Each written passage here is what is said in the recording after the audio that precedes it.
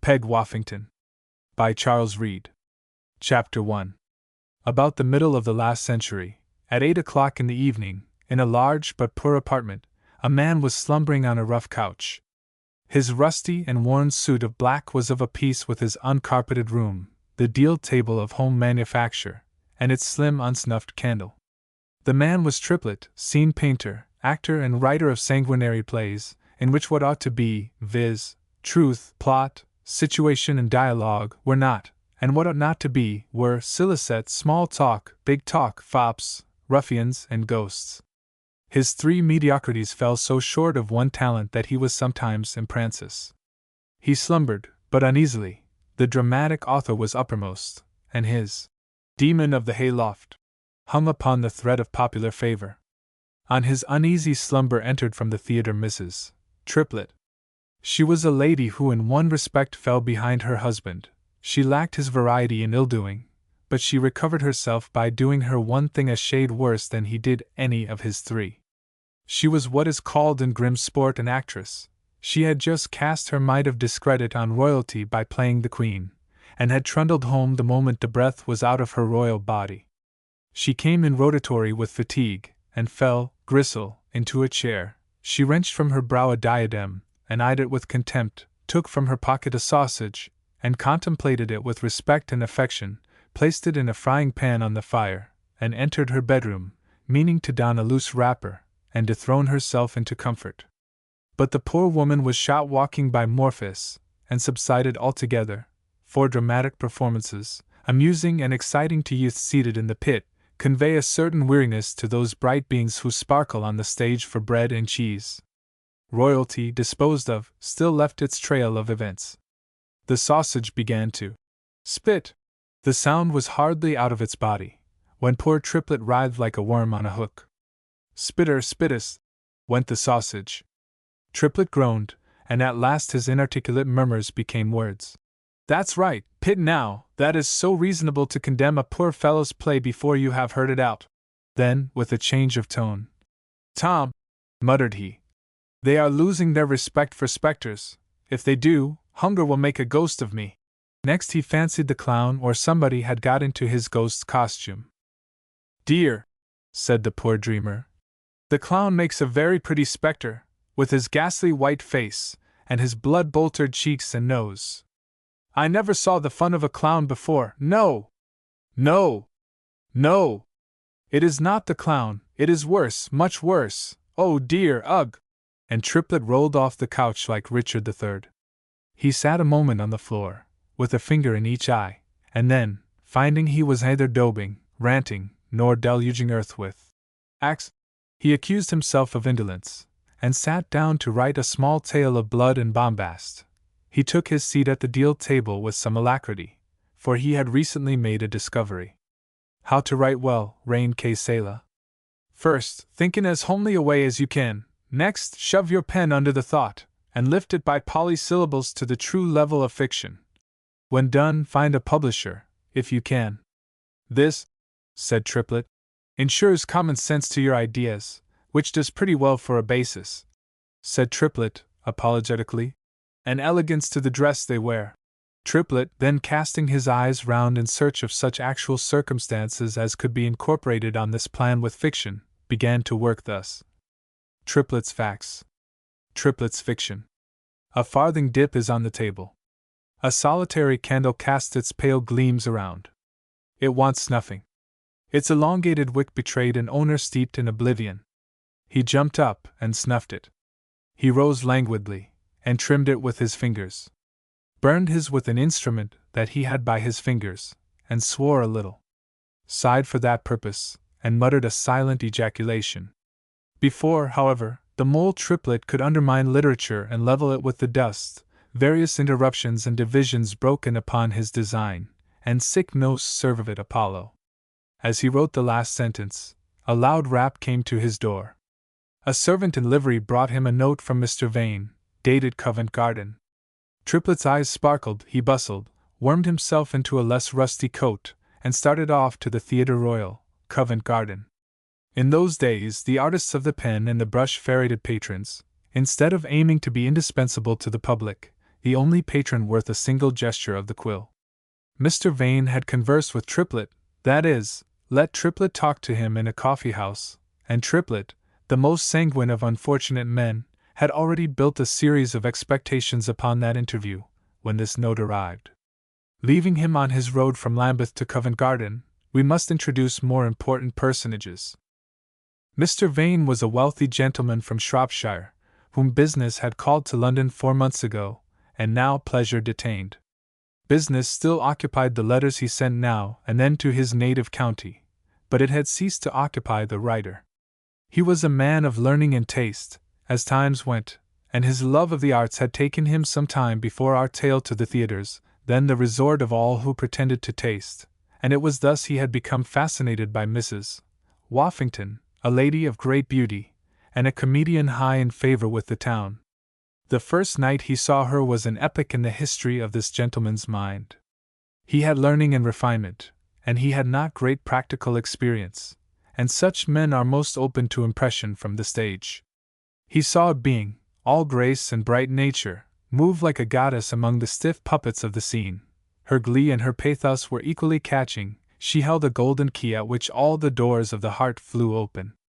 Her face, too, was as full of goodness as intelligence. It was like no other farce. The heart bounded to meet it. He rented a box at her theatre. He was there every night before the curtain drew up, and I'm sorry to say, he at last took half a dislike to Sunday, which knits up the ravelled sleeve of care. Sunday, tired nature's sweet restorer, because on Sunday there was no Peg Woffington. At first he regarded her as a being of another sphere, an incarnation of poetry and art, but by degrees his secret aspirations became bolder. She was a woman. There were men who knew her, some of them inferior to him in position, and, he flattered himself, in mind. He had even heard a tale against her character. To him her face was its confutation, and he knew how loose-tongued is calumny. But still, at last, one day he sent her a letter, unsigned. This letter expressed his admiration of her talent in warm but respectful terms. The writer told her it had become necessary to his heart to return her in some way his thanks for the land of enchantment to which she had introduced him. Soon after this, choice flowers found their way to her dressing-room every night, and now and then verses and precious stones mingled with her roses and eglantine. And oh, how he watched the great actress's eye all the night! How he tried to discover whether she looked oftener toward his box than the corresponding box on the other side of the house. Did she notice him, or did she not? What a point gained, if she was conscious of his nightly attendance! She would feel he was a friend, not a mere auditor. He was jealous of the Pitt on whom Mrs. Woffington lavished her smiles without measure. At last, one day he sent her a wreath of flowers, and implored her, if any word he had said to her had pleased or interested her, to wear this wreath that night. After he had done this he trembled. He had courted a decision, when, perhaps, his safety lay in patience and time. She made her entrée. He turned cold as she glided into sight from the prompter's side. He raised his eyes slowly and fearfully from her feet to her head. Her head was bare, wreathed only by its own rich glossy honors. Fool! thought he. To think she would hang frivolities upon that glorious head for me! Yet his disappointment told him he had really hoped it. He would not have sat out the play but for a leaden incapacity of motion that seized him. The curtain drew up for the fifth act, and, could he believe his eyes, Mrs. Woffington stood upon the stage with his wreath upon her graceful head. She took away his breath. She spoke the epilogue, and, as the curtain fell, she lifted her eyes, he thought, to his box, and made him a distinct, queen-like courtesy. His heart fluttered to his mouth, and he walked home on wings and tiptoe. In short, Mrs. Woffington, as an actress, justified a portion of this enthusiasm. She was one of the truest artists of her day. A fine lady in her hands was a lady, with the genteel affectation of a gentlewoman, not a harlot's affectation, which is simply and without exaggeration what the stage commonly gives us for a fine lady. An old woman in her hands was a thorough woman, thoroughly old, not a cackling young person of epicene gender. She played Sir Harry Wildair like a man, which is how he ought to be played, or, which is better still, not at all, so that Garrick acknowledged her as a male rival, and abandoned the part he no longer monopolized.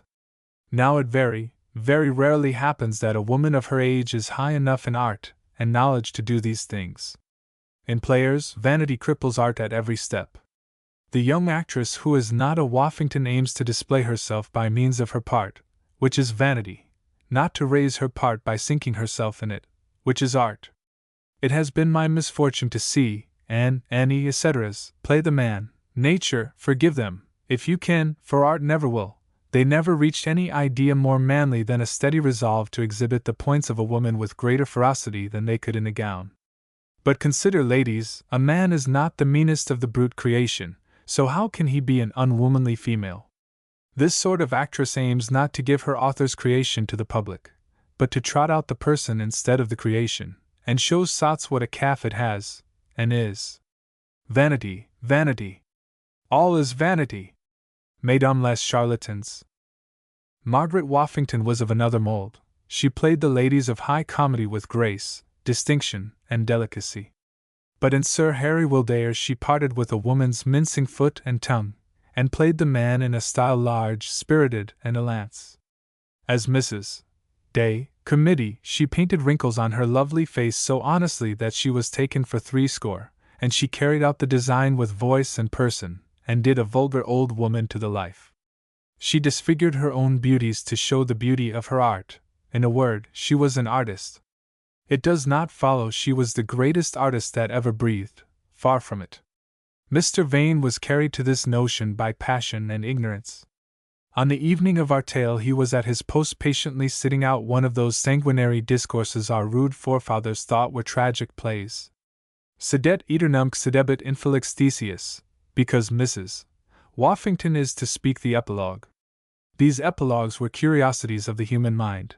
They whom, just to ourselves and them, we call our forebears, had an idea their blood and bombast were not ridiculous enough in themselves, so when the curtain had fallen on the debris of the dramatis personae, and of common sense, they sent on an actress to turn all the sentiments so laboriously acquired into a jest. To insist that nothing good or beautiful shall be carried safe from a play out into the street was the bigotry of English horseplay. Was a Lucretia the heroine of the tragedy, she was careful in the epilogue to speak like Messalina. Did a king's mistress come to hunger and repentance, she disinfected all the petites maîtresses in the house of the moral, by assuring them that sin is a joke, repentance a greater, and that she individually was ready for either if they would but cry, laugh and pay. Then the audience used to laugh, and if they did not, lo! The manager, actor and author of heroic tragedy were exceeding sorrowful. While sitting attendance on the epilogue Mr. Vane had nothing to distract him from the congregation but a sanguinary sermon in 5 heads, so his eyes roved over the pews, and presently he became aware of a familiar face watching him closely. The gentleman to whom it belonged, finding himself recognized, left his seat, and a minute later Sir Charles Pomander entered Mr. Vane's box. This Sir Charles Pomander was a gentleman of vice. Pleasure he called it. Mr. Vane had made his acquaintance 2 years ago in Shropshire. Sir Charles, who husbanded everything except his soul, had turned himself out to grass for a month. His object was, by roast mutton, bread with some little flour in it, air, water, temperance, chastity and peace, to be enabled to take a deeper plunge into impurities of food and morals. A few nights ago, unseen by Mr. Vane, he had observed him in the theatre. An ordinary man would have gone at once and shaken hands with him, but this was not an ordinary man, this was a diplomatist. First of all, he said to himself, "What is this man doing here?" Then he soon discovered this man must be in love with some actress. Then it became his business to know who she was. This, too, soon betrayed itself. Then it became more than ever Sir Charles's business to know whether Mrs. Woffington returned the sentiment. And here his penetration was at fault, for the moment. He determined, however, to discover. Mr. Vane then received his friend, all unsuspicious how that friend had been skinning him with his eyes for some time past. After the usual compliments had passed between 2 gentlemen who had been hand and glove for a month and forgotten each other's existence for 2 years, Sir Charles, still keeping in view his design, said, "Let us go upon the stage." The 4th act had just concluded. "Go upon the stage," said Mr. Vane. What, where's she? I mean among the actors. Yes, come into the green room. There are 1 or 2 people of reputation there. I will introduce you to them, if you please. Go upon the stage. Why, if it had been proposed to him to go to heaven, he would not have been more astonished. He was too astonished at first to realize the full beauty of the arrangement, by means of which he might be within a yard of Mrs. Woffington, might feel her dress rustle past him, might speak to her, might drink her voice fresh from her lips almost before it mingled with meaner air. Silence gives consent, and Mr. Vane, though he thought a great deal, said nothing, so Pomander rose, and they left the boxes together. He led the way to the stage door, which was opened obsequiously to him.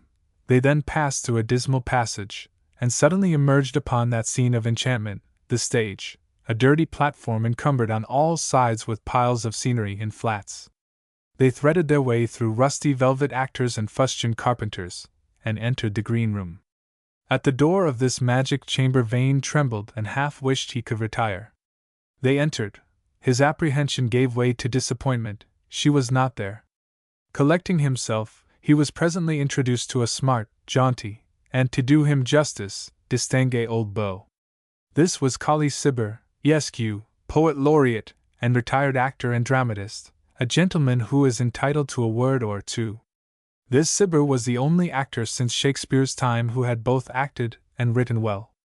Pope's personal resentment misleads the reader of English poetry as to Cibber's real place among the wits of the day. The man's talent was dramatic, not didactic, or epic, or pastoral. Pope was not so deep in the drama as in other matters, and Cibber was one of its luminaries. He wrote some of the best comedies of his day. He also succeeded where Dryden, for lack of true dramatic taste, failed. He tampered successfully with Shakespeare. Colley Cibber's version of Richard III is impudent and slightly Larsenic, but it is marvelously effective.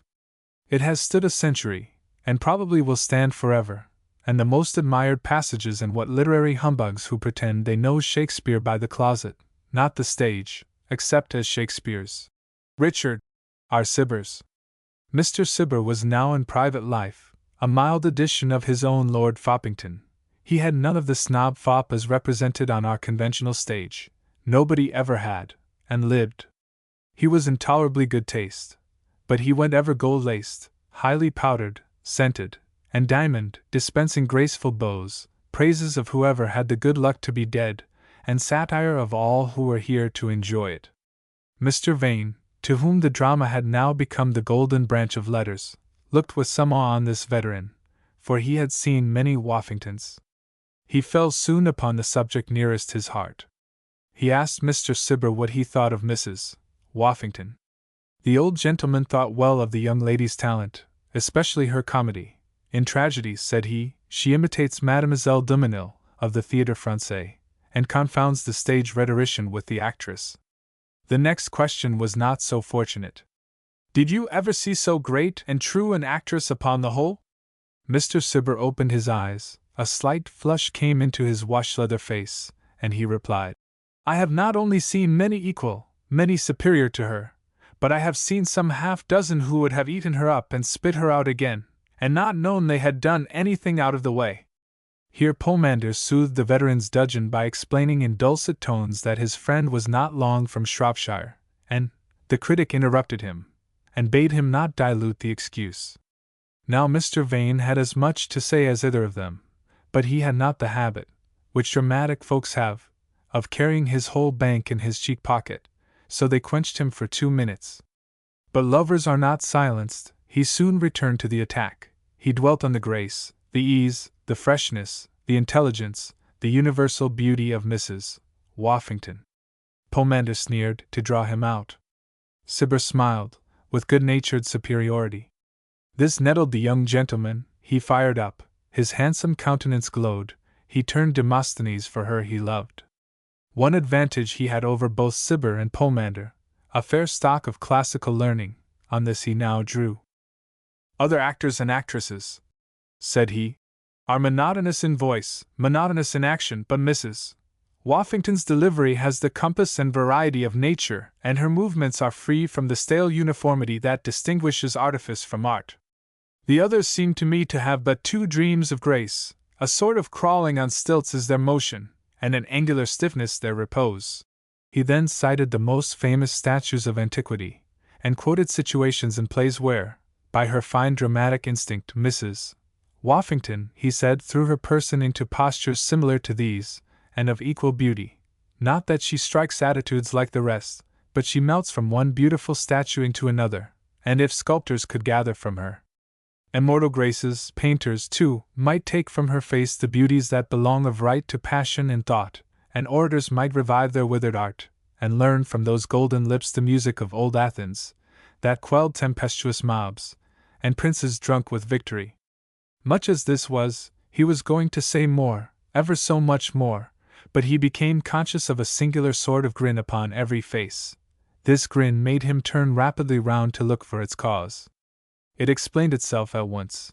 At his very elbow was a lady, whom his heart recognized, though her back was turned to him.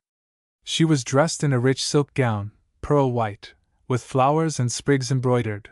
Her beautiful white neck and arms were bare.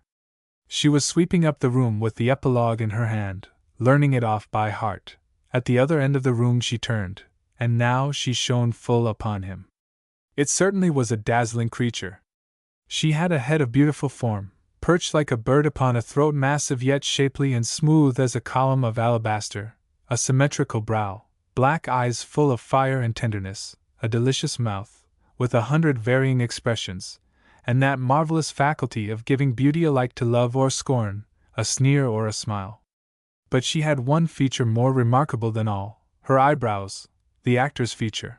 They were jet black, strongly marked, and in repose were arched like a rainbow, but it was their extraordinary flexibility which made other faces upon the stage look sleepy beside Margaret Woffington's. In person she was considerably above the middle height, and so finely formed that one could not determine the exact character of her figure. At one time it seemed all stateliness, at another time elegance personified, and flowing voluptuousness at another. She was Juno, Psyche, Hebe by turns, and for aught we know at will. It must be confessed that a sort of halo of personal grandeur surrounds a great actress. A scene is set. Half a dozen nobodies are there lost in it, because they are and seem lumps of nothing. The great artist steps upon that scene, and how she fills it in a moment. Mind and majesty wait upon her in the air. Her person is lost in the greatness of her personal presence. She dilates with thought, and a stupid giantess looks a dwarf beside her. No wonder then that Mr. Vane felt overpowered by this torch in a closet. To vary the metaphor, it seemed to him, as she swept up and down, as if the green room was a shell, and this glorious creature must burst it and be free. Meantime, the others saw a pretty actress studying her business, and Cibber saw a dramatic schoolgirl learning what he presumed to be a very silly set of words. Circe. Pomader's eye had been on her the moment she entered, and he watched keenly the effect of Vane's eloquent eulogy.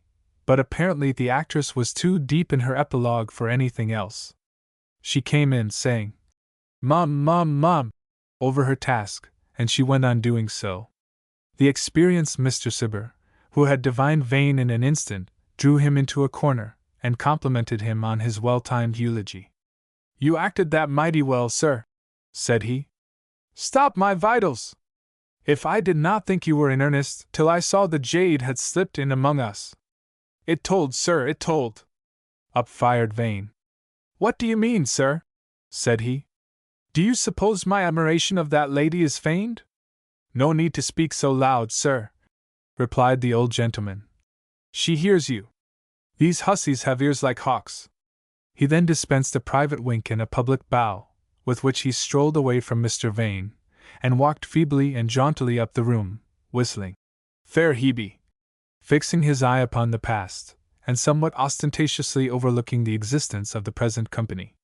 There is no great harm in an old gentleman whistling, but there are two ways of doing it, and as this old beau did it, it seemed not unlike a small cock-a-doodle-doo of general defiance, and the denizens of the green room, swelled now to a considerable number by the addition of all the ladies and gentlemen who had been killed in the fourth act, or whom the buttery-fingered author could not keep in hand until the fall of the curtain, felt it as such, and so they were not sorry when Mrs. Woffington, looking up from her epilogue, cast a glance upon the old beau, waited for him, and walked parallel with him on the other side of the room, giving an absurdly exact imitation of his carriage and deportment. To make this more striking, she pulled out of her pocket, after a mock search, a huge paste ring, gazed on it with a ludicrous affectation of simple wonder, stuck it, like Cibber's diamond, on her little finger, and pursing up her mouth, proceeded to whistle a quick movement. Played round the old beau's slow movement, without being at variance with it. As for the character of this ladylike performance, it was clear, brilliant, and loud as blacksmith. The folk laughed. Vane was shocked. She profanes herself by whistling, thought he. Mr. Cibber was confounded. He appeared to have no idea whence came this sparkling adagio. He looked round, placed his hands to his ears, and left off whistling. So did his musical accomplice. "Gentlemen," said Cibber, with pathetic gravity, "the wind howls most dismally this evening. I took it for a drunken shoemaker." At this there was a roar of laughter, except from Mr. Vane. Peg Woffington laughed as merrily as the others, and showed a set of teeth that were really dazzling, but all in one moment, without the preliminaries an ordinary countenance requires. This laughing Venus pulled a face gloomy beyond conception. Down came her black brows straight as a line, and she cast a look of bitter reproach on all present, resuming her study, as who should say, "Are ye not ashamed to divert a poor girl from her epilogue?" And then she went on, "Mum! Mum! Mum!" casting off ever and anon resentful glances, and this made the fools laugh again. The laureate was now respectfully addressed by one of his admirers, James Quinn, the Falstaff of the day, and the rival at this time of Garrick in tragic characters, though the general opinion was that he could not long maintain a standing against the younger genius and his rising school of art. Off the stage, James Quinn was a character. His eccentricities were three: a humorist, a glutton, and an honest man, traits that often caused astonishment and ridicule, especially the last. "May we not hope for something from Mr. Cibber's pen after so long a silence?" "No," was the considerate reply. "Who have ye got to play it?" "Plenty," said Quinn. "There's your humble servant, there's humility at the head of the list," cried she of the epilogue. "Mum! Mum! Mum!" Vane thought this so sharp. "Garrick, Barry, Macklin, Kitty Clive here at my side, Mrs. Cibber, the best tragic actress I ever saw, and Woffington, who is as good a comedian as you ever saw, sir." And Quinn turned as red as fire. "Keep your temper, Jemmy," said Mrs. Woffington with a severe accent. "Mum! Mum! Mum!" "You misunderstand my question," replied Cibber calmly. "I know your dramatis personae, but where the devil are your actors?" Here was a blow. "The public," said Quinn, in some agitation, "would snore if we acted as they did in your time." "How do you know that, sir?" was the supercilious rejoinder. "You never tried." Mr. Quinn was silenced. Peg Woffington looked off her epilogue. "Bad as we are," said she coolly, "we might be worse."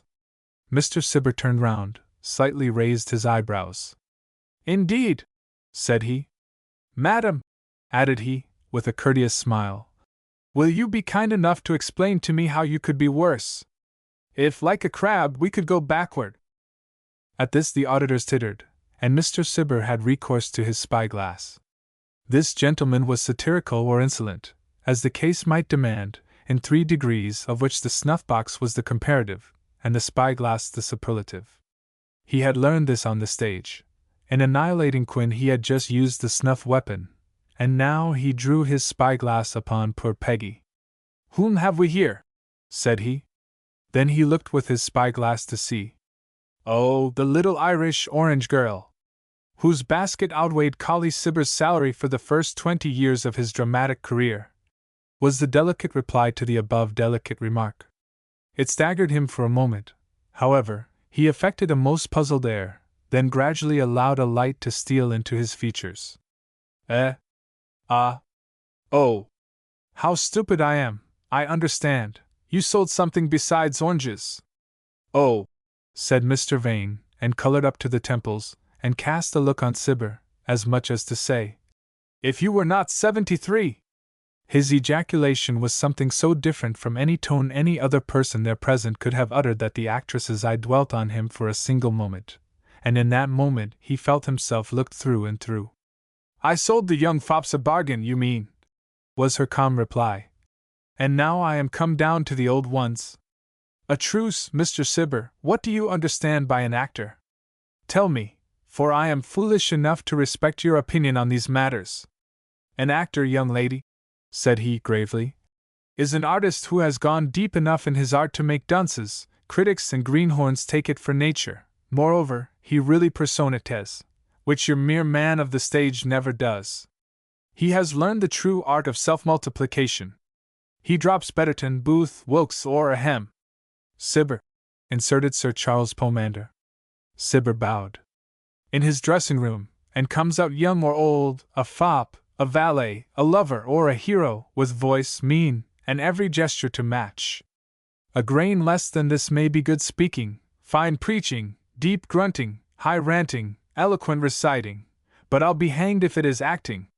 Then Colley Cibber never acted, whispered Quinn to Mrs. Clive. Then Margaret Woffington is an actress, said M.W. The fine ladies take my Lady Betty for their sister. In Mrs. Day, I pass for a woman of 70, and in Sir Harry Wildair I have been taken for a man. I would have told you that before, but I didn't know it was to my credit, said she slyly, till Mr. Cibber laid down the law. Proof, said Cibber. A warm letter from one lady, diamond buckles from another, and an offer of her hand and fortune from a third, reine que Selah. Mr. Cibber conveyed behind her back a look of absolute incredulity. She divined it. I will not show you the letters, continued she, because Sir Harry, though a rake, was a gentleman, but here are the buckles. And she fished them out of her pocket, capacious of such things. The buckles were gravely inspected, they made more than one eye water, they were undeniable. Well, let us see what we can do for her, said the laureate. He tapped his box and without a moment's hesitation produced the most execrable distich in the language. Well, child, continued he, after the applause which follows extemporary verses had subsided, take me in. Play something to make me lose sight of saucy Peg Woffington, and I'll give the world 5 acts more before the curtain falls on Colley Cibber. If you could be deceived, put in Mr. Vane, somewhat timidly. I think there is no disguise through which grace and beauty such as Mrs. Woffington's would not shine, to my eyes. That is to praise my person at the expense of my wit, sir, is it not? Was her reply. This was the first word she had ever addressed to him. The tones appeared so sweet to him that he could not find anything to reply for listening to them, and Cibber resumed. Meantime, I will show you a real actress. She is coming here tonight to meet me. Did ever you children hear of an Bracegirdle? Bracegirdle, said Mrs. Clive. Why, she has been dead this 30 years, at least I thought so. Dead to the stage. There is more heat in her ashes than in your fire, Kate Clive. Ah! Here comes her messenger, continued he, as an ancient man appeared with a letter in his hand. This letter Mrs. Woffington snatched and read, and at the same instant in bounced the callboy. Epilogue called, said this urchin, in the tone of command which these small fry of Parnassus adopt, and obedient to his high behest, Mrs. Woffington moved to the door, with the Bracegirdle missive in her hand, but not before she had delivered its general contents.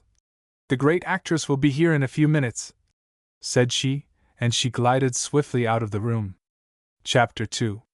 People whose mind or manners possess any feature, and are not as devoid of all eccentricity as half-pounds of butter bought of metropolitan grocers, are recommended not to leave a roomful of their acquaintances until the last but one. Yes, they should always be penultimate. Perhaps Mrs. Woffington knew this, but epilogues are stubborn things, and callboys undeniable. Did you ever hear a woman whistle before? Never, but I saw one sit astride on an ass in Germany. The saddle was not on her husband, I hope, madam?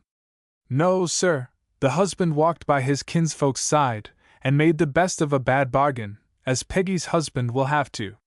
Wait till someone ventures on the gay Lotharia, Illy AES triplex, That means he must have triple brass, Kitty. I deny that, sir, since his wife will always have enough for both. I have not observed the lady's brass, said Vane, trembling with passion. But I observed her talent, and I noticed that whoever attacks her to her face comes badly off. Well said, sir, answered Quinn. And I wish Kitty here would tell us why she hates Mrs. Woffington, the best-natured woman in the theatre? I don't hate her. I don't trouble my head about her. Yes, you hate her, for you never miss a cut at her. Do you hate a haunch of venison, Quinn? Said the lady. No, you little unnatural monster, replied Quinn. For all that, you never miss a cut at one, so hold your tongue. Le beau raisonnement, said Mr. Cibber. James Quinn, don't interfere with nature's laws. Let our ladies hate one another, it eases their minds. Try to make them Christians, and you will not convert their tempers, but spoil your own. Peggy there hates George and Bellamy, because she has gaudy silk dresses from Paris, by paying for them, as she could, if not too stingy. Kitty here hates Peggy because Rich has breeched her, whereas Kitty, who now sets up for a prude, wanted to put delicacy off and small clothes on in Peg's stead. That is where the Kate and Peg shoe pinches, near the femoral artery, James. Shrimps have the souls of shrimps. Resume this censor castigator minorum. Listen to me, and learn that really great actors are great in soul, and do not blubber like a great schoolgirl because Bellamy has 2 yellow silk dresses from Paris, as I saw Woffington blubber in this room, and would not be comforted, nor fume like Kitty Clive, because Woffington has a pair of breeches and a little boy's rapier to go a-playing at acting with. When I was young, 2 giantesses fought for empire upon this very stage, where now dwarfs crack and bounce like parched peas. They played Roxana and Statira and the rival queens of art themselves. They put out all their strength. In the middle of the last act the town gave judgment in favor of Statira. What did Roxana? Did she spill grease on Statira's robe, as Peg Woffington would? Or stab her, as I believe Kitty here capable of doing? No! Statira was never so tenderly killed as that night. She owned this to me. Roxana bade the theatre farewell that night, and wrote to Statira thus: I give you word for word, madam, the best judge we have has decided in your favor. I shall never play second on a stage where I have been first so long, but I shall often be a spectator, and methinks none will appreciate your talent more than I, who have felt its weight. My wardrobe, one of the best in Europe, is of no use to me. If you will honor me by selecting a few of my dresses, you will gratify me, and I shall fancy I see myself upon the stage to greater advantage than before. And what did Statira answer, sir? Said Mr. Vane eagerly. She answered thus: Madam, the town has often been wrong, and may have been so last night, in supposing that I vied successfully with your merit. But this much is certain, and here, madam, I am the best judge, that off the stage you have just conquered me. I shall wear with pride any dress you have honored, and shall feel inspired to great exertions by your presence among our spectators, unless, indeed, the sense of your magnanimity and the recollection of your talent should damp me by the dread of losing any portion of your good opinion. What a couple of stiff old things! Said Mrs. Clive. Nay, madam, say not so, cried Vane warmly. Surely, this was the lofty courtesy of 2 great minds not to be overbalanced by strife, defeat, or victory. What were their names, sir? Statira was the great Mrs. Oldfield. Roxana you will see here tonight. This caused a sensation. Collie's reminiscences were interrupted by loud applause from the theatre. The present seldom gives the past a long hearing. The old warhorse cocked his ears. It is Woffington speaking the epilogue, said Quinn. Oh, she has got the length of their foot, somehow, said a small actress. And the breadth of their hands, too, said Pomander, waking from a nap.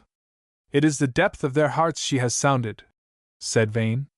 In those days, if a metaphor started up, the poor thing was coursed up hill and down dale, and torn limb from jacket. Even in Parliament, a trope was sometimes hunted from one session into another. You were asking me about Mrs. Oldfield, sir, resumed Cibber, rather peevishly. I will own to you, I lack words to convey a just idea of her double and complete supremacy. But the comedians of this day are weak-strained farceurs compared with her, and her tragic tone was thunder set to music. I saw a brigadier general cry like a child at her Indiana. I have seen her crying with pain herself at the wing, for she was always a great sufferer. I have seen her then spring upon the stage as Lady Townley, and in a moment sorrow brightened into joy. The air seemed to fill with singing birds, that chirped the pleasures of fashion, love and youth in notes sparkling like diamonds and stars and prisms. She was above criticism, out of its scope, as is the blue sky. Men went not to judge her, they drank her, and gazed at her, and were warmed at her, and refreshed by her. The fops were awed into silence, and with their humbler betters thanked heaven for her, if they thanked it for anything. In all the crowded theatre, care and pain and poverty were banished from the memory, while Oldfield's face spoke, and her tongue flashed melodies. The lawyer forgot his quillets, the polemic, the mote in his brother's eye, the old maid, her grudge against the two sexes, the old man, his grey hairs and his lost hours. And can it be that all this which should have been immortal is quite lost, is as though it had never been?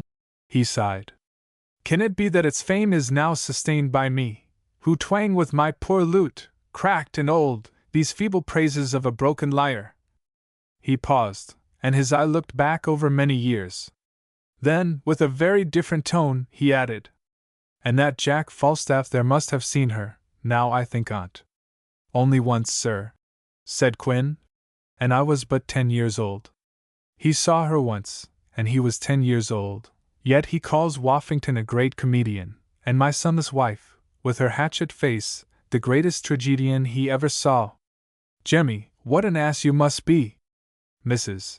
Cibber always makes me cry, and t'other always makes me laugh, said Quin stoutly. That's why. See, beau raisonnement met no answer, but a look of sovereign contempt. A very trifling incident saved the ladies of the British stage from further criticism. There were 2 candles in this room, one on each side. The callboy had entered, and poking about for something, knocked down and broke one of these. Awkward imp! Cried a velvet page.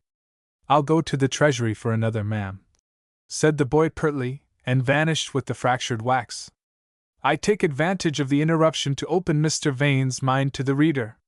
First, he had been astonished at the freedom of sarcasm these people indulged in without quarreling, next at the non-respect of sex. So sex is not recognized in this community, thought he. Then the glibness and merit of some of their answers surprised and amused him. He, like me, had seldom met an imaginative repartee, except in a play or a book. Societies.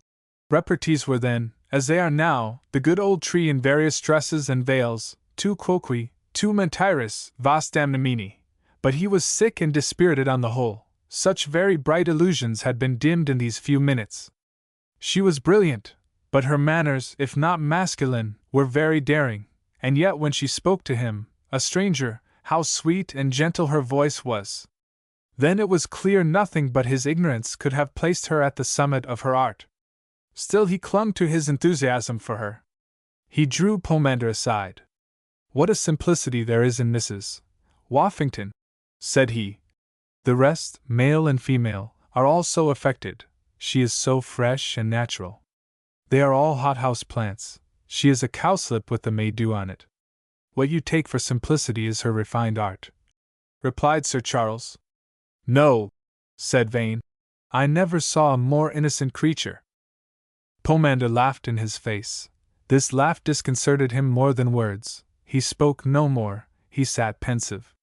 He was sorry he had come to this place, where everybody knew his goddess, yet nobody admired, nobody loved, and alas! Nobody respected her. He was roused from his reverie by a noise. The noise was caused by Cibber falling on Garrick, whom Pomander had maliciously quoted against all the tragedians of Colley Cibber's day.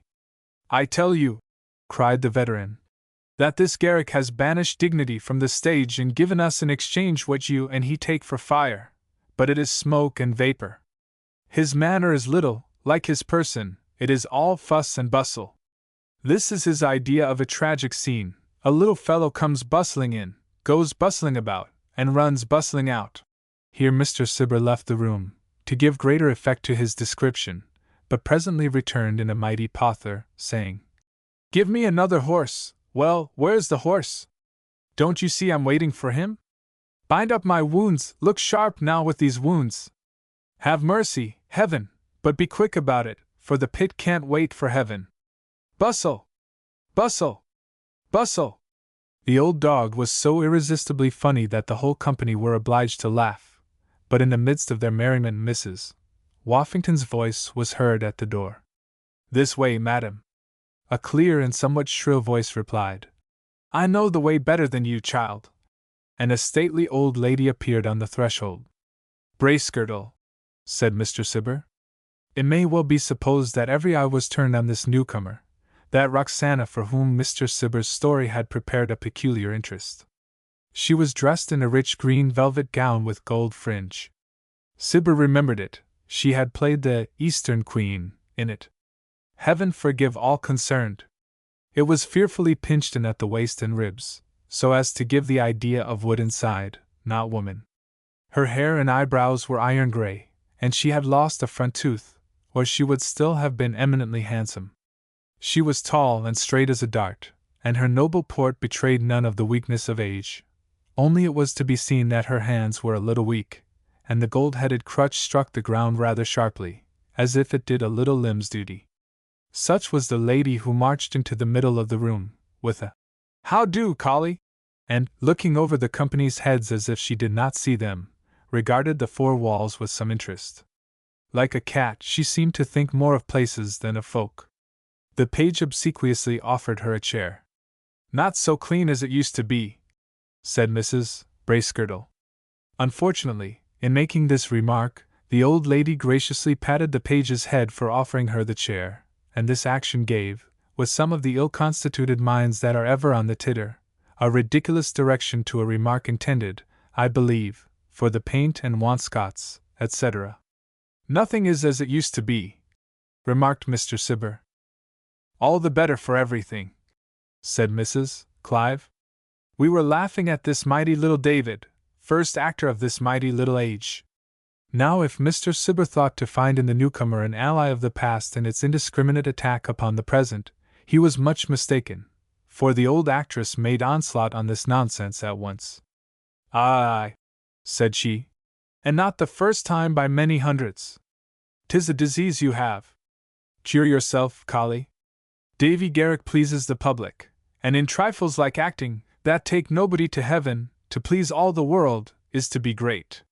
Some pretend to higher aims, but none have 'em. You may hide this from young fools, mayhap, but not from an old oman like me. He! No, no, no, not from an old oman like me."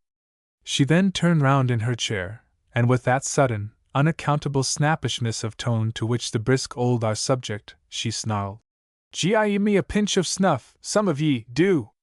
Tobacco dust was instantly at her disposal. She took it with the points of her fingers delicately, and divested the crime of half its uncleanness and vulgarity. More an angel couldn't.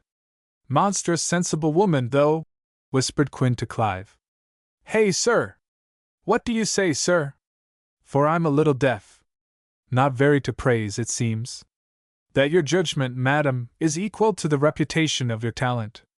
The words were hardly spoken before the old lady rose upright as a tower. She then made an oblique preliminary sweep, and came down with such a courtesy as the young had never seen.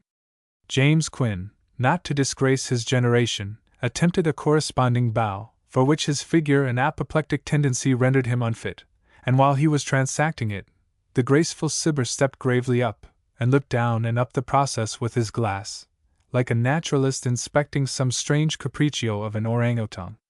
The gymnastics of courtesy ended without back-falls. Cibber lowered his tone. "You are right, Bracy. It is nonsense denying the young fellow's talent, but his Othello, now, Bracy! Be just, his Othello! Oh dear! Oh dear!" cried she. "I thought it was Desdemona's little black boy come in without the tea-kettle." Quinn laughed uproariously. "It made me laugh a deal more than Mr. Quinn's Falstaff. Oh dear! Oh dear! Falstaff, indeed! Snuff!" in the tone of a trumpet. Quinn secretly revoked his good opinion of this woman's sense. "Madam," said the page timidly, "if you would but favor us with a specimen of the old style." "Well, child, why not? Only what makes you mumble like that? But they all do it now, I see. Bless my soul! Our words used to come out like brandy cherries, but now a sentence is like raspberry jam, on the stage and off." Cibber chuckled.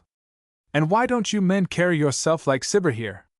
"Don't press that question," said Collie dryly. "A monstrous poor actor, though," said the merciless old woman, in a mock aside to the others. "Only 20 shillings a week for half his life." And her shoulders went up to her ears, then she fell into a half reverie. "Yes, we were distinct," said she. "But I must own, children, we were slow. Once, in the midst of a beautiful tirade, my lover went to sleep, and fell against me. A mighty pretty epigram, 20 lines, was writ out by one of my gallants. Have ye as many of them as we used? In that respect," said the page, "we are not behind our great-grandmothers." "I call that pert," said Mrs. Bracegirdle, with the air of one drawing scientific distinctions. "Now, is that a boy or a lady that spoke to me last?"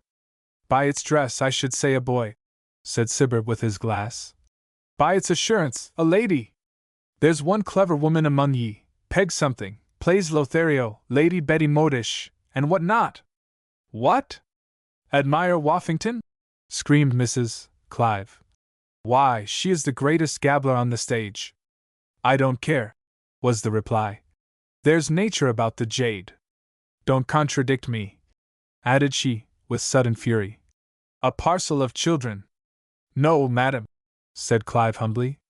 "Mr. Cibber, will you try and prevail on Mrs. Bracegirdle to favor us with a recitation?" Cibber handed his cane with pomp to a small actor.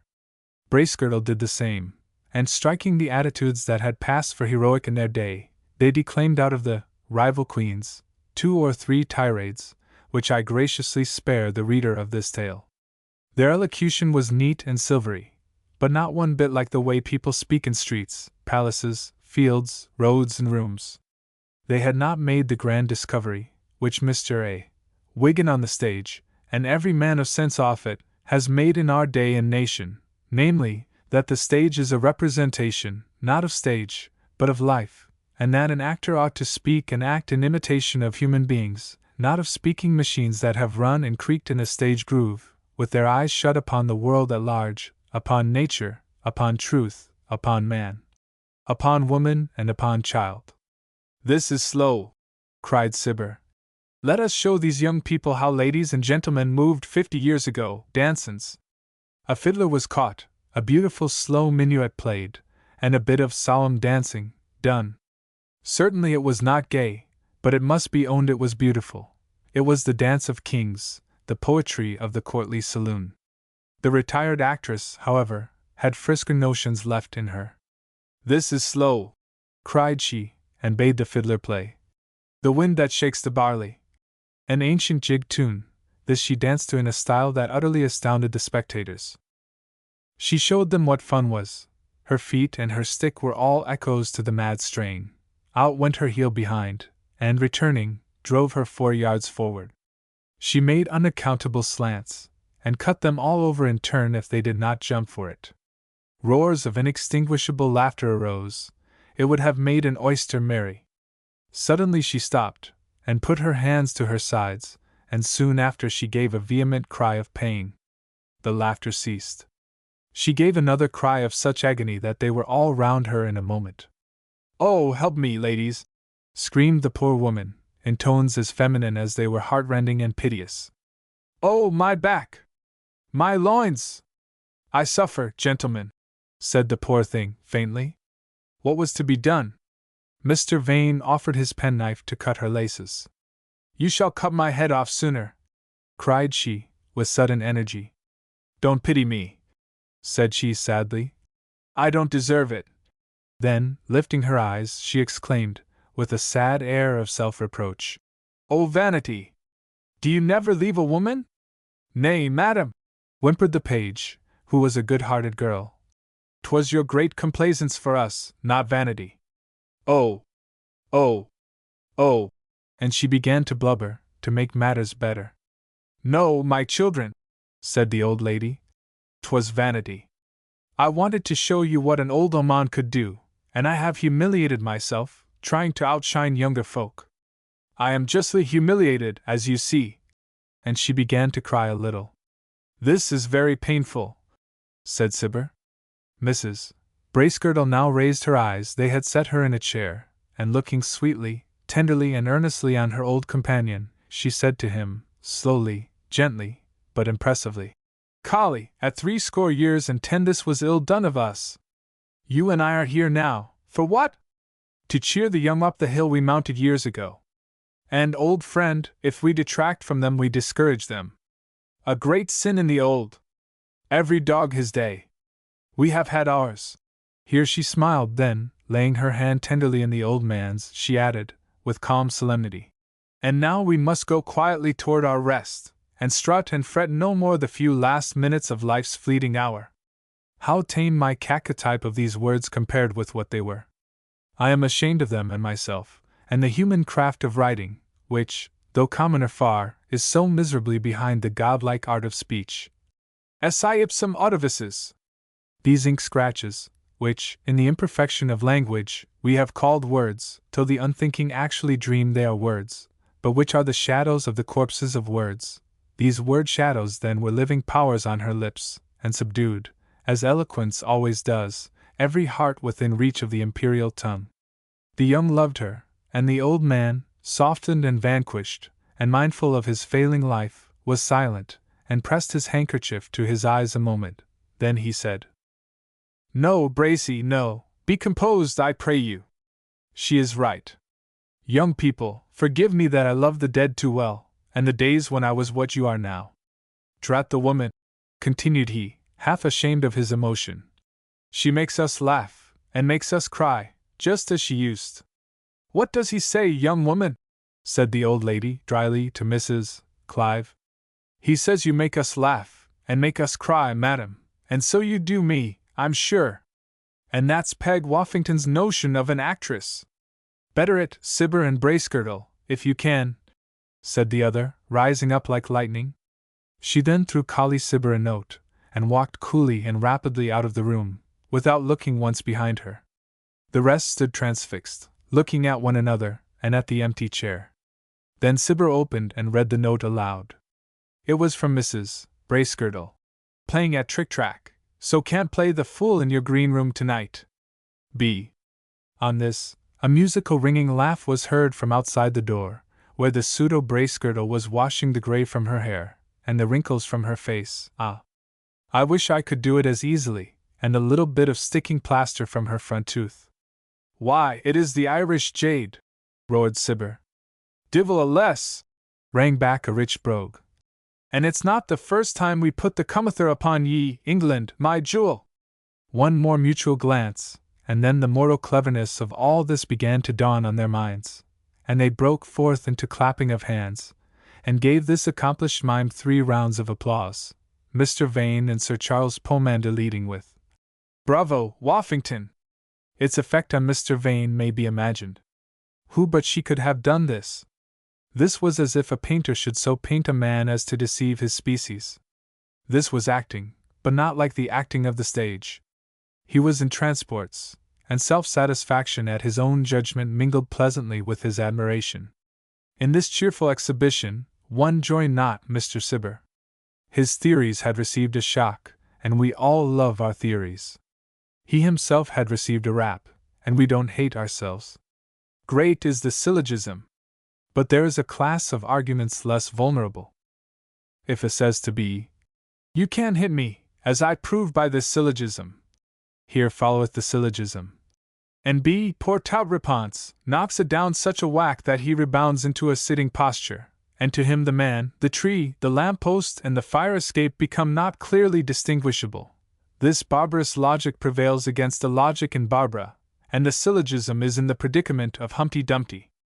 In this predicament was the poet laureate. The miscreant Proteus could not escape these chains. So the miscreant Proteus, no bad name for an old actor, took his little cocked hat and marched, a smaller, if not a wiser man. Some disjointed words fell from him. Mimicry is not acting, etc., and with one bitter, mowing glance at the applauders, circumferens acriter oculos, he vanished in the largest pinch of snuff on record. The rest dispersed more slowly. Mr. Vane waited eagerly, and watched the door for Mrs.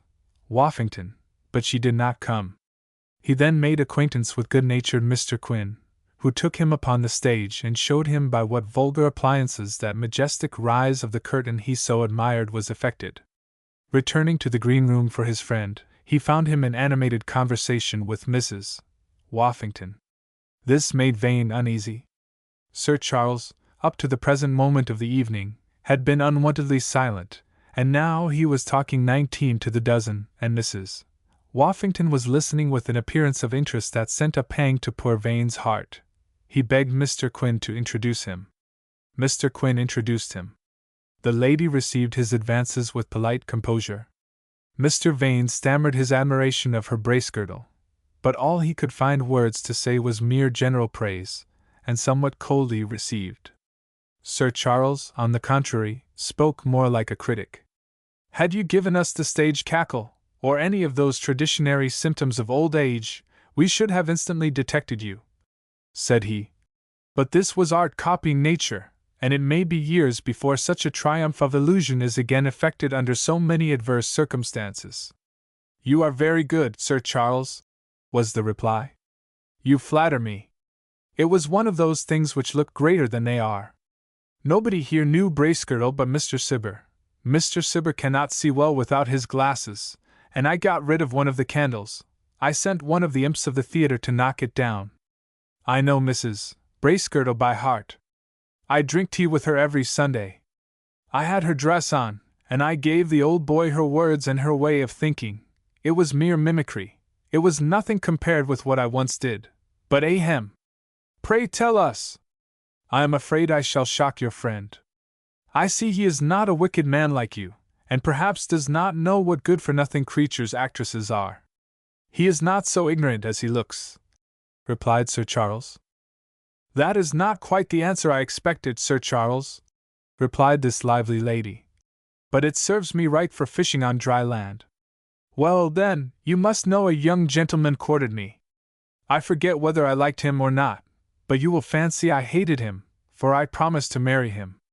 You must understand, gentlemen, that I was sent into the world, not to act, which I abominate, but to chronicle small beer and teach an army of little brats their letters. So this word wife, and that word chimney corner, took possession of my mind, and a vision of darning stockings for a large party, all my own, filled my heart, and really I felt quite grateful to the little brute that was to give me all this. And he would have had such a wife as men never do have, still less deserve. But one fine day that the theatre left me time to examine his manner toward me, I instantly discovered he was deceiving me. So I had him watched, and the little brute was going to marry another woman, and break it to me by degrees afterward, etc. You know, Sir Charles? Ah, I see you do. I found her out, got an introduction to her father, went down to his house 3 days before the marriage, with a little coal-black mustache, regimentals, and what not, made up, in short, with the art of my sex, gentlemen, and the impudence of yours. The first day I flirted and danced with the bride. The second I made love to her, and at night I let her know that her intended was a villain. I showed her letters of his, protestations, oaths of eternal fidelity to one Peg Woffington, who will die, if he betrays her. And here, gentlemen, mark the justice of heaven. I received a backhanded slap, Peg Woffington. An actress. Oh, the villain, cried she, let him marry the little vagabond. How dare he insult me with his hand that had been offered in such a quarter? So, in a fit of virtuous indignation, the little hypocrite dismissed the little brute. In other words, she had fallen in love with me.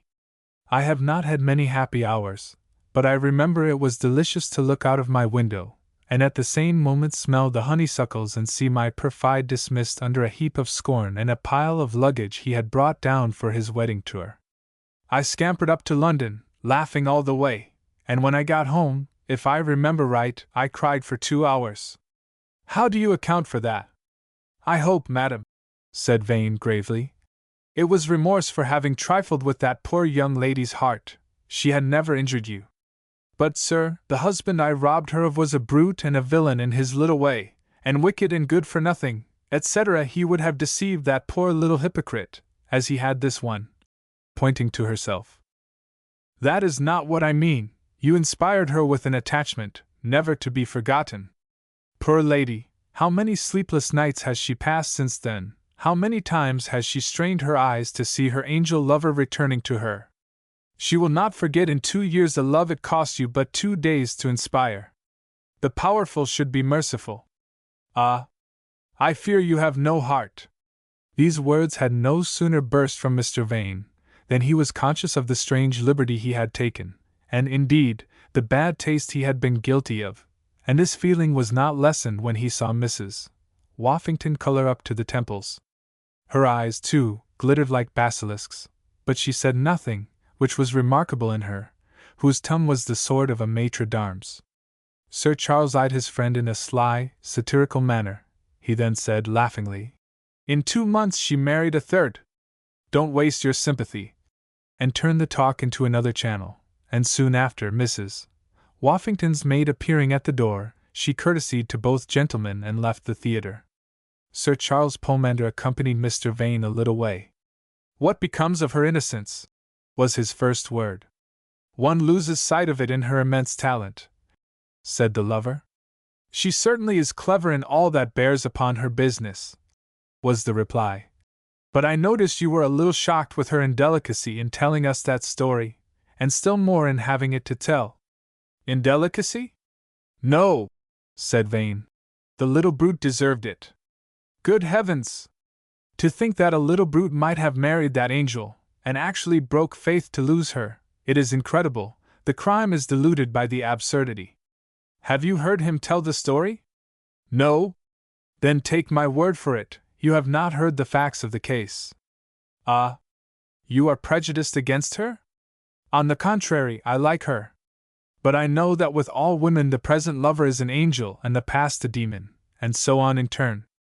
And I know that if Satan were to enter the women of the stage, with the wild idea of impairing their veracity, he would come out of their minds a greater liar than he went in, and the innocent darlings would never know their spiritual father had been at them. Doubtful whether this sentiment and period could be improved, Sir Charles parted with his friend, leaving his sting in him like a friend. The other's reflections as he sauntered home were not strictly those of a wise, well-balanced mind. They ran in this style. When she said, "Is not that to praise my person at the expense of my wit?" I ought to have said, "Nay, madam, could your wit disguise your person, it would betray itself, so you would still shine confessed," and instead of that I said nothing. He then ran over in his mind all the opportunities he had had for putting in something smart, and bitterly regretted those lost opportunities, and made the smart things, and beat the air with them. Then his cheeks tingled when he remembered that he had almost scolded her, and he concocted a very different speech, and straightway repeated it in imagination. This is lover's pastime. I own it funny, but it is open to one objection. This single practice of sitting upon eggs no longer chickenable, carried to a habit, is capable of turning a solid intellect into a liquid one, and ruining a mind's career. We leave Mr. Vane, therefore, with the hope that he will not do it every night, and we follow his friend to the close of our chapter. Hey, for a definition! What is diplomacy? Is it folly in a coat that looks like sagacity? Had Sir Charles Pomander, instead of watching Mr. Vane and Mrs. Woffington, asked the former whether he admired the latter, and whether the latter responded, straightforward, Vane would have told him the whole truth in a minute. Diplomacy therefore was, as it often is, a waste of time. But diplomacy did more in this case. It sapientur descendabat in fossum. It fell on its nose with gymnastic dexterity, as it generally does, upon my word. To watch Mrs. Woffington's face vis-a-vis Mr. Vane, Pomander introduced Vane to the green room of the Theatre Royal, Covent Garden. By this Pomander learned nothing, because Mrs. Woffington had, with a wonderful appearance of openness, the closest face in Europe when she chose. On the other hand, by introducing this country gentleman to this green room, he gave a mighty impulse and opportunity to Vane's love, an opportunity which he forgot the timid inexperienced Damon might otherwise never have found. Here diplomacy was not policy, for, as my sagacious reader has perhaps divined, Sir Charles Pomander was after her himself. Chapter 3. Yes, Sir Charles was after Mrs. Woffington. I use that phrase because it is a fine generic one, suitable to different kinds of love-making. Mr. Vane's sentiments were an inexplicable compound, but respect, enthusiasm, and deep admiration were the uppermost. The good Sir Charles was no enigma. He had a vacancy in his establishment, a very high situation, too, for those who like that sort of thing, the head of his table, his left hand when he drove in the park, etc. To this he proposed to promote Mrs. Woffington. She was handsome and witty, and he liked her. But that was not what caused him to pursue her, slow, sagacious, inevitable as a beagle. She was celebrated, and would confer great éclat on him. The scandal of possessing her was a burning temptation. Women admire celebrity in a man, but men adore it in a woman. The world, says Philip, is a famous man. What will not women love so taught? I will try to answer this question. The women will more readily forgive disgusting physical deformity for fame's sake than we. They would embrace with more rapture a famous orangutan than we an illustrious chimpanzee. But when it comes to moral deformity, the tables are turned. Had the Queen pardoned Mr. Greenacre and Mrs. Manning, would the great rush have been on the hero, or the heroine? Why, on Mrs. Macbeth. To her would the blackguards have brought honorable proposals, and the gentry liberal ones. Greenacre would have found more female admirers than I ever shall, but the grand stream of sexual admiration would have set Maria Ward. This fact is as dark as night, but it is as sure as the sun. The next day, the friends, most laughable of human substantives, met in the theatre, and again visited the green room, and this time Vane determined to do himself more justice. He was again disappointed. The actress's manner was ceremoniously polite. She was almost constantly on the stage, and in a hurry when off it, and when there was a word to be got with her, the ready, glib Sir Charles was sure to get it. Vane could not help thinking it hard that a man who professed no respect for her should thus keep the light from him, and he could hardly conceal his satisfaction when Pomander, at night, bade him farewell for a fortnight.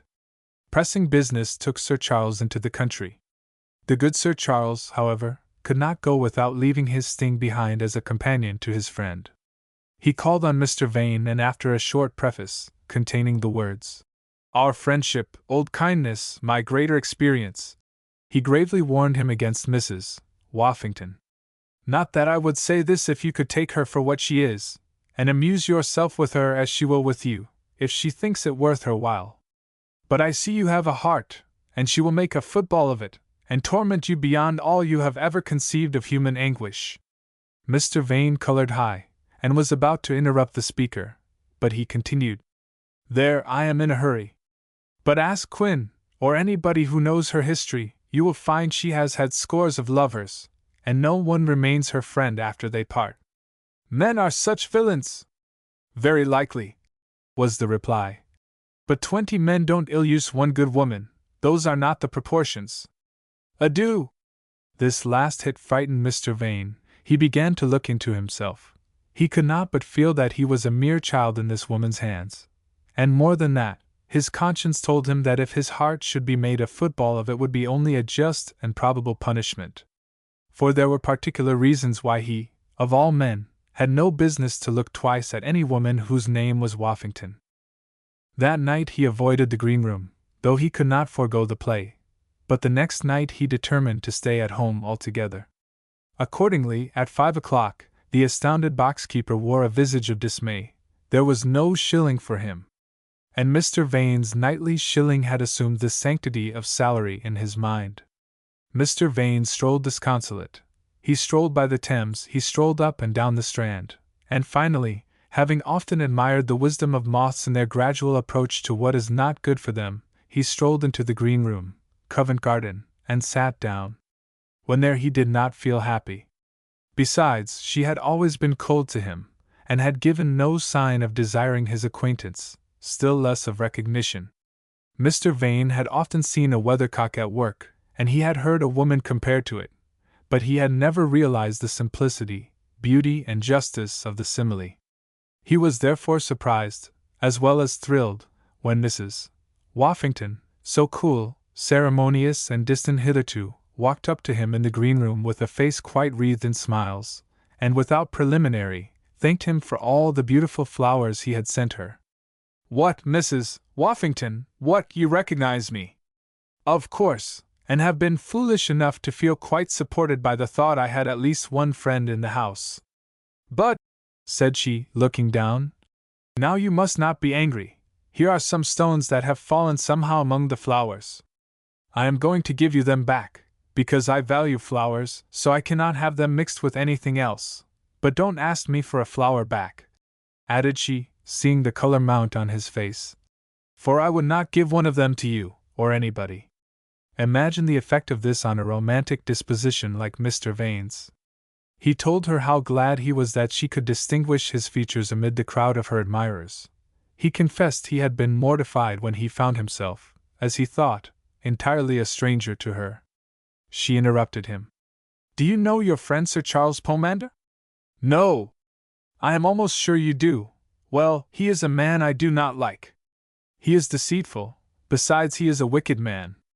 There, to be plain with you, he was watching me all that night, the first time you came here, and because I saw he was watching me I would not know who you were, nor anything about you. But you looked as if you had never seen me before." "Of course I did, when I had made up my mind to," said the actress, naively. "Sir Charles has left London for a fortnight, so, if he is the only obstacle, I hope you will know me every night. Why, you sent me no flowers yesterday or today. But I will tomorrow. Then I am sure I shall know your face again. Goodbye. Won't you see me in the last act, and tell me how I do it?" "Oh, yes." And he hurried to his box, and so the actress secured one pair of hands for her last act. He returned to the green room, but she did not revisit that verdant bower. The next night, after the usual compliments, she said to him, looking down with a sweet, engaging air, "I sent a messenger into the country to know about that lady." "What lady?" said Vane, scarcely believing his senses. "That you were so unkind to me about." "I unkind to you? What a brute I must be! My meaning is, you justly rebuked me, only you should not tell an actress she has no heart, that is always understood." "Well, Sir Charles Pomander said she married a third in 2 months." "And did she?" "No, it was in 6 weeks.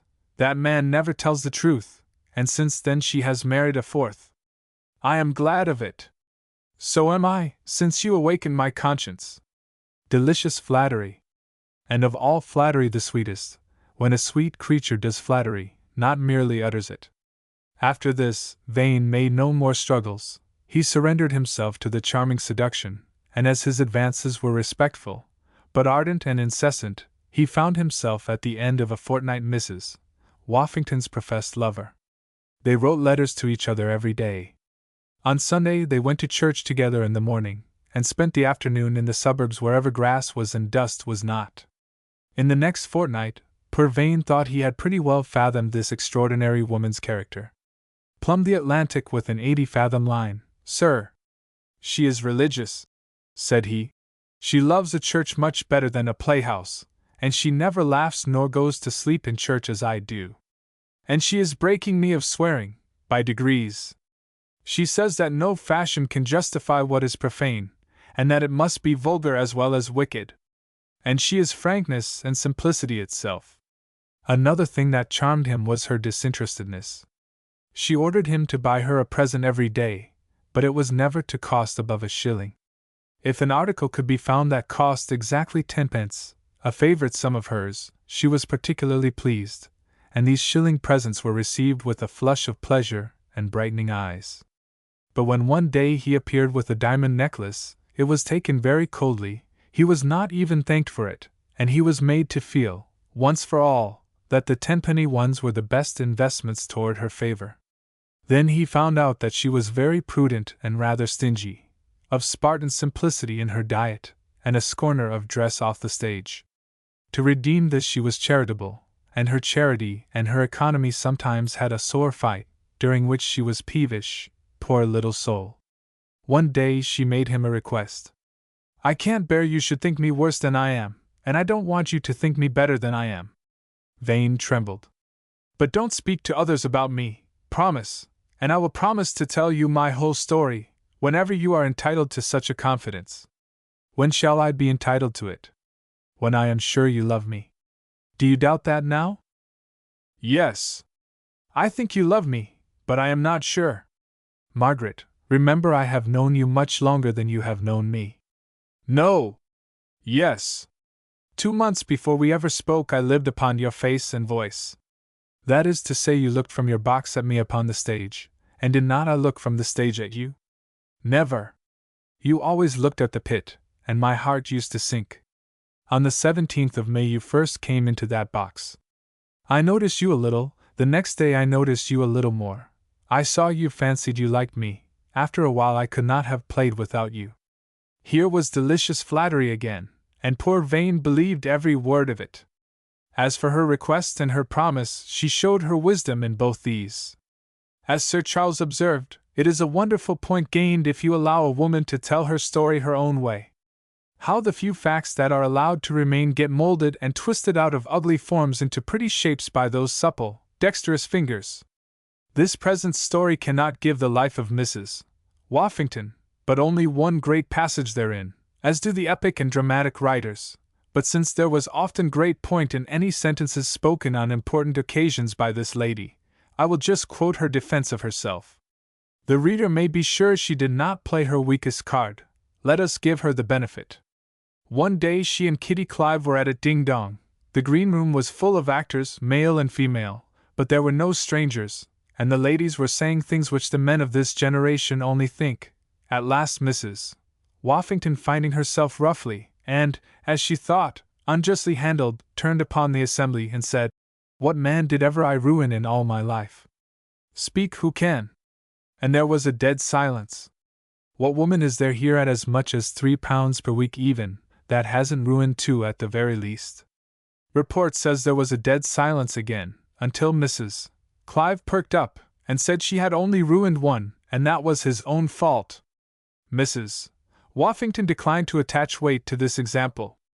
"Kitty Clive is the hook without the bait," said she, and the laugh turned, as it always did, against Peggy's antagonist. Thus much was speedily shown to Mr. Vane, that, whatever were Mrs. Woffington's intentions toward him, interest had at present nothing to do with them. Indeed, it was made clear that even were she to surrender her liberty to him, it would only be as a princess, forging golden chains for herself with her own royal hand. Another fortnight passed to the mutual satisfaction of the lovers. To Vane it was a dream of rapture to be near this great creature, whom thousands admired at such a distance, to watch over her, to take her to the theatre in a warm shawl, to stand at the wing and receive her as she came radiant from her dressing room, to watch her from her rear as she stood like some power about to descend on the stage, to see her falcon-like stoop upon the said stage, and hear the burst of applause that followed. As the report does the flash, to compare this with the spiritless crawl with which common artists went on, tamed from their first note to their last, to take her hand when she came off, feel how her nerves were strung like a greyhound's after a race, and her whole frame in a high even glow, with the great pythonous excitement of art. And to have the same great creature leaning her head on his shoulder, and listening with a charming complacency, while he purred to her of love and calm delights, alternate with still greater triumphs. For he was to turn dramatic writer, for her sake, was to write plays, a woman the hero, and love was to inspire him, and passion supply the want of pencraft. You make me laugh, Mr. Vane! All this was heavenly. And then with all her dash, and fire, and bravado, she was a thorough woman. Margaret! Ernest! I want to ask you a question. Did you really cry because that Miss Bellamy had dresses from Paris? It does not seem very likely. No, but tell me, did you? Who said I did? Mr. Cibber. Old fool! Yes, but did you? Did I what? Cry. Ernest, the minx's dresses were beautiful. No doubt. But did you cry? And mine were dirty. I don't care about gilt rags, but dirty dresses, ugh! Tell me, then. Tell you what? Did you cry or not? Ah! He wants to find out whether I am a fool, and despise me. No, I think I should love you better. For hitherto I have seen no weakness in you, and it makes me uncomfortable. Be comforted. Is it not a weakness to like you? You are free from that weakness, or you would gratify my curiosity. Be pleased to state, in plain, intelligible English, what you require of me. I want to know, in one word, did you cry or not? Promise to tease me no more then, and I'll tell you. I promise. You won't despise me? Despise you? Of course not. Well then, I don't remember. On another occasion they were seated in the dusk, by the side of the canal in the park, when a little animal began to potter about on an adjacent bank. Mrs. Woffington contemplated it with curiosity and delight. "Oh, you pretty creature," said she. "Now you are a rabbit, at least I think so." "No," said Vane, innocently. "That is a rat." "Ah! Ah! Ah!" screamed Mrs. Woffington, and pinched his arm. This frightened the rat, who disappeared. She burst out laughing. "There's a fool! The thing did not frighten me, and the name did. Depend upon it, it's true what they say, that off the stage I am the greatest fool there is. I'll never be so absurd again. Ah! Ah! Ah! Here it is again!" Scream and pinch, as before. "Do take me from this horrid place, where monsters come from the great deep." And she flounced away, looking daggers askant at the place the rat had vacated in equal terror. All this was silly, but it pleases us men, and contrast is so charming. This same fool was brimful of talent, and cunning too, for that matter. She played late that night, and Mr. Vane saw the same creature, who dared not stay where she was liable to a distant rat, spring upon the stage as a gay rake, and flash out her rapier, and act valor's king to the life, and seem ready to eat up everybody, King Fear included, and then, after her brilliant sally upon the public, Sir Harry Wildair came and stood beside Mr. Vane. Her bright skin, contrasted with her powdered periwig, became dazzling. She used little rouge, but that little made her eyes two balls of black lightning. From her high instep to her polished forehead, all was symmetry. Her leg would have been a sculptor's glory, and the curve from her waist to her knee was Hogarth's line itself. She stood like Mercury new lighted on a heaven-kissing hill. She placed her foot upon the ground, as she might put a hand upon her lover's shoulder.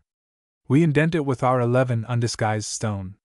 Such was Sir Harry Wildair, who stood by Mr. Vane, glittering with diamond buckles, gorgeous with rich satin breeches, velvet coat, ruffles, piqué vestis et ori, and as she bent her long eye fringes down on him, he was seated, all her fiery charms gradually softened and quivered down to womanhood. "The first time I was here," said Vane, "my admiration of you broke out to Mr. Cibber, and what do you think he said? That you praised me, for me to hear you. Did you? Acquit me of such meanness. Forgive me. It is just what I should have done, had I been courting an actress. I think you have not met many ingenuous spirits, dear friend. Not one, my child." This was a phrase she often applied to him now. "The old fellow pretended to hear what I said, too, and I am sure you did not, did you?" "Guess. I guess not. I am afraid I must plead guilty. An actress's ears are so quick to hear praise, to tell you the truth, I did catch a word or two, and it told, sir, it told. You alarm me. At this rate, I shall never know what you see, hear, or think by your face. When you want to know anything, ask me, and I will tell you, but nobody else shall learn anything, nor even you, any other way." "Did you hear the feeble tribute of praise I was paying you, when you came in?" inquired Vane. "No, you did not say that my voice had the compass and variety of nature, and my movements were free and beautiful, while the others when in motion were stilts, and coffee-pots when in repose, did you?" "Something of the sort, I believe," cried Vane, laughing. "I melted from one fine statue into another, I restored the Antinous to his true sex. Goose, painters might learn their art from me, in my dressing-room, no doubt, and orators revive at my lips the music of Athens, that quelled mad mobs and princes drunk with victory. Silly fellow, praise was never so sweet to me," murmured she, inclining like a goddess of love toward him, and he fastened on 2 velvet lips that did not shun the sweet attack, but gently parted with a heavenly sigh, while her heaving bosom and yielding frame and swimming eyes confessed her conqueror. That morning Mr. Vane had been dispirited, and apparently self-discontented, but at night he went home in a state of mental intoxication. His poetic enthusiasm, his love, his vanity, were all gratified at once. And all these, singly, have conquered prudence and virtue a million times. She had confessed to him that she was disposed to risk her happiness on him, she had begged him to submit to a short probation, and she had promised, if her confidence and esteem remained unimpaired at the close of that period, which was not to be an unhappy one, to take advantage of the summer holidays, and cross the water with him, and forget everything in the world with him, but love. How was it that the very next morning clouds chased one another across his face? Was it that men are happy but while the chase is doubtful? Was it the letter from Pomander announcing his return, and sneeringly inquiring whether he was still the dupe of Peg Woffington? Or was it that same mysterious disquiet which attacked him periodically, and then gave way for a while to pleasure and her golden dreams? The next day was to be a day of delight. He was to entertain her at his own house, and to do her honor, he had asked Mr. Cibber, Mr. Quinn, and other actors, critics, etc. Our friend, Sir Charles Pomander, had been guilty of 2 ingenuities. First, he had written 3 or 4 letters, full of respectful admiration, to Mrs. Woffington, of whom he spoke slightingly to Vane. Second, he had made a disingenuous purchase. This purchase was Pompey, Mrs. Woffington's little black slave. It is a horrid fact, but Pompey did not love his mistress. He was a little enamored of her, as small boys are apt to be, but on the whole, a sentiment of hatred slightly predominated in his little black bosom. It was not without excuse. This lady was subject to 2 unpleasant companions, sorrow and bitterness. About twice a week she would cry for 2 hours, and after this class of fit she generally went abroad, and made a round of certain poor or sick protégés she had, and returned smiling and cheerful. But other twice a week she might be seen to sit upon her chair, contracted into half her size, and looking daggers at the universe in general, the world in particular, and on these occasions, it must be owned, she stayed at home, and sometimes whipped Pompey. Pompey had not the sense to reflect that he ought to have been whipped every day, or the esprit de corps to be consoled by observing that this sort of thing did his mistress good. What he felt was, that his mistress, who did everything well, whipped him with energy and skill. It did not take 10 seconds, but still, in that brief period, Pompey found himself dusted and polished off. The sacred principle of justice was as strong in Mrs. Woffington as in the rest of her sex. She had not 1 grain of it. When she was not in her tantrums, the mischievous imp was as sacred from check or remonstrance as a monkey or a lapdog, and several female servants left the house on his account. But Nemesis overtook him in the way we have hinted, and it put his little black pipe out. The lady had taken him out of great humanity. He was fed like a gamecock, and dressed like a barbaric prince, and once when he was ill his mistress watched him, and nursed him, and tended him with the same white hand that plied the obnoxious whip, and when he died, she alone withheld her consent from his burial, and this gave him a chance black boys never get, and he came to again. But still these tarnation lickings stuck in him gizzard. So when Sir Charles's agent proposed to him certain silver coins, cheap at a little treachery, the ebony ape grinned till he turned half ivory, and became a spy in the house of his mistress. The reader will have gathered that the good Sir Charles had been quietly in London some hours before he announced himself as Paolo post futurum.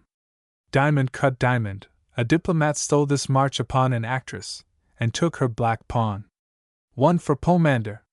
Gone. Chapter 4.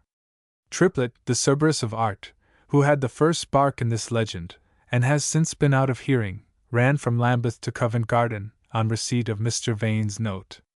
But ran he never so quick, he had built a full-sized castle in the air before he reached Bow Street. The letter hinted at an order upon his muse for amatory verse, delightful task, cheering prospect. Bid a man whose usual lot it is to break stones for the parish at 10 pence the cubic yard, bid such an one play at marbles with some stone taws for half an hour per day, and pocket £1 one, bid a poor horse who has drawn those stones about, and browse short grass by the wayside, bid him canter a few times round a grassy ring, and then go to his corn. In short, bid Rosinante change with Pegasus. And you do no more than Mr. Vane's letter held out to Triplet. The amatory verse of that day was not uphill work. There was a beaten track on a dead level, and you followed it. You told the tender creature, with a world of circumlocution, that, without joking now, she was a leper, ditto a tigress, item marble. You next feigned a lucid interval, and to be on the point of detesting your monster, but in 20 more verses love became, as usual, stronger than reason, and you wound up your rotten yarn thus. You hugged a golden chain. You drew deeper into your wound a barbed shaft, like any wild animal will do. No one of them is such an ass, so you had an equal title to all. And on looking back you saw with horrible complacency that you had inflicted 100 locusts, 5 feet long, upon oppressed humanity. Wont to travel over acres of canvas for a few shillings, and roods of paper on bare speculation, Triplet knew he could make 1,000 a year at the above work without thinking. He came therefore to the box-keeper with his eyes glittering. "Mr. Vane? Just gone out with a gentleman. I'll wait then." Now Mr. Vane, we know, was in the green room, and went home by the stage door. The last thing he thought of was poor Triplet. The rich do not dream how they disappoint the poor. Triplet's castle fell as many a predecessor had. When the lights were put out, he left the theatre with a bitter sigh. "If this gentleman knew how many sweet children I have, and what a good, patient, suffering wife, sure he would not have chosen me to make a fool of," said the poor fellow to himself. In Bow Street he turned, and looked back upon the theatre. How gloomy and grand it loomed! "Ah," thought he, "if I could but conquer you, and why not? All history shows that nothing is unconquerable except perseverance. Hannibal conquered the Alps, and I'll conquer you," cried Triplet firmly. "Yes, this visit is not lost. Here I register a vow. I will force my way into that mountain of masonry, or perish in the attempt." Triplet's most unpremeditated thoughts and actions often savored ridiculously of the sublime. Then and there, gazing with folded arms on this fortress of Thespis, the Polytechnic man organized his first assault. The next evening he made it. 5 months previously he had sent the manager 3 great, large tragedies. He knew the aversion a theatrical manager has to read a manuscript play, not recommended by influential folk, an aversion which always has been carried to superstition. So he hit on the following scheme. He wrote Mr. Rich a letter. In this he told Mr. Rich that he, Triplet, was aware what a quantity of trash is offered every week to a manager, how disheartening it must be to read it at all, and how natural, after a while, to read none. Therefore he, Triplet, had provided that Mr. Rich might economize his time, and yet not remain in ignorance of the dramatic treasure that lay ready to his hand. "The soul of a play," continued Triplet, "is the plot or fable. A gentleman of your experience can decide at once whether a plot or story is one to take the public." So then he drew out, in full, the 3 plots. He wrote these plots in verse. Heaven forgive us all, he really did. There were also 2 margins left. On one, which was narrow, he jotted down the locale per page of the most brilliant passages. On the other margin, which was as wide as the column of the plot, he made careful drawings of the personages in the principal dramatic situations. Scrolls issued from their mouths, on which were written the words of fire that were flowing from each in these eruptions of the dramatic action. All was referred to pages in the manuscripts. "By this means, sir," resumed the latter, "you will gut my fish in a jiffy. Permit me to recall that expression, with apologies for my freedom. I would say, you will, in a few minutes of your valuable existence, skim the cream of Triplet." This author's respect for the manager's time carried him into further and unusual details. "Breakfast," said he, "is a quiet meal. Let me respectfully suggest that by placing one of my plots on the table, with, say, the sugar basin upon it, this, again, is a mere suggestion, and the play it appertains to on your other side, you can readily judge my work without disturbing the avocations of the day, and master a play in the twinkling of a teacup. Forgive my facetiousness. This day month, at 10 of the clock, I shall expect, said Triplet, with sudden severity. Sir, your decision! Then, gliding back to the courtier, he formally disowned all special title to the consideration he expected from Mr. Rich's well-known courtesy. Still he begged permission to remind that gentleman that he had, 6 years ago, painted for him a large scene, illuminated by 2 great poetical incidents: a red sun, of dimensions never seen out of doors in this or any country, and an ocean of sand, yellower than up to that time had been attained in art or nature, and that once, when the audience, late in the evening, had suddenly demanded a popular song from Mr. Noakes, he, Triplet, seeing the orchestra thinned by desertion, and nugatory by intoxication, had started from the pit, resuscitated with the whole contents of his snuff-box the bass fiddle, snatched the leader's violin, and carried Mr. Noakes triumphantly through. That thunders of applause had followed, and Mr. Noakes had kindly returned thanks for both. But that he, Triplet, had hastily retired to evade the manager's acknowledgments, preferring to wait an opportunity like the present, when both interests could be conciliated, etc. This letter he posted at its destination, to save time, and returned triumphant home. He had now forgiven and almost forgotten Vane, and had reflected that, after all, the drama was his proper walk. My dear, said he to Mrs. Triplet, this family is on the eve of a great triumph. Then, inverting that order of the grandiloquent and the homely which he invented in our first chapter, he proceeded to say, I have reared in a single day a new avenue by which histrionic greatness, hitherto obstructed, may become accessible. Wife, I think I have done the trick at last. Lysimachus, added he, let a libation be poured out on so smiling an occasion, and a burnt offering rise to propitiate the celestial powers.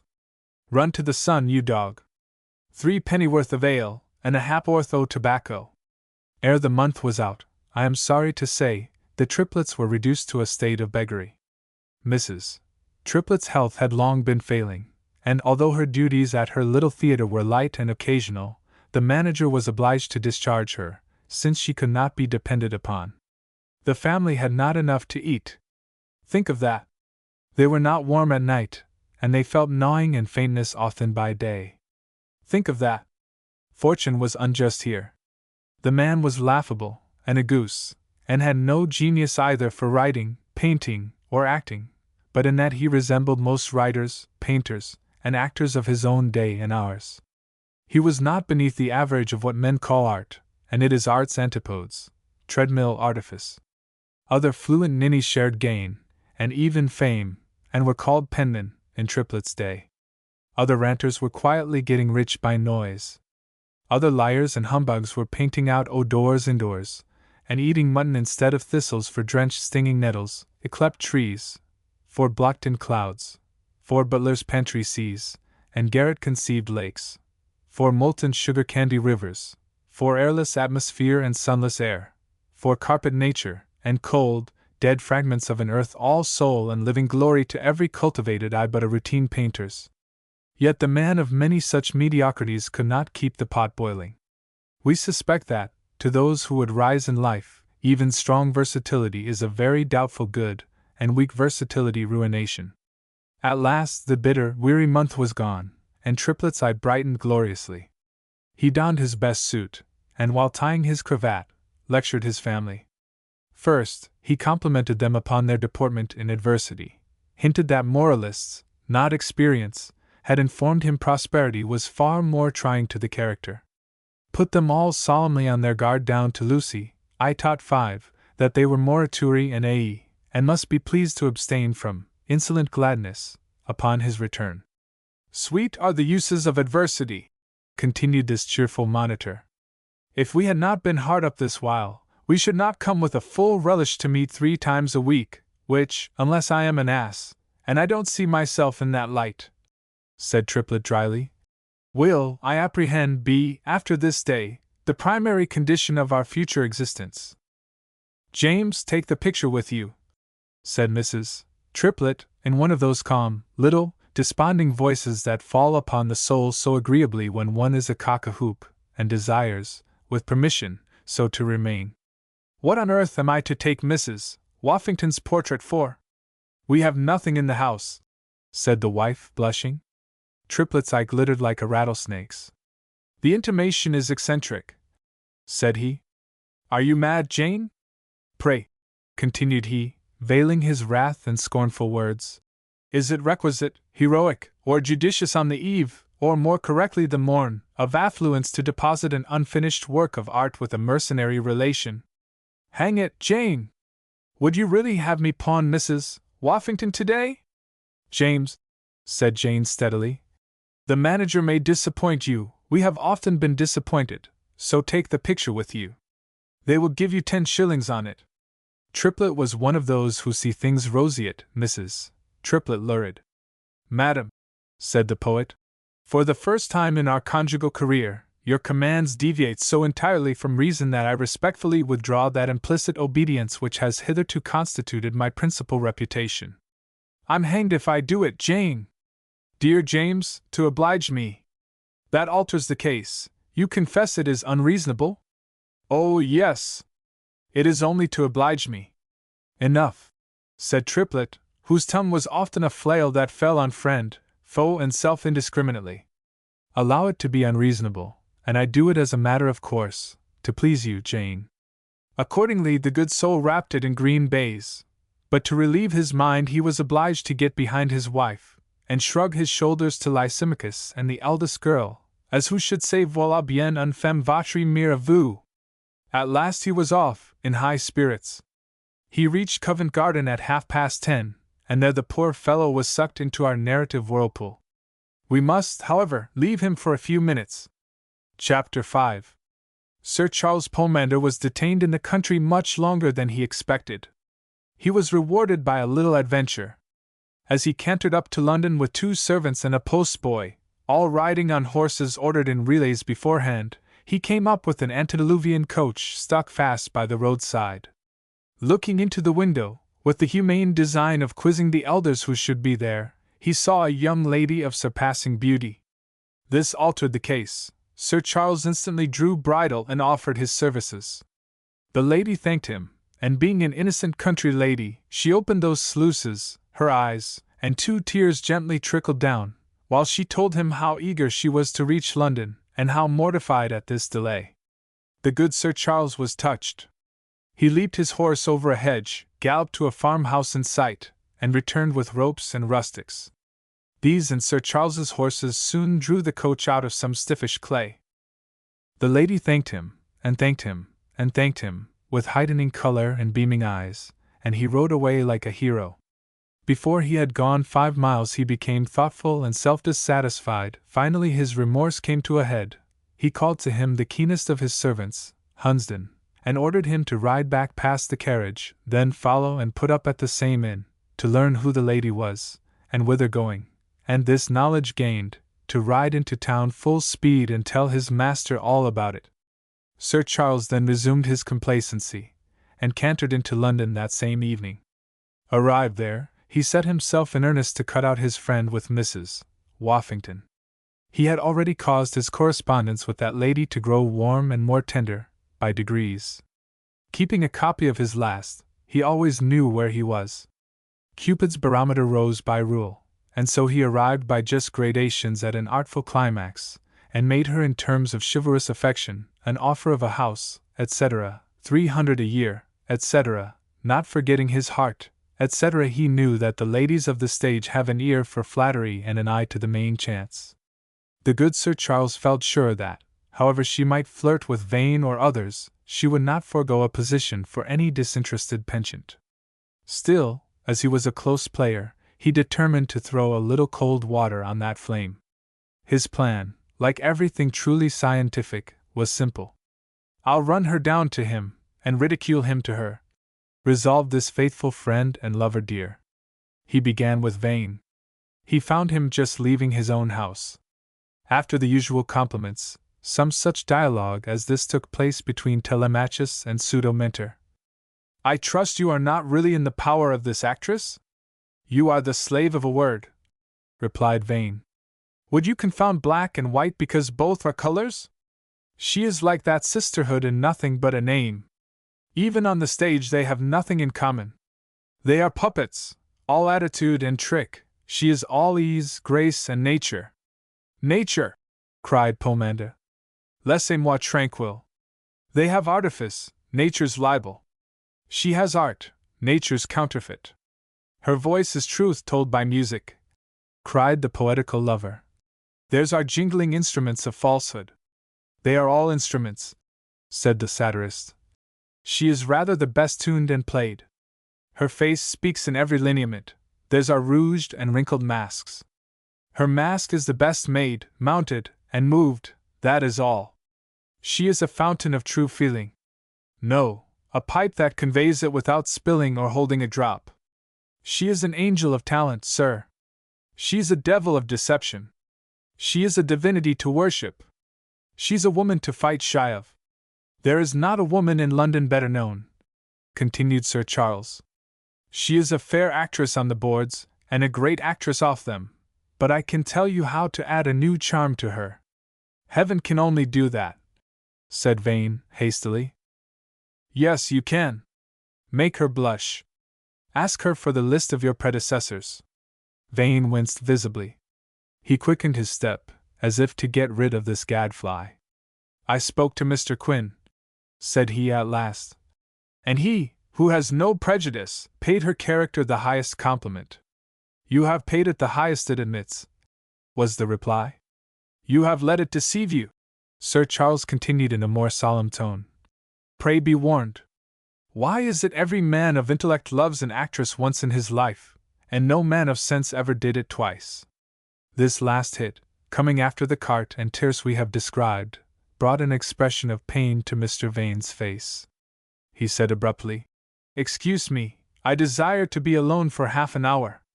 Machiavel bowed, and instead of taking offense said in a tone full of feeling, I give you pain. But you are right, think it calmly over a while, and you will see I advise you well. He then made for the theatre, and the weakish personage he had been playing upon walked down to the river, almost ran, in fact. He wanted to be out of sight. He got behind some houses, and then his face seemed literally to break loose from confinement. So anxious, sad, fearful, and bitter were the expressions that coursed each other over that handsome countenance. What is the meaning of these hot and cold fits? It is not Sir Charles who has the power to shake Mr. Vane so without some help from within. There is something wrong about this man. Chapter 6. Machiavel entered the green room, intending to wait for Mrs. Woffington, and carry out the second part of his plan. He knew that weak minds cannot make head against ridicule, and with this pickaxe he proposed to clear the way, before he came to grave, sensible, business love with the lady. Machiavel was a man of talent. If he has been a silent personage hitherto, it is merely because it was not his cue to talk, but listen, otherwise, he was rather a master of the art of speech. He could be insinuating, eloquent, sensible, or satirical, at will. This personage sat in the green room. In one hand was his diamond snuff-box, in the other a richly laced handkerchief. His clouded cane reposed by his side. There was an air of success about this personage. The gentle reader, however conceited a dog, could not see how he was to defeat Sir Charles, who was tall, stout, handsome, rich, witty, self-sufficient, cool, majestic, courageous, and in whom were united the advantages of a hard head, a tough stomach, and no heart at all. This great creature sat expecting Mrs. Woffington, like Olympian Jove awaiting Juno. But he was mortal, after all, for suddenly the serenity of that adamantine countenance was disturbed. His eye dilated. His grace and dignity were shaken. He huddled his handkerchief into one pocket, his snuff-box into another, and forgot his cane. He ran to the door in unaffected terror. Where are all his fine airs before a real danger? Love, intrigue, diplomacy, were all driven from his mind, for he beheld that approaching, which is the greatest peril and disaster known to social man. He saw a bore coming into the room. In a wild thirst for novelty, Pomander had once penetrated to Goodman's Fields Theatre. There he had unguardedly put a question to a carpenter behind the scene. A seedy black poet instantly pushed the carpenter away, down a trap, it is thought, and answered it in 7 pages, and in continuation was so vaguely communicative that he drove Sir Charles back into the far west. Sir Charles knew him again in a moment, and at sight of him bolted. They met at the door. "Ah, Mr. Triplet," said the fugitive. "Enchanted to wish you good morning," and he plunged into the hiding places of the theatre. "That is a very polite gentleman," thought Triplet. He was followed by the callboy, to whom he was explaining that his avocations, though numerous, would not prevent his paying Mr. Rich the compliment of waiting all day in his green room, sooner than go without an answer to 3 important propositions, in which the town and the arts were concerned. "What is your name?" said the boy of business to the man of words. "Mr. Triplet," said Triplet. "Triplet? There is something for you in the hall," said the urchin, and went off to fetch it. "I knew it," said Triplet to himself. "They are accepted. There's a note in the hall to fix the reading." He then derided his own absurdity in having ever for a moment desponded.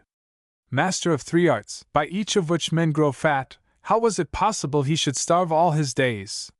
He enjoyed a natural vanity for a few moments, and then came more generous feelings. What sparkling eyes there would be in Lambeth today!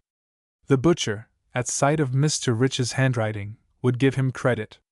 Jane should have a new gown. But when his tragedies were played, and he paid El Dorado, his children should be the neatest in the street.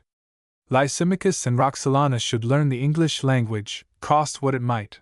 Sausages should be diurnal, and he himself would not be puffed up, fat, lazy. No! He would work all the harder, be affable as ever, and above all, never swamp the father, husband, an honest man in the poet and the blackguard of sentiment. Next his reflections took a business turn. These tragedies, the scenery? Oh, I shall have to paint it myself. The heroes? Well, they have nobody who will play them as I should. This was true, it will be hard work, all this, but then I shall be paid for it. It cannot go on this way. I must and will be paid separately for my branches.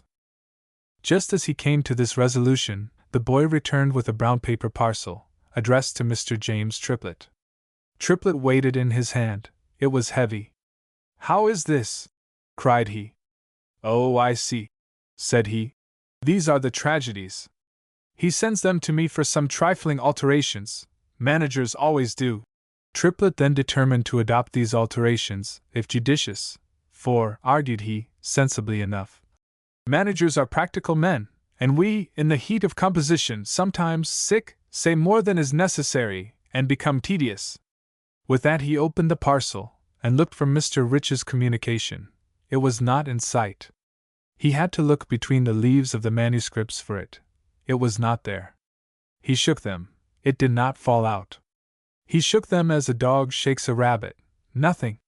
The tragedies were returned without a word. It took him some time to realize the full weight of the blow, but at last he saw that the manager of the Theatre Royal, Covent Garden, declined to take a tragedy by Triplet into consideration or bare examination. He turned dizzy for a moment. Something between a sigh and a cry escaped him, and he sank upon a covered bench that ran along the wall. His poor tragedies fell here and there upon the ground, and his head went down upon his hands, which rested on Mrs. Woffington's picture. His anguish was so sharp it choked his breath. When he recovered it, his eye bent down upon the picture. "Ah, Jane," he groaned, "you know this villainous world better than I." He placed the picture gently on the seat. That picture must now be turned into bread, and slowly stooped for his tragedies. They had fallen hither and thither. He had to crawl about for them.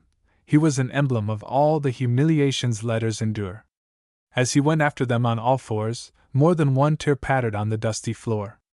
Poor fellow! He was Triplet, and could not have died without tinging the death rattle with some absurdity. But after all, he was a father driven to despair, a castle builder, with his work rudely scattered, an artist, brutally crushed and insulted by a greater dunce than himself. Faint, sick, and dark, he sat a moment on the seat before he could find strength to go home and destroy all the hopes he had raised. While Triplet sat collapsed on the bench, fate sent into the room all in one moment, as if to insult his sorrow, a creature that seemed the goddess of gaiety, impervious to a care. She swept in with a bold, free step, for she was rehearsing a man's part, and thundered without rant, but with a spirit and fire, and pace, beyond the conception of our poor tame actresses of 1852, these lines. Now, by the joys which my soul still has uncontrolled pursued, I would not turn aside from my least pleasure, though all thy force were armed to bar my way, but like the birds, great nature's happy commoners, rifle the sweets. I beg your pardon, sir! Holding the book on a level with her eye, she had nearly run over 2 poets instead of 1. Nay, madam, said Triplet, admiring, though sad, wretched, but polite. Pray continue. Happy the hearer, and still happier the author of verses so spoken. Ah, yes, replied the lady. If you could persuade authors what we do for them, when we coax good music to grow on barren words. Are you an author, sir? Added she slyly. In a small way, madam. I have here 3 trifles, tragedies. Mrs. Woffington looked askant at them, like a shy mare. Ah, madam, said Triplet, in one of his insane fits. If I might but submit them to such a judgment as yours? He laid his hand on them. It was as when a strange dog sees us go to take up a stone. The actress recoiled. I am no judge of such things, cried she, hastily. Triplet bit his lip. He could have killed her. It was provoking. People would rather be hanged than read a manuscript. Yet what hopeless trash they will read in crowds, which was manuscript a day ago. Less imbeciles. No more is the manager of this theatre a judge of such things, cried the outraged quill-driver, bitterly. What? Has he accepted them? Said Needletongue. No, madam, he has had them 6 months, and see, madam, he has returned them me without a word. Triplet's lip trembled. Patience, my good sir, was the merry reply. Tragic authors should possess that, for they teach it to their audiences. Managers, sir, are like Eastern monarchs, inaccessible but to slaves and sultanas. Do you know I called upon Mr. Rich 15 times before I could see him? You, madam? Impossible! Oh, it was years ago, and he has paid £100 for each of those little visits. Well, now, let me see, 15 times. You must write 12 more tragedies, and then he will read one, and when he has read it, he will favor you with his judgment upon it, and when you have got that, you will have what all the world knows is not worth a farthing. He! Her high spirits made Triplet sadder. To think that one word from this laughing lady would secure his work a hearing, and that he dared not ask her. She was up in the world, he was down. She was great, he was nobody. He felt a sort of chill at this woman, all brains and no heart. He took his picture and his plays under his arms and crept sorrowfully away. The actress's eye fell on him as he went off like a 5th act. His Don Quixote face struck her. She had seen it before. Sir, said she. Madam, said Triplet at the door. We have met before. There, don't speak, I'll tell you who you are. Yours is a face that has been good to me, and I never forget them. Me, madam, said Triplet, taken aback. I trust I know what is due to you better than to be good to you, madam, said he in his confused way. To be sure, cried she. It is Mr. Triplet, good Mr. Triplet. And this vivacious dame, putting her book down, seized both Triplet's hands and shook them. He shook hers warmly in return out of excess of timidity, and dropped tragedies, and kicked at them convulsively when they were down, for fear they should be in her way, and his mouth opened, and his eyes glared. Mr. Triplet, said the lady, do you remember an Irish orange girl you used to give 6pence to at Goodman's Fields, and pat her on the head and give her good advice like a good old soul as you were? She took the 6pence. Madam, said Trip, recovering a grain of pomp. Singular as it may appear, I remember the young person, she was very engaging. I trust no harm hath befallen her, for methought I discovered, in spite of her brogue, a beautiful nature in her. Go along with your blarney, answered a rich brogue. And is it the comanther you'd be putting on poor little Peggy? Oh gracious, gasped Triplet. Yes, was the reply, but into that yes she threw a whole sentence of meaning. Fine Chane oranges, chanted she, to put the matter beyond dispute. Am I really so honored as to have patted you on that queen-like head? And he glared at it. On the same head which now I wear, replied she pompously. I kept it for the convenience entirely, only there's more in it. Well, Mr. Triplet, you see what time has done for me, now tell me whether he has been as kind to you. Are you going to speak to me, Mr. Triplet? As a decayed hunter stands lean and disconsolate, head poked forward like a goose's, but if hounds sweep by his paddock in full cry, followed by horses who are what he was not, he does, by reason of the good blood that is and will be in his heart, dum spiritus hos rigid artis, cock his ears, erect his tail, and trot fiery to his extremest hedge, and look over it, nostril distended, mane flowing, and neigh the hunt onward like a trumpet. So Triplet, who had manhood at bottom, instead of whining out his troubles in the ear of encouraging beauty, as a sneaking spirit would, perked up, and resolved to put the best face upon it all before so charming a creature of the other sex. Yes, madam, cried he, with the air of one who could have smacked his lips. Providence has blessed me with an excellent wife and 4 charming children. My wife was Miss Chatterton, you remember her?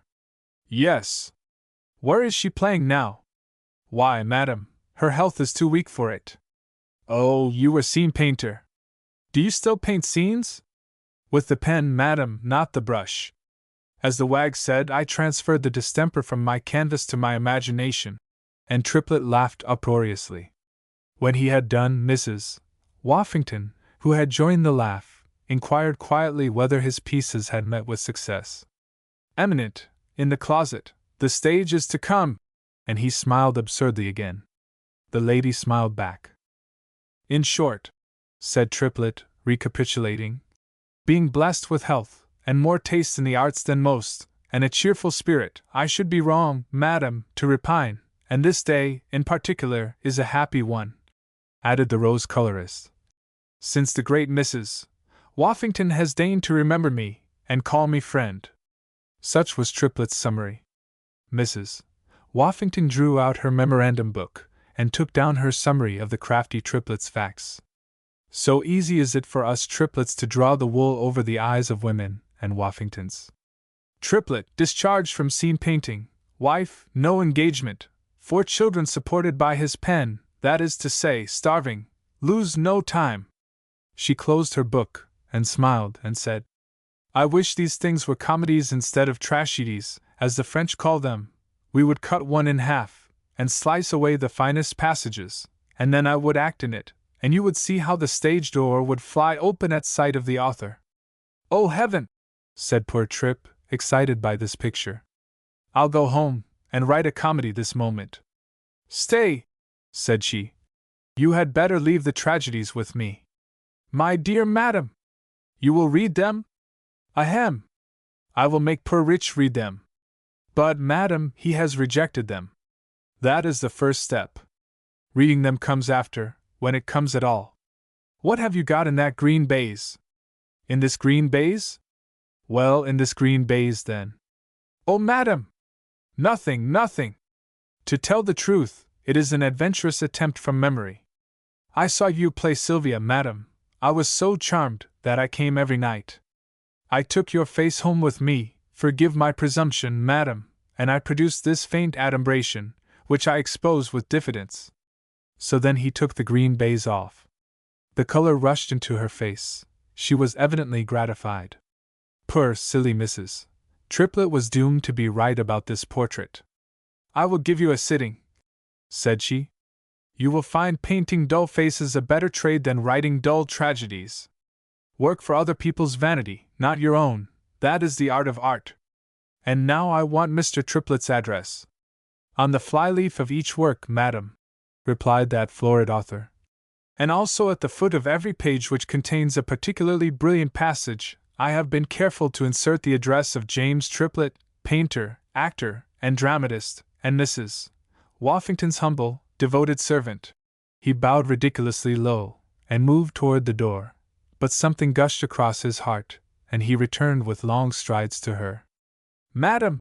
Cried he, with a jaunty manner. You have inspired a son of Thespis with dreams of eloquence, you have tuned in a higher key a poet's lyre, you have tinged a painter's existence with brighter colors, and.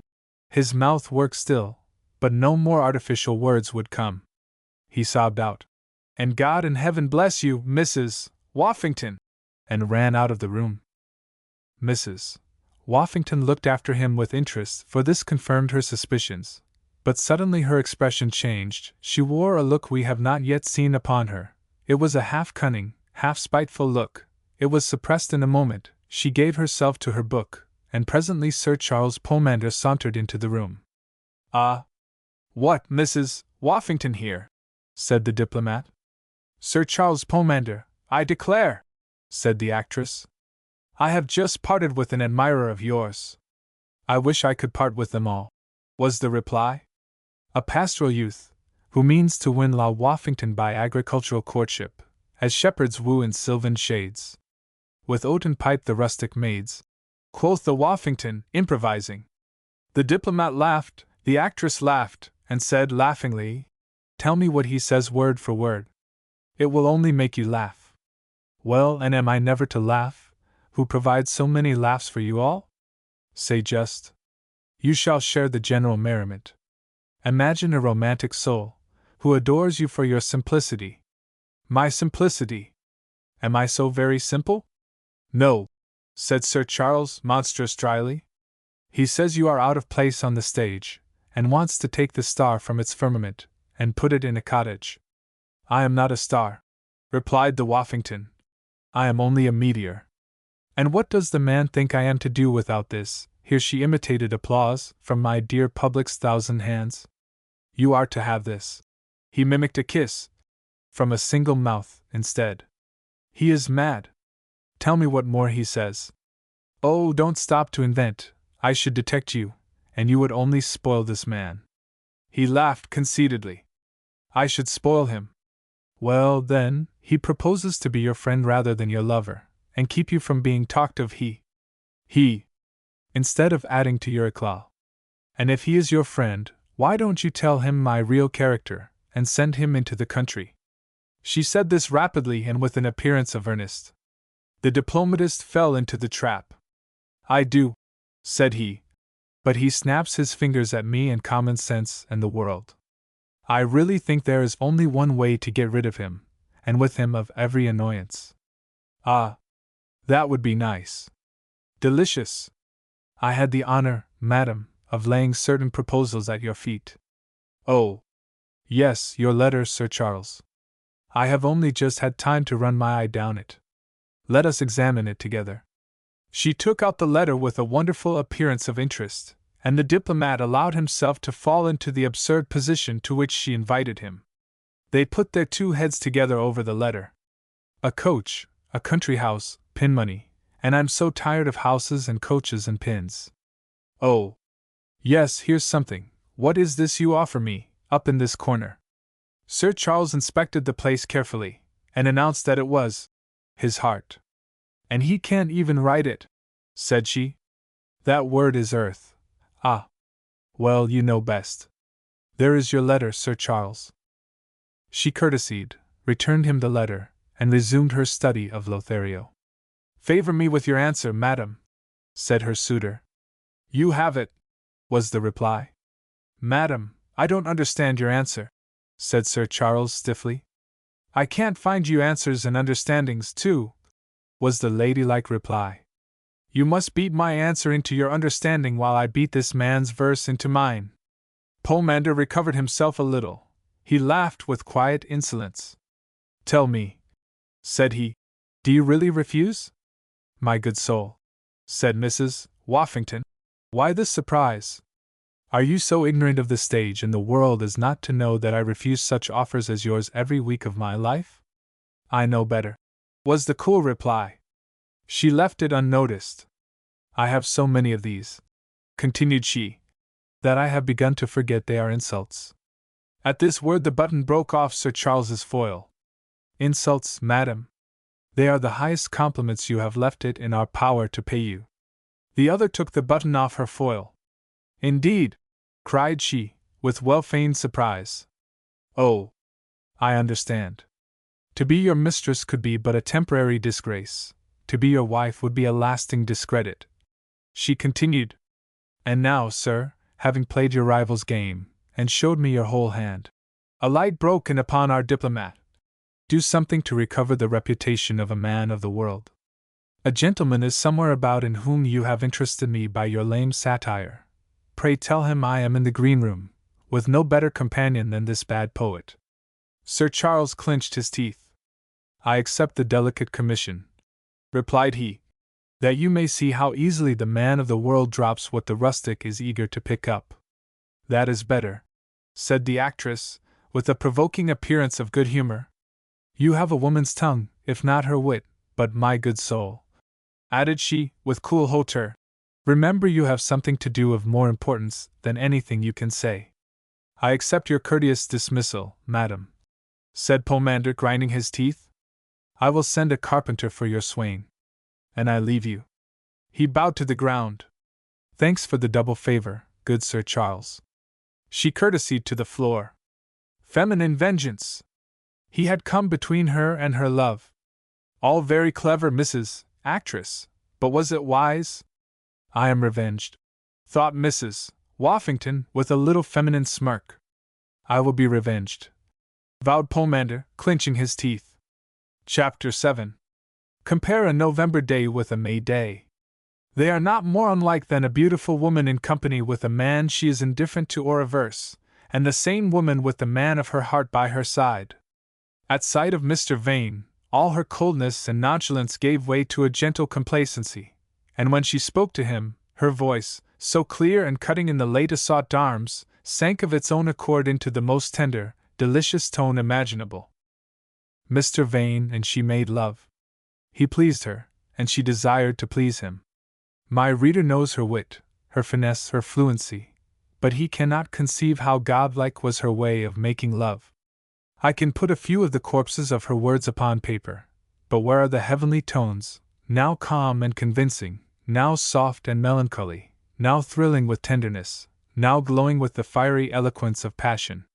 She told him that she knew the map of his face, that for some days past he had been subject to an influence adverse to her. She begged him, calmly, for his own sake, to distrust false friends, and judge her by his own heart, eyes, and judgment. He promised her he would. And I do trust you, in spite of them all, said he. For your face is the shrine of sincerity and candor. I alone know you. Then she prayed him to observe the heartlessness of his sex, and to say whether she had done ill to hide the riches of her heart from the cold and shallow, and to keep them all for one honest man. Who will be my friend, I hope, said she, as well as my lover? Ah, said Vane, that is my ambition. We actresses, said she, make good the old proverb, many lovers, but few friends, and oh, 'tis we who need a friend. Will you be mine? While he lived, he would. In turn, he begged her to be generous, and tell him the way for him, Ernest Vane, inferior in wit and address to many of her admirers, to win her heart from them all. This singular woman's answer is, I think, worth attention. Never act in my presence, never try to be eloquent, or clever, never force a sentiment, or turn a phrase. Remember, I am the goddess of tricks. Do not descend to competition with me and the Pomanders of the world. At all littlenesses, you will ever be awkward in my eyes. And I am a woman. I must have a superior to love, lie open to my eye. Light itself is not more beautiful than the upright man, whose bosom is open to the day. Oh yes!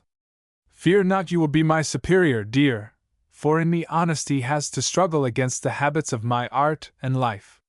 Be simple and sincere, and I shall love you, and bless the hour you shone upon my cold, artificial life. Ah, Ernest, said she, fixing on his eye her own, the fire of which melted into tenderness as she spoke. Be my friend. Come between me and the temptations of an unprotected life, the recklessness of a vacant heart. He threw himself at her feet. He called her an angel. He told her he was unworthy of her, but that he would try and deserve her. Then he hesitated, and trembling he said, I will be frank and loyal. Had I not better tell you everything? You will not hate me for a confession I make myself? I shall like you better, oh! So much better! Then I will own to you. Oh, do not tell me you have ever loved before me! I could not bear to hear it, cried this inconsistent personage. The other weak creature needed no more. I see plainly I never loved but you, said he. Let me hear that only, cried she. I am jealous even of the past. Say you never loved but me. Never mind whether it is true. My child, you do not even yet know love. Ernest, shall I make you love, as none of your sex ever loved, with heart, and brain, and breath, and life, and soul? With these rapturous words, she poured the soul of love into his eyes. He forgot everything in the world but her. He dissolved in present happiness, and vowed himself hers forever. And she, for her part, bade him but retain her esteem, and no woman ever went further in love than she would. She was a true epicure. She had learned that passion, vulgar in itself, is godlike when based upon esteem. This tender scene was interrupted by the callboy, who brought Mrs. Woffington a note from the manager, informing her there would be no rehearsal. This left her at liberty, and she proceeded to take a somewhat abrupt leave of Mr. Vane. He was endeavoring to persuade her to let him be her companion until dinner time. She was to be his quest, when Pomander entered the room. Mrs. Woffington, however, was not to be persuaded. She excused herself on the score of a duty which she said she had to perform, and whispering as she passed Pomander, "Keep your own counsel," she went out rather precipitately. Vane looked slightly disappointed. Sir Charles, who had returned to see whether, as he fully expected, she had told Vane everything, and who, at that moment, perhaps, would not have been sorry had Mrs. Woffington's lover called him to serious account, finding it was not her intention to make mischief, and not choosing to publish his own defeat, dropped quietly into his old line, and determined to keep the lovers in sight, and play for revenge. He smiled and said, "My good sir, nobody can hope to monopolize Mrs. Woffington. She has others to do justice to besides you." To his surprise, Mr. Vane turned instantly round upon him, and, looking him haughtily in the face, said, "Sir Charles Pomander, the settled malignity with which you pursue that lady is unmanly and offensive to me, who love her. Let our acquaintance cease here, if you please, or let her be sacred from your venomous tongue." Sir Charles bowed stiffly, and replied that it was only due to himself to withdraw a protection so little appreciated. The two friends were in the very act of separating forever, when who should run in but Pompey, the renegade. He darted up to Sir Charles and said, "Massa Pomana, she in a coach, going to 10, Hercules Buildings. I'm in a hurry, Massa Pomana." "Where?" cried Pomander. "Say that again." 10, Hercules Buildings, Lambeth. "Me in a hurry, Massa Pomana." "Faithful child, there's a guinea for thee. Fly." The slave flew, and taking a short cut, caught and fastened on to the slow vehicle in the Strand. "It is a house of rendezvous," said Sir Charles, half to himself, half to Mr. Vane. He repeated in triumph, "It is a house of rendezvous." He then, recovering his sang-froid, and treating it all as a matter of course, explained that at 10, Hercules Buildings was a fashionable shop, with entrances from 2 streets, that the best Indian scarfs and shawls were sold there, and that ladies kept their carriages waiting an immense time in the principal street, while they were supposed to be in the shop, or the showroom. He then went on to say that he had only this morning heard that the intimacy between Mrs. Woffington and a Colonel Murthwaite, although publicly broken off for prudential reasons, was still clandestinely carried on. She had, doubtless, slipped away to meet the Colonel. Mr. Vane turned pale. "No! I will not suspect. I will not dog her like a bloodhound," cried he. "I will," said Pomander. "You! By what right?" "The right of curiosity. I will know whether it is you who are imposed on, or whether you are right, and all the world is deceived in this woman." He ran out, but for all his speed, when he got into the street there was the jealous lover at his elbow. They darted with all speed into the Strand, got a coach. Sir Charles, on the box, gave Jehu a guinea, and took the reins, and by a Niagara of whipcord they attained Lambeth, and at length, to his delight, Pomander saw another coach before him with a gold-laced black slave behind it. The coach stopped, and the slave came to the door. The shop in question was a few hundred yards distant. The adroit Sir Charles not only stopped but turned his coach, and let the horses crawl back toward London. He also flogged the side panels to draw the attention of Mr. Vane. That gentleman looked through the little circular window at the back of the vehicle, and saw a lady paying the coachman. There was no mistaking her figure. This lady, then, followed at a distance by her slave, walked on toward Hercules Buildings, and it was his miserable fate to see her look uneasily round, and at last glide in at a side door, close to the silk mercer's shop. The carriage stopped. Sir Charles came himself to the door. "Now, Vane," said he, "before I consent to go any further in this business, you must promise me to be cool and reasonable. I abhor absurdity, and there must be no swords drawn for this little hypocrite." "I submit to no dictation," said Vane, white as a sheet. "You have benefited so far by my knowledge," said the other politely. "Let me, who am self-possessed, claim some influence with you." "Forgive me," said poor Vane. My sorrow that such an angel should be a monster of deceit." He could say no more. They walked to the shop. "How she peeped, this way and that," said Pomander. "Sly little Woffy!" "No! On second thoughts," said he, "it is the other street we must reconnoiter, and if we don't see her there, we will enter the shop, and by dint of this purse we shall soon untie the knot of the Woffington riddle." Vane leaned heavily on his tormentor. "I am faint," said he. "Lean on me, my dear friend," said Sir Charles. "Your weakness will leave you in the next street." In the next street they discovered nothing. In the shop they found no Mrs. Woffington. They returned to the principal street. Vane began to hope there was no positive evidence. Suddenly 3 stories up a fiddle was heard. Pomander took no notice, but Vane turned red. This put Sir Charles upon the scent. "Stay," said he.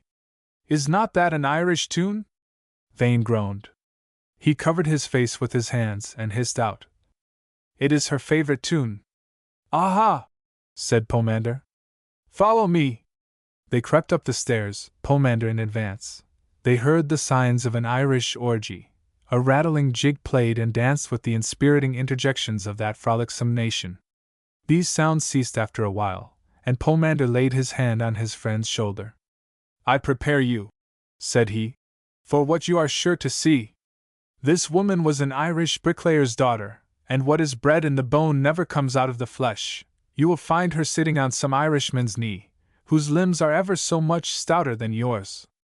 You are the man of her head, and this is the man of her heart. These things would be monstrous, if they were not common, incredible, if we did not see them every day. But this poor fellow, whom probably she deceives as well as you, is not to be sacrificed like a dog to your unjust wrath. He is as superior to her as you are to him." "I will commit no violence," said Vane. "I still hope she is innocent." Pomander smiled, and said he hoped so too. "And if she is what you think, I will but show her she is known, and blaming myself as much as her, oh yes! More than her, I will go down this night to Shropshire, and never speak word to her again in this world or the next." "Good," said Sir Charles. "Are you ready?" "Yes." "Then follow me." Turning the handle gently, he opened the door like lightning, and was in the room. Vane's head peered over his shoulder. She was actually there. For once in her life, the cautious, artful woman was taken by surprise. She gave a little scream, and turned as red as fire. But Sir Charles surprised somebody else even more than he did poor Mrs. Woffington. It would be impertinent to tantalize my reader, but I flatter myself this history is not written with power enough to do that, and I may venture to leave him to guess whom Sir Charles Pomander surprised more than he did the actress, while I go back for the lagging sheep. Chapter 8. James Triplett, water in his eye, but fire in his heart, went home on wings. Arrived there, he anticipated curiosity by informing all hands he should answer no questions. Only in the intervals of a work, which was to take the family out of all its troubles, he should gradually unfold a tale, verging on the marvelous, a tale whose only fault was that fiction, by which alone the family could hope to be great, paled beside it. He then seized some sheets of paper, fished out some old dramatic sketches, and a list of dramatis personae, prepared years ago, and plunged into a comedy. As he wrote, true to his promise, he painted, triplet-wise, that story which we have coldly related, and made it appear, to all but Mrs. Triplet, that he was under the tutela, or express protection of Mrs. Woffington, who would push his fortunes until the only difficulty would be to keep arrogance out of the family heart. Mrs. Triplet groaned aloud. "You have brought the picture home, I see," said she. "Of course I have. She is going to give me a sitting." "At what hour of what day?" said Mrs. Triplet, with a world of meaning. "She did not say," replied Triplet, avoiding his wife's eye. "I know she did not," was the answer. "I would rather you had brought me the 10 shillings than this fine story," said she. "Wife," said Triplet, "don't put me into a frame of mind in which successful comedies are not written." He scribbled away, but his wife's despondency told upon the man of disappointments. Then he stuck fast, then he became fidgety. "Do keep those children quiet," said the father. "Hush, my dears," said the mother. "Let your father write. Comedy seems to give you more trouble than tragedy, James," added she, soothingly. "Yes," was his answer. "Sorrow comes somehow more natural to me, but for all that I have got a bright thought, Mrs. Triplet. Listen, all of you. You see, Jane, they are all at a sumptuous banquet, all the dramatis personae except the poet." Triplet went on writing, and reading his work out. Music, sparkling wine, massive plate, rose water in the hand glasses, soup, fish. Shall I have 3 sorts of fish? I will. They are cheap in this market. Ah! Fortune, you wretch, here at least I am your master, and I'll make you know it. Venison, wrote Triplet, with a malicious grin. Game, pickles and provocatives in the center of the table. Then up jumps one of the guests, and says he, "Oh dear, I am so hungry." This was not from the comedy, but from one of the boys. "And so am I," cried a girl. "That is an absurd remark, Lysimachus," said Triplet with a suspicious calmness. "How can a boy be hungry 3 hours after breakfast?" "But, father, there was no breakfast for breakfast." "Now I ask you, Mrs. Triplet," appealed the author, "how I am to write comic scenes if you let Lysimachus and Roxalana here put the heavy business in every 5 minutes? Forgive them, the poor things are hungry." "Then let them be hungry in another room," said the irritated scribe. "They shan't cling round my pen, and paralyze it, just when it is going to make all our fortunes. But you women," snapped Triplet the just, "have no consideration for people's feelings. Send them all to bed, every man jack of them." Finding the conversation taking this turn, the brats raised a unanimous howl. Triplet darted a fierce glance at them. "Hungry, hungry!" cried he. "Is that a proper expression to use before a father who is sitting down here, all gaiety?" Scratching wildly with his pen, and hilarity scratch. "To write a calm, He choked a moment, then in a very different voice, all sadness and tenderness, he said, "Where's the youngest? Where's Lucy? As if I didn't know you are hungry." Lucy came to him directly. He took her on his knee, pressed her gently to his side, and wrote silently. The others were still. "Father," said Lucy, aged 5, the germ of a woman, "I am not very hungry." "And I am not hungry at all," said bluff Lysimachus, taking his sister's cue.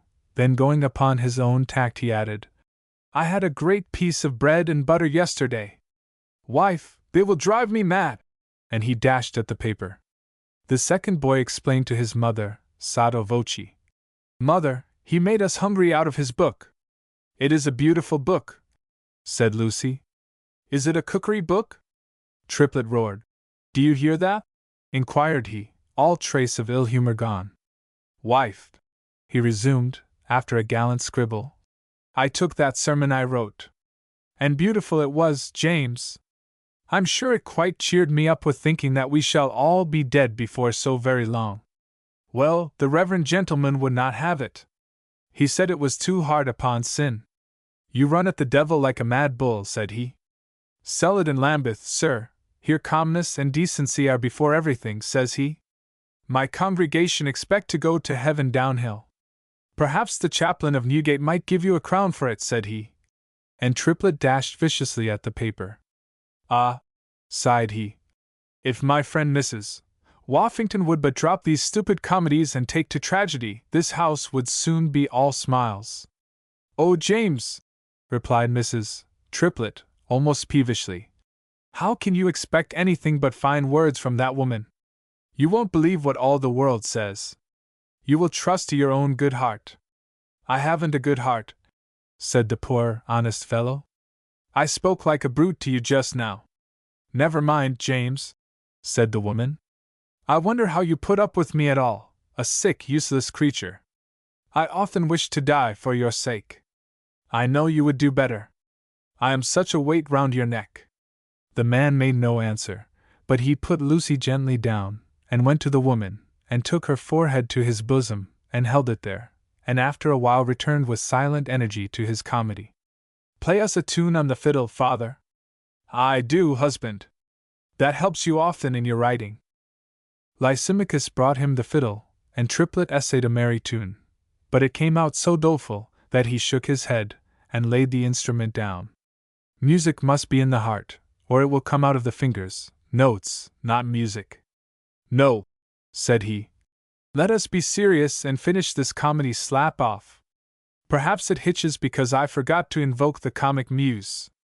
She must be a black-hearted jade, if she doesn't come with merry notions to a poor devil, starving in the midst of his hungry little ones. We are past help from heathen goddesses, said the woman. We must pray to heaven to look down upon us and our children. The man looked up with a very bad expression on his countenance. You forget, said he sullenly. Our street is very narrow, and the opposite houses are very high. James, how can heaven be expected to see what honest folk endure in so dark a hole as this? Cried the man fiercely. James, said the woman, with fear and sorrow. What words are these? The man rose and flung his pen upon the floor. Have we given honesty a fair trial, yes or no? No, said the woman, without a moment's hesitation. Not till we die, as we have lived. Heaven is higher than the sky, children, said she, lest perchance her husband's words should have harmed their young souls. The sky is above the earth, and heaven is higher than the sky, and heaven is just. I suppose it is so, said the man, a little cowed by her. Everybody says so. I think so at bottom myself, but I can't see it. I want to see it, but I can't, cried he fiercely. Have my children offended heaven? They will starve, they will die. If I was heaven, I'd be just, and send an angel to take these children's part. They cried to me for bread, I had no bread, so I gave them hard words. The moment I had done that I knew it was all over. God knows it took a long while to break my heart, but it is broken at last, quite broken. Broken! Broken! And the poor thing laid his head upon the table, and sobbed, beyond all power of restraint. The children cried round him, scarce knowing why, and Mrs. Triplet could only say, My poor husband! And prayed and wept upon the couch where she lay. It was at this juncture that a lady, who had knocked gently and unheard, opened the door, and with a light step entered the apartment. But no sooner had she caught sight of Triplet's anguish, than, saying hastily, Stay, I forgot something, she made as hasty an exit. This gave Triplet a moment to recover himself, and Mrs. Woffington, whose lynx eye had comprehended all at a glance, and who had determined at once what line to take, came flying in again, saying, Wasn't somebody inquiring for an angel? Here I am. See, Mr. Triplet. And she showed him a note, which said, Madam, you are an angel.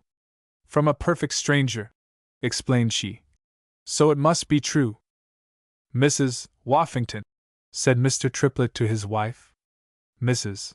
Woffington planted herself in the middle of the floor, and with a comical glance, setting her arms akimbo, uttered a shrill whistle. Now you will see another angel. There are two sorts of them. Pompey came in with a basket, she took it from him. "Lucifer, avaunt!" cried she, in a terrible tone that drove him to the wall. "And wait outside the door," added she, conversationally. "I heard you were ill, ma'am, and I have brought you some physic, black draughts from Burgundy." And she smiled. And, recovered from their first surprise, young and old began to thaw beneath that witching, irresistible smile. "Mrs. Triplet, I have come to give your husband a sitting. Will you allow me to eat my little luncheon with you? I am so hungry." Then she clapped her hands, and in ran Pompey.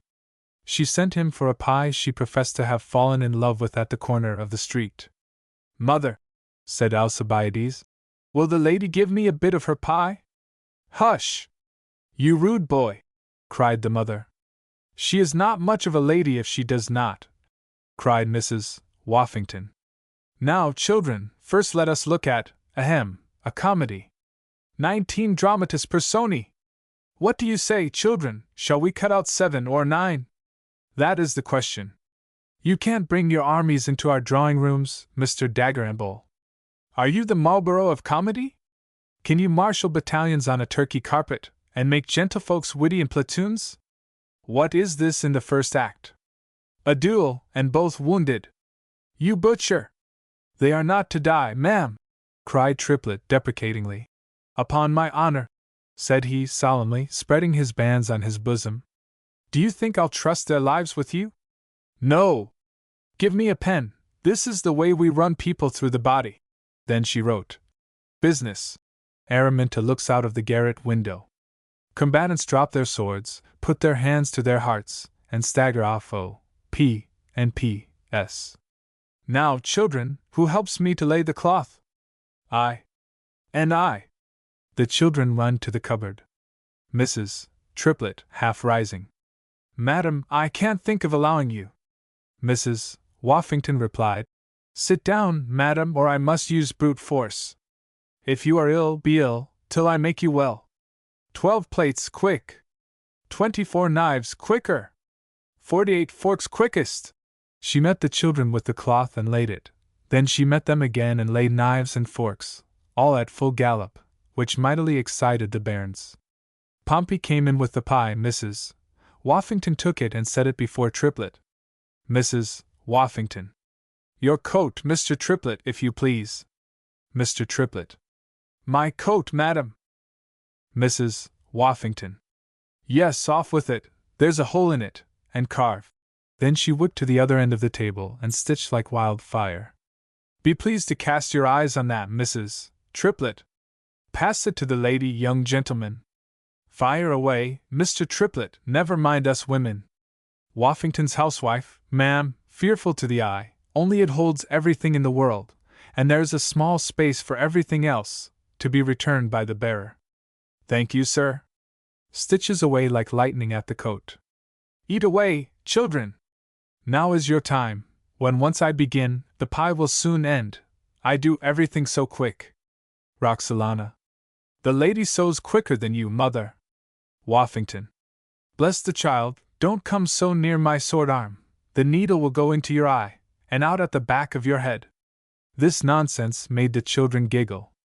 "The needle will be lost, the child no more. Enter undertaker. House turned topsy-turvy. Father shows Woffington to the door. Off she goes with a face as long and dismal as some people's comedies. No names, crying fine Johnny Y. oranges." The children, all but Lucy, screeched with laughter. Lucy said gravely, "Mother, the lady is very funny. You will be as funny when you are as well paid for it." This just hit poor Trip's notion of humor, and he began to choke, with his mouth full of pie. "James, take care," said Mrs. Triplet, sad and solemn. James looked up. "My wife is a good woman, madam," said he, "but deficient in an important particular." "Oh, James!" "Yes, my dear. I regret to say you have no sense of humor, no more than a cat, Jane." "What? Because the poor thing can't laugh at your comedy?" "No, ma'am, but she laughs at nothing. Try her with one of your tragedies, my lad." "I am sure, James," said the poor, good, lackadaisical woman, "if I don't laugh, it is not for want of the will. I used to be a very hearty laugher, whined she. But I haven't laughed this 2 years. Oh, indeed, said the Woffington. Then the next 2 years you shall do nothing else. Ah, madam, said Triplet. That passes the art, even of the great comedian. Does it? Said the actress coolly. Lucy. She is not a comedy lady. You don't ever cry, pretty lady? Woffington, ironically. Oh, of course not. Lucy, confidentially. Comedy is crying. Father cried all the time he was writing his one. Triplet turned red as fire. Hold your tongue, said he. I was bursting with merriment. Wife, our children talk too much. They put their noses into everything, and criticize their own father. Unnatural offspring, laughed the visitor. And when they take up a notion, Socrates couldn't convince them to the contrary. For instance, madam, all this morning they thought fit to assume that they were starving. So we were, said Lysimachus. Until the angel came, and the devil went for the pie. There. Now you mark my words, we shall never get that idea out of their heads. Until, said Mrs. Woffington, lumping a huge cut of pie into Roxalana's plate, we put a very different idea into their stomachs. This, and the look she cast on Mrs. Triplet fairly caught that good, though somber personage. She giggled, put her hand to her face, and said, I'm sure I asked your pardon, ma'am. It was no use. The comedian had determined they should all laugh, and they were made to laugh. Then she rose, and showed them how to drink healths à la Française, and keen were her little admirers to touch her glass with theirs. And the pure wine she had brought did Mrs. Triplet much good, too, though not so much as the music and sunshine of her face and voice. Then, when their stomachs were full of good food, and the soul of the grape tingled in their veins, and their souls glowed under her great magnetic power, she suddenly seized the fiddle, and showed them another of her enchantments. She put it on her knee, and played a tune that would have made gout, colic, and phthisis dance upon their last legs. She played to the eye as well as to the ear, with such a smart gesture of the bow, and such a radiance of face as she looked at them, that whether the music came out of her wooden shell, or her horsehair wand, or her bright self, seemed doubtful. They pranced on their chairs. They could not keep still. She jumped up, so did they. She gave a wild Irish hurrah. She put the fiddle in Triplet's hand. The wind that shakes the barley, ye divil! Cried she. Triplet went hors de lui. He played like Paganini, or an intoxicated demon. Woffington covered the buckle in gallant style. She danced, the children danced. Triplet fiddled and danced, and flung his limbs in wild dislocation. The wineglasses danced, and last, Mrs. Triplet was observed to be bobbing about on her sofa, in a monstrous absurd way, droning out the tune, and playing her hands with mild enjoyment, all to herself. Woffington pointed out this pantomimic soliloquy to the two boys, with a glance full of fiery meaning. This was enough. With a fiendish yell, they fell upon her, and tore her, shrieking, off the sofa. And lo! When she was once launched, she danced up to her husband, and said to him with a meek deliberation that was as funny as any part of the scene. So then the mover of all this slipped on one side, and let the stone of merriment roll, and roll it did. There was no swimming, sprawling, or irrelevant frisking. Their feet struck the ground for every note of the fiddle, pat as its echo, their faces shone, their hearts leaped, and their poor frozen natures came out, and warmed themselves at the glowing melody. A great sunbeam had come into their abode, and these human motes danced in it. The elder ones recovered their gravity first. They sat down breathless, and put their hands to their hearts. They looked at one another, and then at the goddess who had revived them. Their first feeling was wonder. Were they the same, who, 10 minutes ago, were weeping together? Yes. 10 minutes ago they were rayless, joyless, hopeless. Now the sun was in their hearts, and sorrow and sighing were fled, as fogs disperse before the god of day. It was magical. Could a mortal play upon the soul of man, woman, and child like this? Happy Woffington! And suppose this was more than half acting, but such acting as Triplet never dreamed of, and to tell the honest, simple truth, I myself should not have suspected it. But children are sharper than one would think, and Alcibiades Triplet told, in after years, that, when they were all dancing except the lady, he caught sight of her face, and it was quite grave, and even sad. But, as often as she saw him look at her, she smiled at him so gaily, he couldn't believe it was the same face. If it was art, glory be to such art so worthily applied, and honor to such creatures as this, that come like sunshine into poor men's houses, and tune drooping hearts to daylight and hope. The wonder of these worthy people soon changed to gratitude. Mrs. Woffington stopped their mouths at once. "No, no!" cried she. "If you really love me, no scenes, I hate them. Tell these brats to kiss me, and let me go. I must sit for my picture after dinner, it is a long way to Bloomsbury Square." The children needed no bidding. They clustered round her, and poured out their innocent hearts as children only do. "I shall pray for you after father and mother," said one. "I shall pray for you after daily bread," said Lucy, "because we were though hungry till you came." "My poor children!" cried Woffington, and hard to grown-up actors, as she called us, but sensitive to children, she fairly melted as she embraced them. It was at this precise juncture that the door was unceremoniously opened, and the two gentlemen burst upon the scene. My reader now guesses whom Sir Charles Pomander surprised more than he did Mrs. Woffington. He could not for the life of him comprehend what she was doing, and what was her ulterior object. The nil admirari of the fine gentleman deserted him, and he gazed open-mouthed, like the veriest chawbacon. The actress, unable to extricate herself in a moment from the children, stood there like Charity, in New College Chapel, while the mother kissed her hand, and the father quietly dropped tears, like some leaden water god in the middle of a fountain. Vane turned hot and cold by turns, with joy and shame. Pomander's genius came to the aid of their embarrassment. "Follow my lead," whispered he. "What? Mrs. Woffington here!" cried he. Then he advanced businesslike to Triplet. "We are aware, sir, of your various talents, and are come to make a demand on them. I, sir, am the unfortunate possessor of frescoes. Time has impaired their indelicacy. No man can restore it as you can." "Ugh! Sir! Sir!" said the gratified goose. "My Cupid's bows are walking sticks, and my Venus's noses are snubbed. You must set all that straight on your own terms, Mr. Triplet. In a single morning all shall bloom again, sir. Whom would you wish them to resemble in feature? I have lately been praised for my skill in portraiture," glancing at Mrs. Woffington. "Oh," said Pomander carelessly, "you need not go far for Venuses and Cupids, I suppose? I see, sir, my wife and children." "Thank you, sir, thank you." Pomander stared. Mrs. Woffington laughed. Now it was Vane's turn. "Let me have a copy of verses from your pen. I shall have £5 at your disposal for them."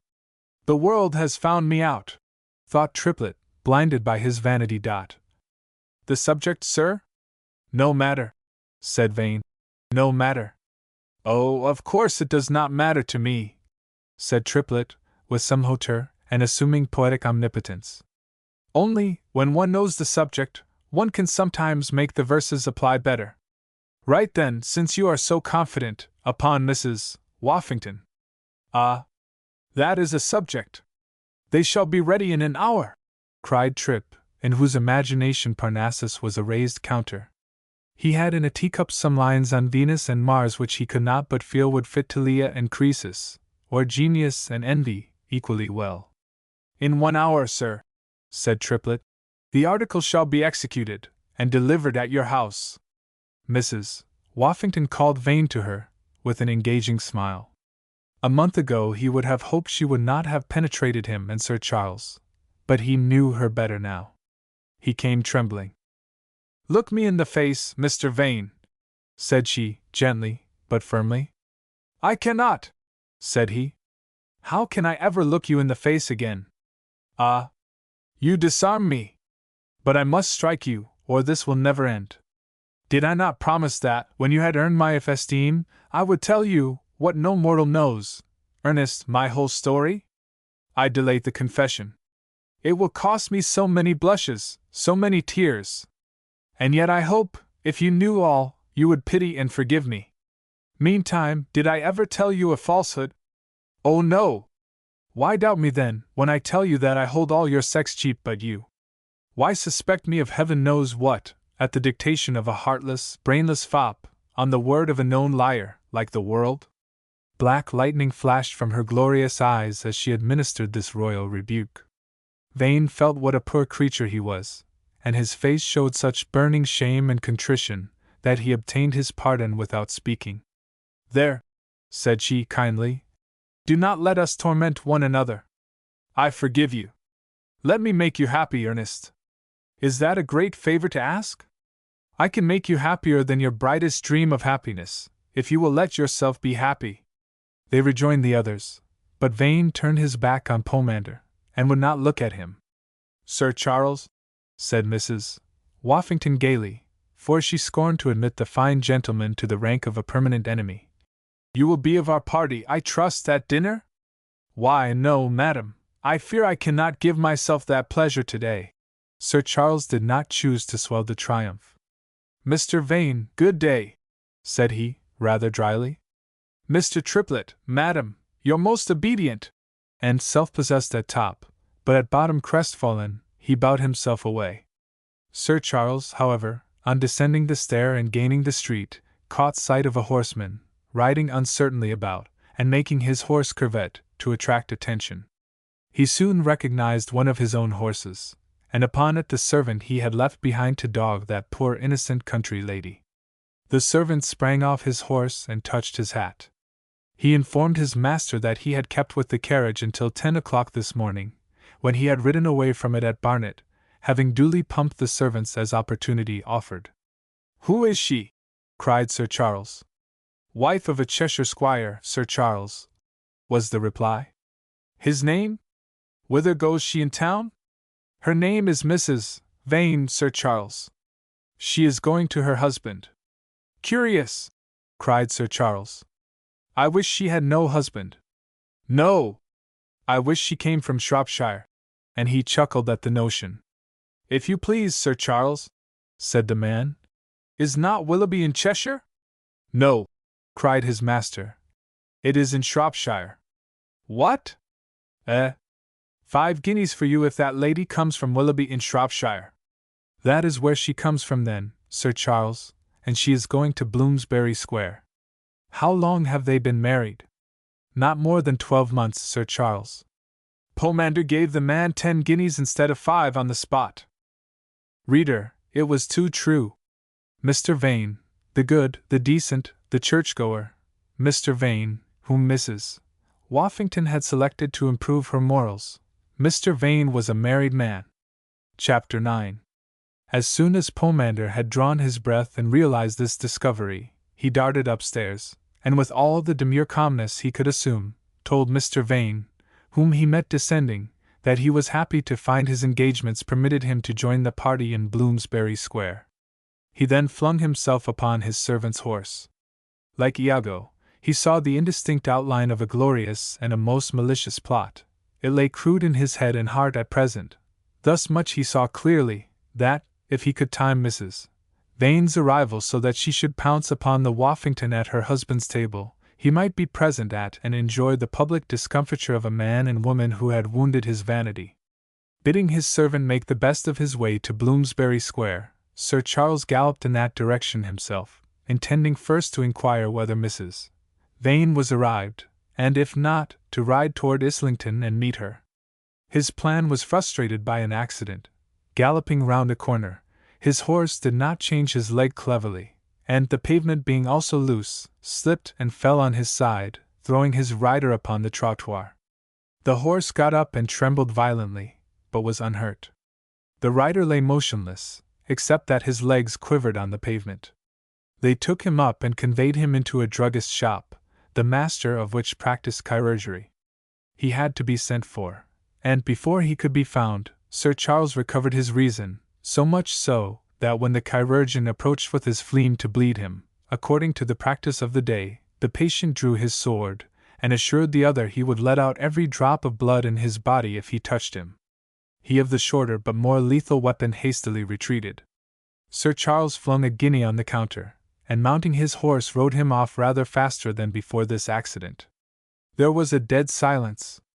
"I believe that gentleman to be the devil," said a thoughtful bystander.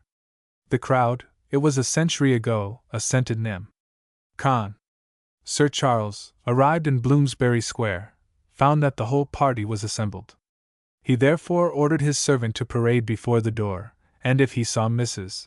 Vane's carriage enter the square, to let him know, if possible, before she should reach the house. On entering he learned that Mr. Vane and his guests were in the garden, a very fine one, and joined them there.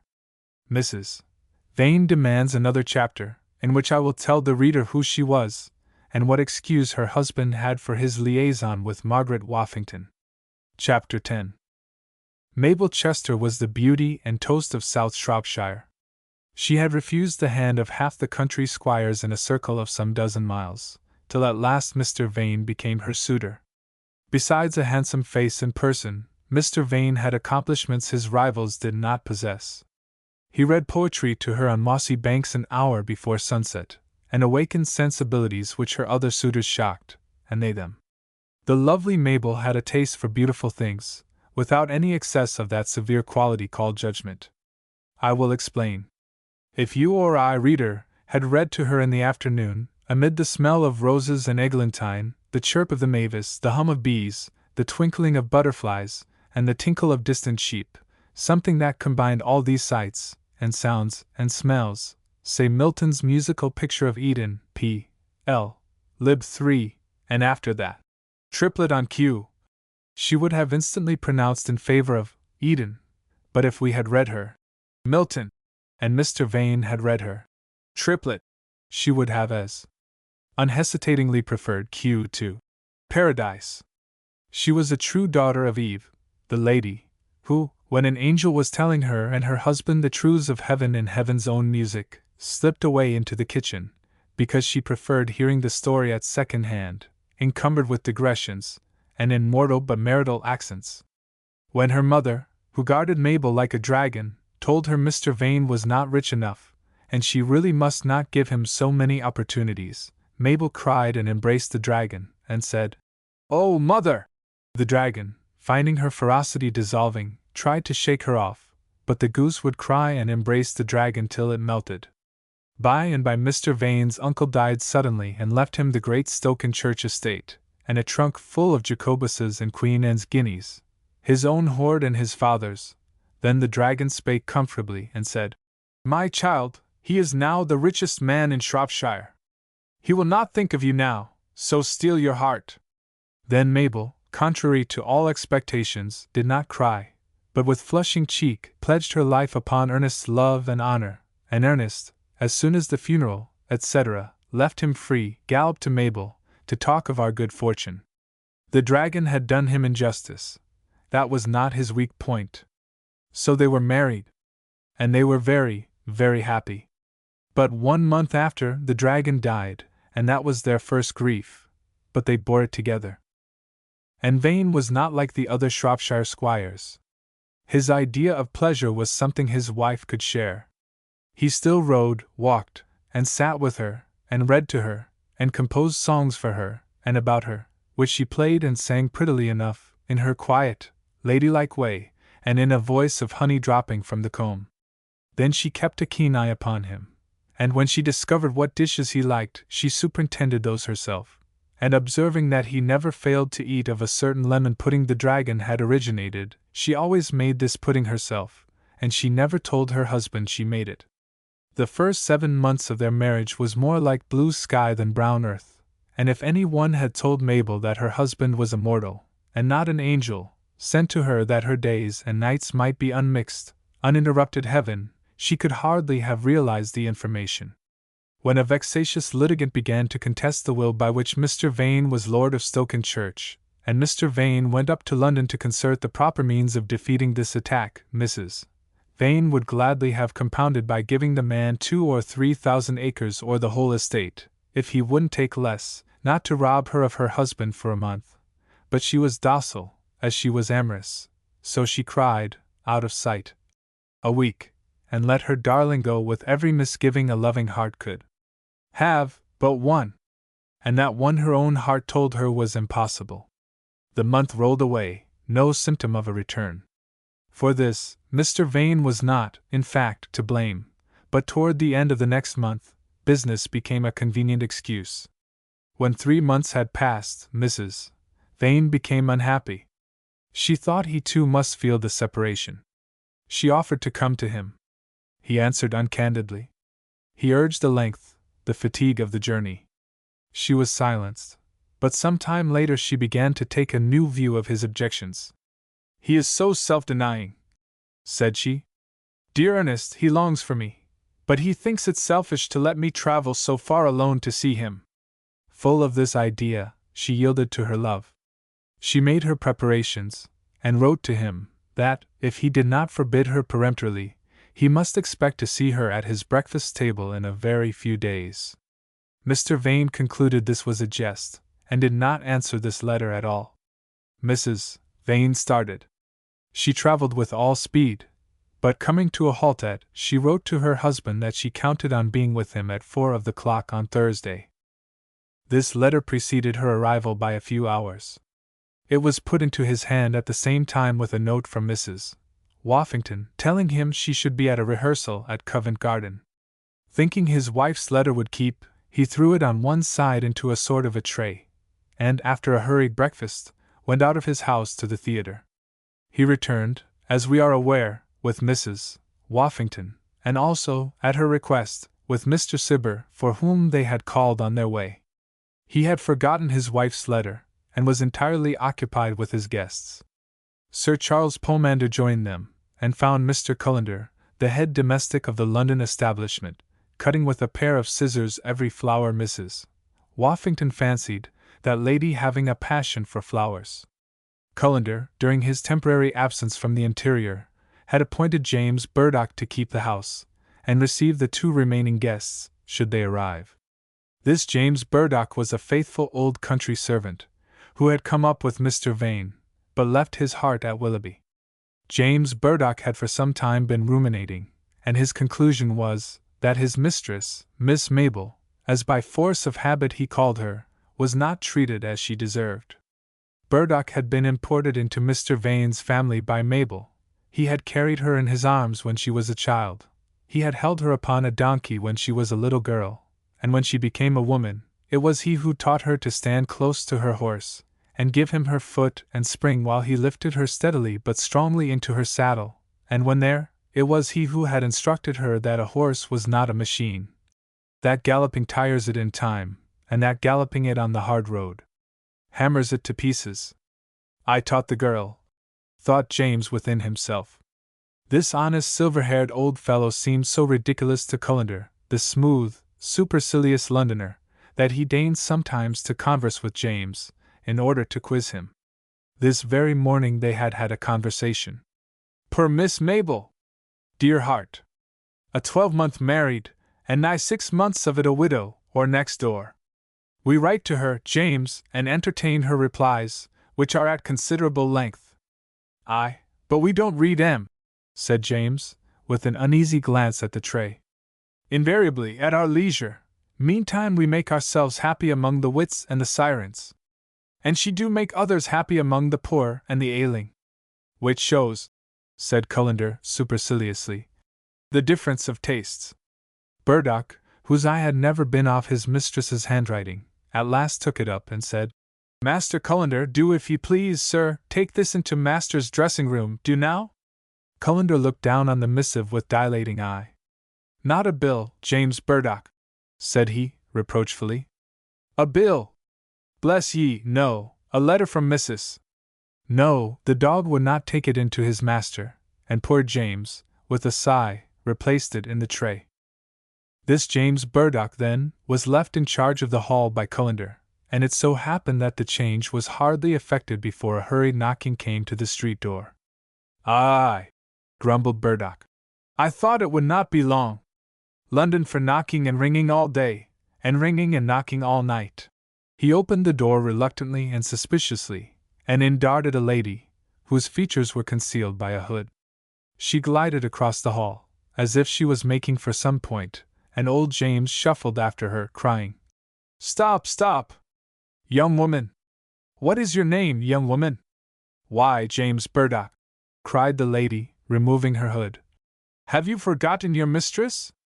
Mistress! Why, Miss Mabel, I ask your pardon, madam. Here, John, Marjorie. Hush! Cried Mrs. Vane. But where are your trunks, miss? And where's the coach, and Darby and Joan? To think of their drawing you all the way here! I'll have them into your room directly, ma'am. Miss, you've come just in time. What a dear, good, stupid old thing you are, James. Where is Ernest, Mr. Vane? James, is he well and happy? I want to surprise him. Yes, ma'am, said James, looking down. I left the old stupid coach at Islington, James. The something pin was loose, or I don't know what. Could I wait 2 hours there? So I came on by myself. You wicked old man, you let me talk, and don't tell me how he is. Master is main well, ma'am, and thank you, said old Burdock, confused and uneasy. But is he happy? Of course he is. Are we not to meet today after 6 months? Ah! But never mind, they are gone by. Lord bless her, thought the faithful old fellow. If sitting down and crying could help her, I wouldn't be long. By this time they were in the banqueting room, and at the preparations their Mabel gave a start. She then colored. Oh, he has invited his friends to make acquaintance. I had rather we had been alone all this day and tomorrow. But he must not know that. No, his friends are my friends, and shall be too, thought the country wife.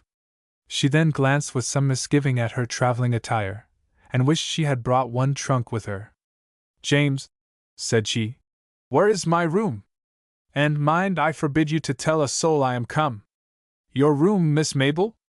Well, any room where there is looking-glass and water. She then went to a door which opened in fact on a short passage leading to a room occupied by Mr. Vane himself. No, no, cried James. That is master's room. Well, is not master's room mistress's room, old man? But stay, is he there? No, ma'am, he is in the garden, with a power of fine folks.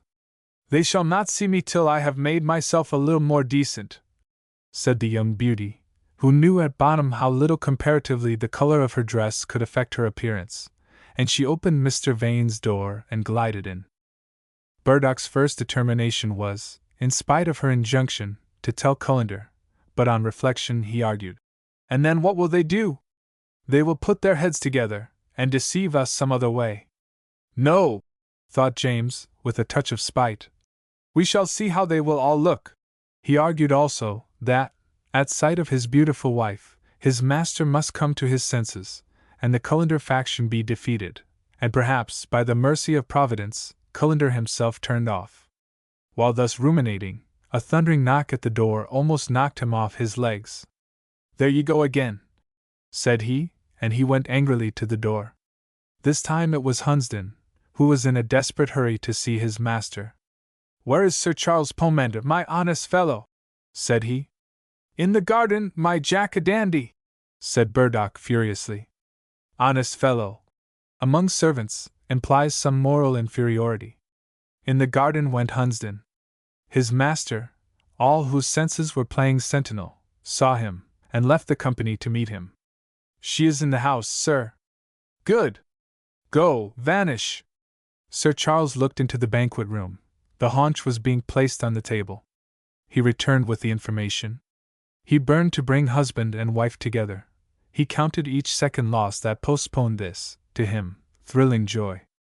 Oh, how happy he was, happier than the serpent when he saw Eve's white teeth really strike into the apple. Shall we pay respect to this haunch, Mr. Quinn? Said Vane gaily. If you please, sir, said Quinn gravely. Cullender ran down a by-path with an immense bouquet, which he arranged for Mrs. Woffington in a vase at Mr. Vane's left hand. He then threw open the windows, which were on the French plan, and shut within a foot of the lawn. The musicians in the arbor struck up, and the company, led by Mr. Vane and Mrs. Woffington, entered the room. And a charming room it was, light, lofty, and large, adorned in the French way with white and gold. The table was an exact oval, and at it everybody could hear what anyone said, an excellent arrangement where ideaed guests only are admitted, which is another excellent arrangement, though I see people don't think so. The repast was luxurious and elegant. There was no profusion of unmeaning dishes, each was a bonne bouche, an undeniable delicacy. The glass was beautiful, the plates silver. The flowers rose like walls from the table, the plate massive and glorious, rose water in the hand glasses. Music crept in from the garden, deliciously subdued into what seemed a natural sound. A broad stream of southern sun gushed in fiery gold through the open window, and, like a red-hot rainbow, danced through the stained glass above it. Existence was a thing to bask in such a place, and so happy an hour. The guests were Quin, Mrs.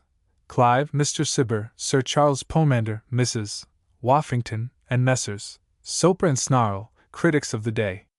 This pair, with wonderful sagacity, had arrived from the street as the haunch came from the kitchen. Good humor reigned, some cuts passed, but as the parties professed wit, they gave and took. Quin carved the haunch, and was happy. Soper and Snarl, eating the same, and drinking taqui, were mellowed and mitigated into human flesh. Mr. Vane and Mrs. Woffington were happy, he, because his conscience was asleep, and she, because she felt nothing now could shake her hold of him. Sir Charles was in a sort of mental chuckle. His head burned, his bones ached, but he was in a sort of nervous delight. Where is she? Thought he. What will she do? Will she send her maid with a note? How blue he will look! Or will she come herself? She is a country wife, there must be a scene. Oh, why doesn't she come into this room? She must know we are here. Is she watching somewhere? His brain became puzzled, and his senses were sharpened to a point. He was all eye, ear, and expectation, and this was why he was the only one to hear a very slight sound behind the door we have mentioned, and next to perceive a lady's glove lying close to that door. Mabel had dropped it in her retreat. Putting this and that together, he was led to hope and believe she was there, making her toilet, perhaps, and her arrival at present unknown. Do you expect no one else? Said he, with feigned carelessness, to Mr. Vane. No, said Mr. Vane, with real carelessness. It must be so. What fortune! Thought Pomander. Sopa. Mr. Cibber looks no older than he did 5 years ago. Snarl. There was no room on his face for a fresh wrinkle. Sopa. He. Nay, Mr. Snarl, Mr. Cibber is like old port. The more ancient he grows, the more delicious his perfume. Snarl. And the crustier he gets. Clive. Mr. Vane, you should always separate those two. Snarl, by himself, is just supportable, but when Soper paves the way with his hypocritical praise, the pair are too much, they are a two-edged sword. Woffington. Wanting nothing but polish and point. Vane. Gentlemen, we abandon your neighbor, Mr. Quin, to you. Quin. They know better. If they don't keep a civil tongue in their heads, no fat goes from here to them. Cibber. Ah, Mr. Vane, this room is delightful, but it makes me sad. I knew this house in Lord Longueville's time, an unrivaled gallant Peggy. You may just remember him, Sir Charles? Pomander, with his eye on a certain door. Yes, a gouty old fellow. Cibber fired up. I wish you may ever be like him. Oh, the beauty, the wit, the petits soupers that used to be here. Longueville was a great creature, Mr. Vane. I have known him entertain a fine lady in this room, while her rival was fretting and fuming on the other side of that door. Ah, indeed, said Sir Charles. More shame for him, said Mr. Vane. Here was luck. Pomander seized this opportunity of turning the conversation to his object. With a malicious twinkle in his eye, he inquired of Mr. Cibber what made him fancy the house had lost its virtue in Mr. Vane's hands. Because, said Cibber, peevishly, you all want the true savoir-faire nowadays, because there is no just milieu, young gentlemen. The young dogs of the day are all either unprincipled heathen, like yourself, or Amadases, like our worthy host. The old gentleman's face and manners were like those of a patriarch, regretting the general decay of virtue, not the imaginary diminution of a single vice. He concluded with a sigh that, The true père de dames went out with the full periwig. Stab my vitals! A bit of fat, Mr. Cibber? Said Quin, whose jokes were not polished. Jemmy, thou art a brute, was the reply. You refuse, sir? Said Quin, sternly. No, sir, said Cibber, with dignity. I accept. Pomander as I was ever on the door. The old are so unjust to the young, said he. You pretend that the deluge washed away iniquity, and that a rake is a fossil. What? Said he, leaning as it were on every word. If I'd bet you a cool 100 that Vane has a petticoat in that room, and that Mrs. Woffington shall unearth her? The malicious dog thought this was the surest way to effect a dramatic exposure, because if Peggy found Mabel to all appearances concealed, Peggy would scold her, and betray herself. Pomander! Cried Vane, in great heat, then, checking himself, he said coolly. But you all know Pomander. None of you, replied that gentleman. Bring a chair, sir, said he, authoritatively, to a servant, who, of course, obeyed. Mrs. Clive looked at him, and thought, there is something in this. It is for the lady, said he coolly. Then, leaning over the table, he said to Mrs. Woffington, with an impudent affectation of friendly understanding, I ran her to earth in this house not 10 minutes ago. Of course I don't know who she is. But, smacking his lips, a rustic amaryllis, breathing all Maybuds and meadowsweet. Have her out, Peggy! Shouted Cibber.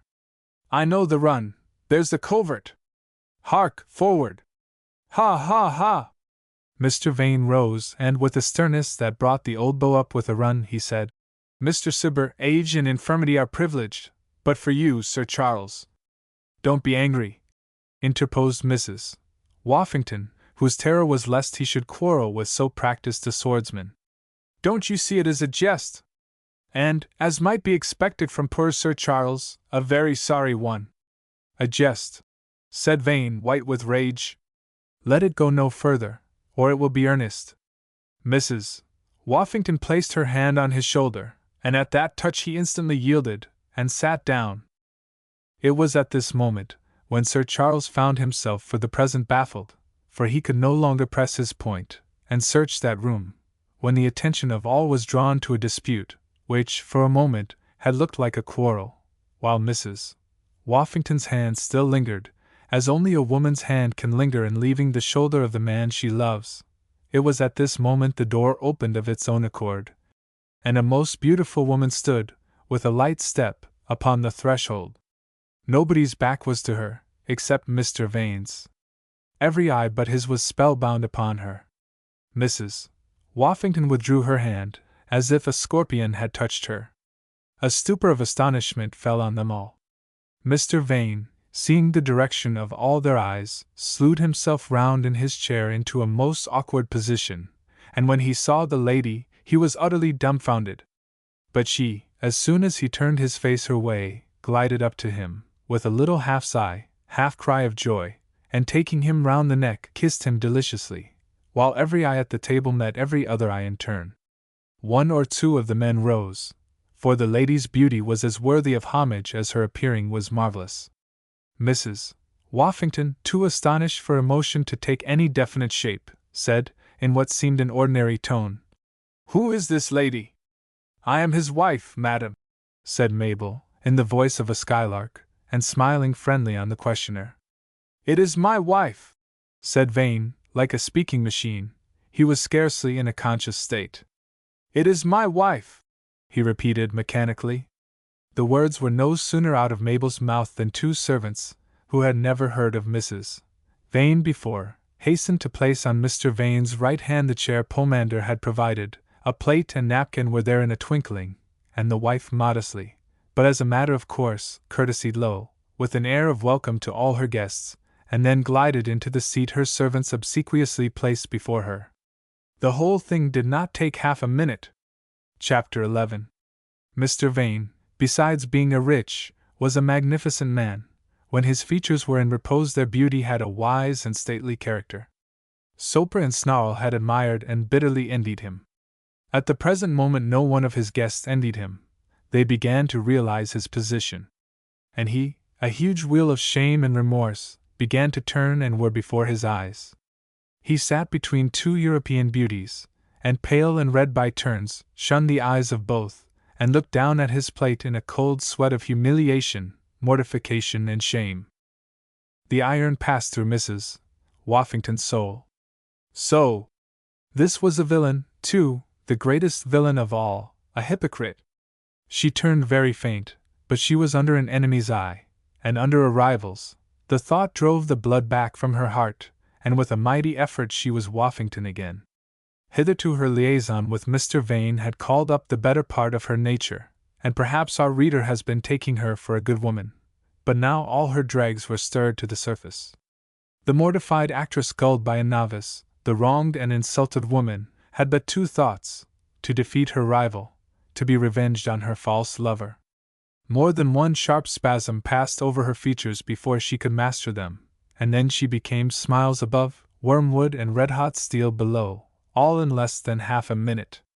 As for the others, looks of keen intelligence passed between them, and they watched with burning interest for the denouement. That interest was stronger than their sense of the comicality of all this, for the humorous view of what passes before our eyes comes upon cool reflection, not often at the time. Sir Charles, indeed, who had foreseen some of this, wore a demure look, belied by his glittering eye. He offered Cibber snuff, and the two satirical animals grinned over the snuff-box, like a malicious old ape and a mischievous young monkey.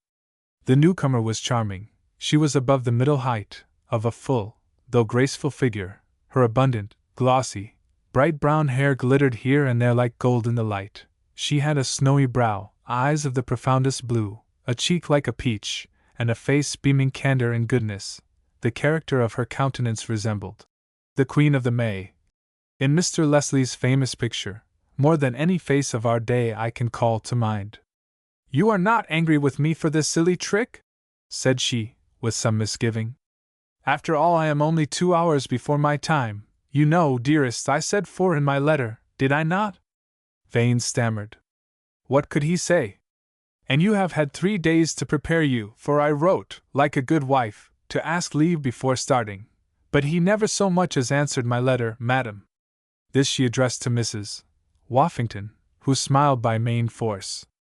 "Why," stammered Vane, "could you doubt?" "I. No.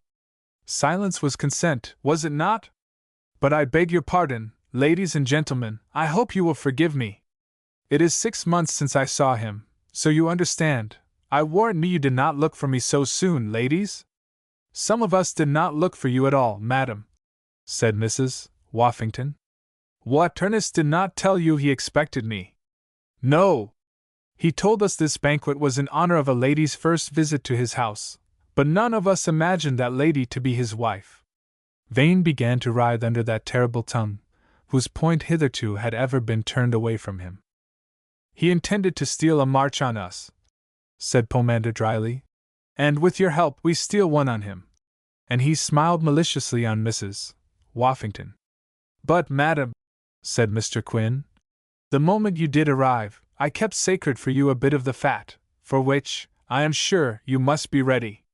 Pass her plate." "Not at present, Mr. Quinn," said Mr. Vane, hastily. "She is about to retire and change her traveling dress." "Yes, dear, but you forget I am a stranger to your friends. Will you not introduce me to them first?" "No, no!"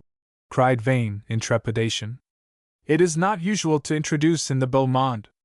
"We always introduce ourselves," rejoined Mrs. Woffington. She rose slowly, with her eye on Vane.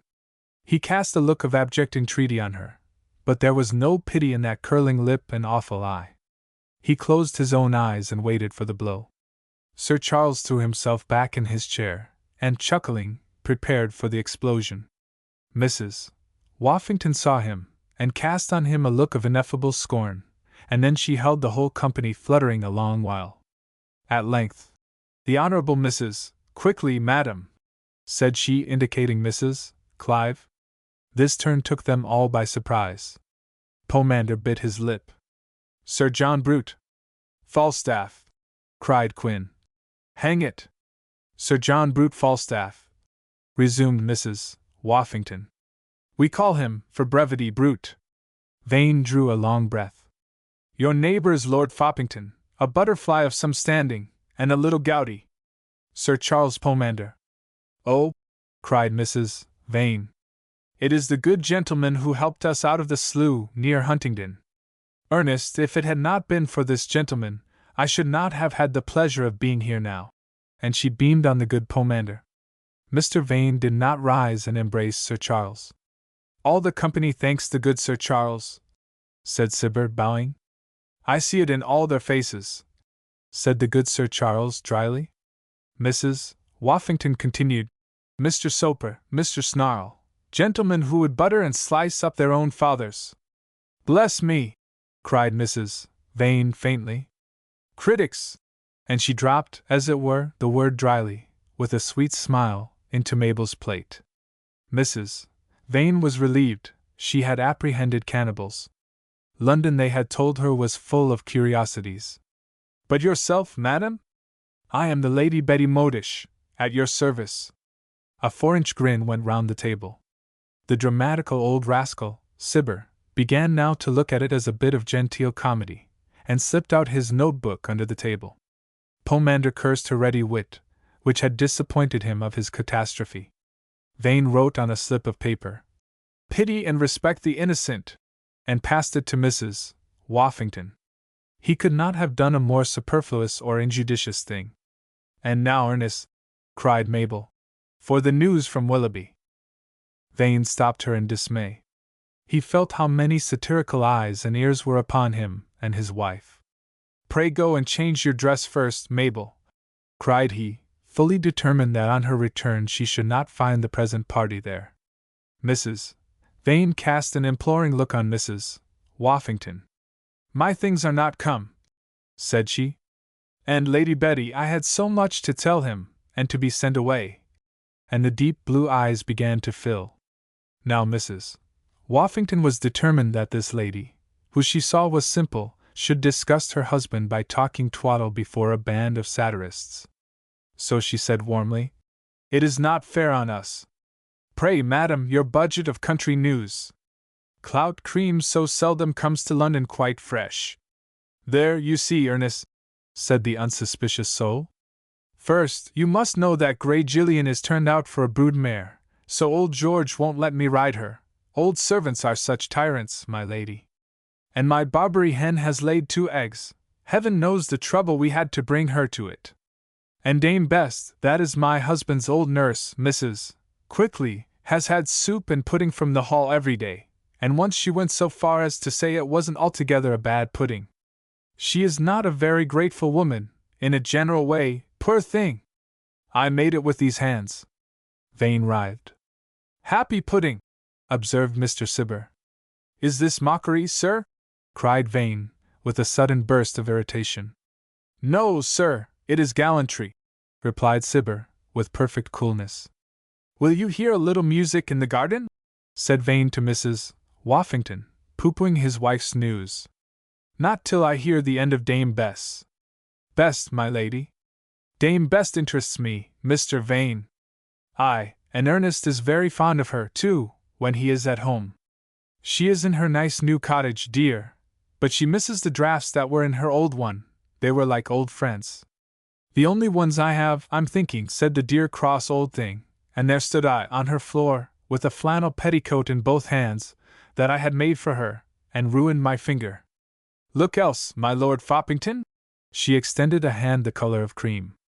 Permit me, madam? Taking out his glasses, with which he inspected her finger, and gravely announced to the company. The laceration is, in fact, discernible.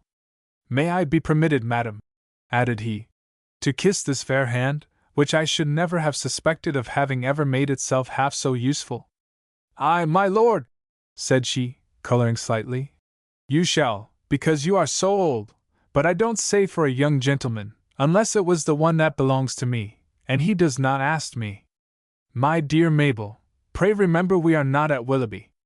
I see we are not, Ernest. And the dove-like eyes filled brimful, and all her innocent prattle was put an end to. What brutes men are, thought Mrs. Woffington. They are not worthy even of a fool like this. Mr. Vane once more pressed her to hear a little music in the garden, and this time she consented. Mr. Vane was far from being unmoved by his wife's arrival, and her true affection. But she worried him. He was anxious, above all things, to escape from his present position, and separate the rival queens, and this was the only way he could see to do it.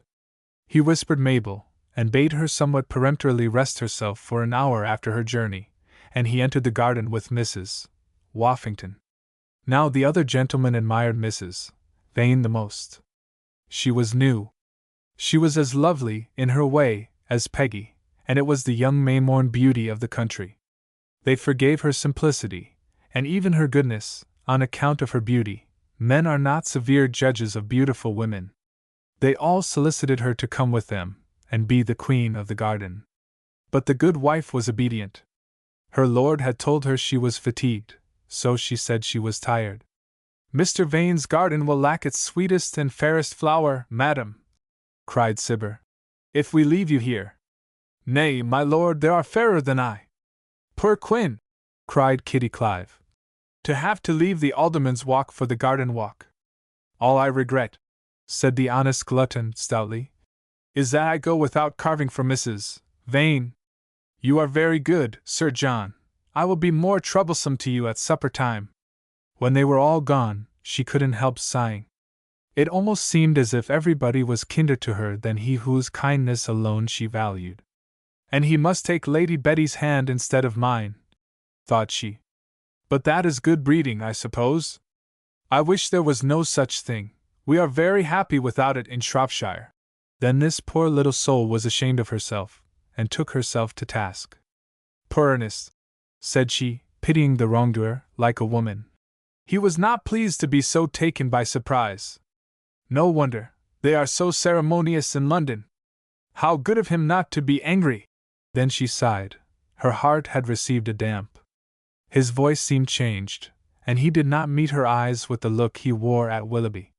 She looked timidly into the garden. She saw the gay colors of bows, as well as of bells, for in these days broadcloth had not displaced silk and velvet, glancing and shining among the trees, and she sighed, but presently brightening up a little, she said, "I will go and see that the coffee is hot and clear, and the chocolate well mixed for them." The poor child wanted to do something to please her husband. Before she could carry out this act of domestic virtue, her attention was drawn to a strife of tongues in the hall.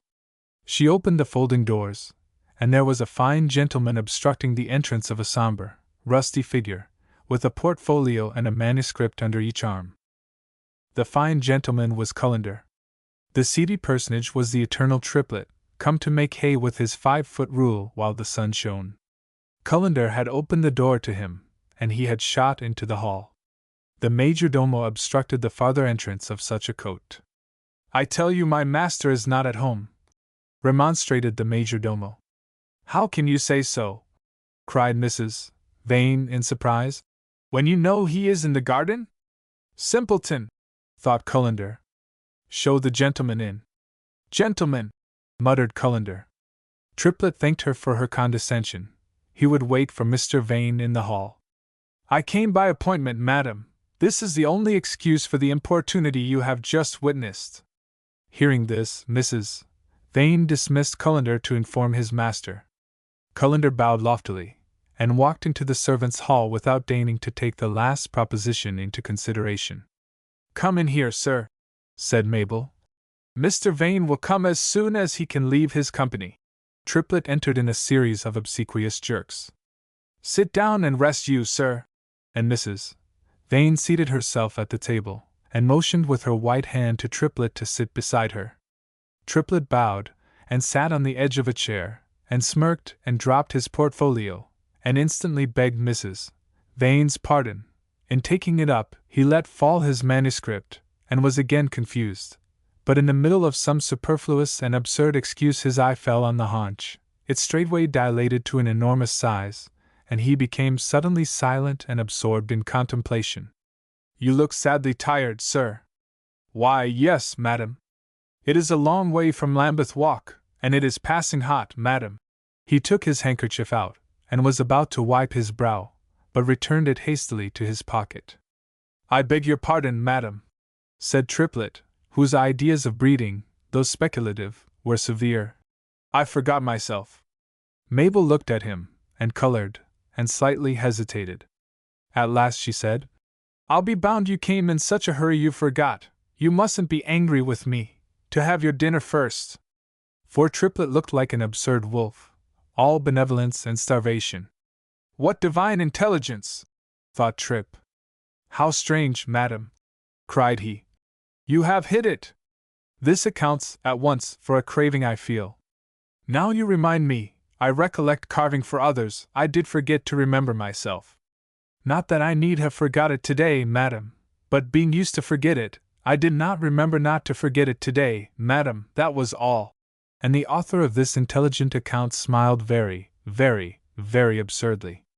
She poured him out a glass of wine.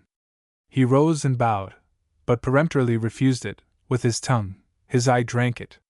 "But you must," persisted this hospitable lady. "But, madam, consider I am not entitled to nectar, as I am a man." The white hand was filling his plate with partridge pie. "But, madam, you don't consider how you overwhelm me with your ambrosia, as I am a poet. I am sorry Mr. Vane should keep you waiting." "By no means, madam, it is fortunate. I mean, it procures me the pleasure of—" Here articulation became obstructed. "Your society, madam. Besides, the servants of the Muse are used to waiting. What we are not used to is—" Here the white hand filled his glass.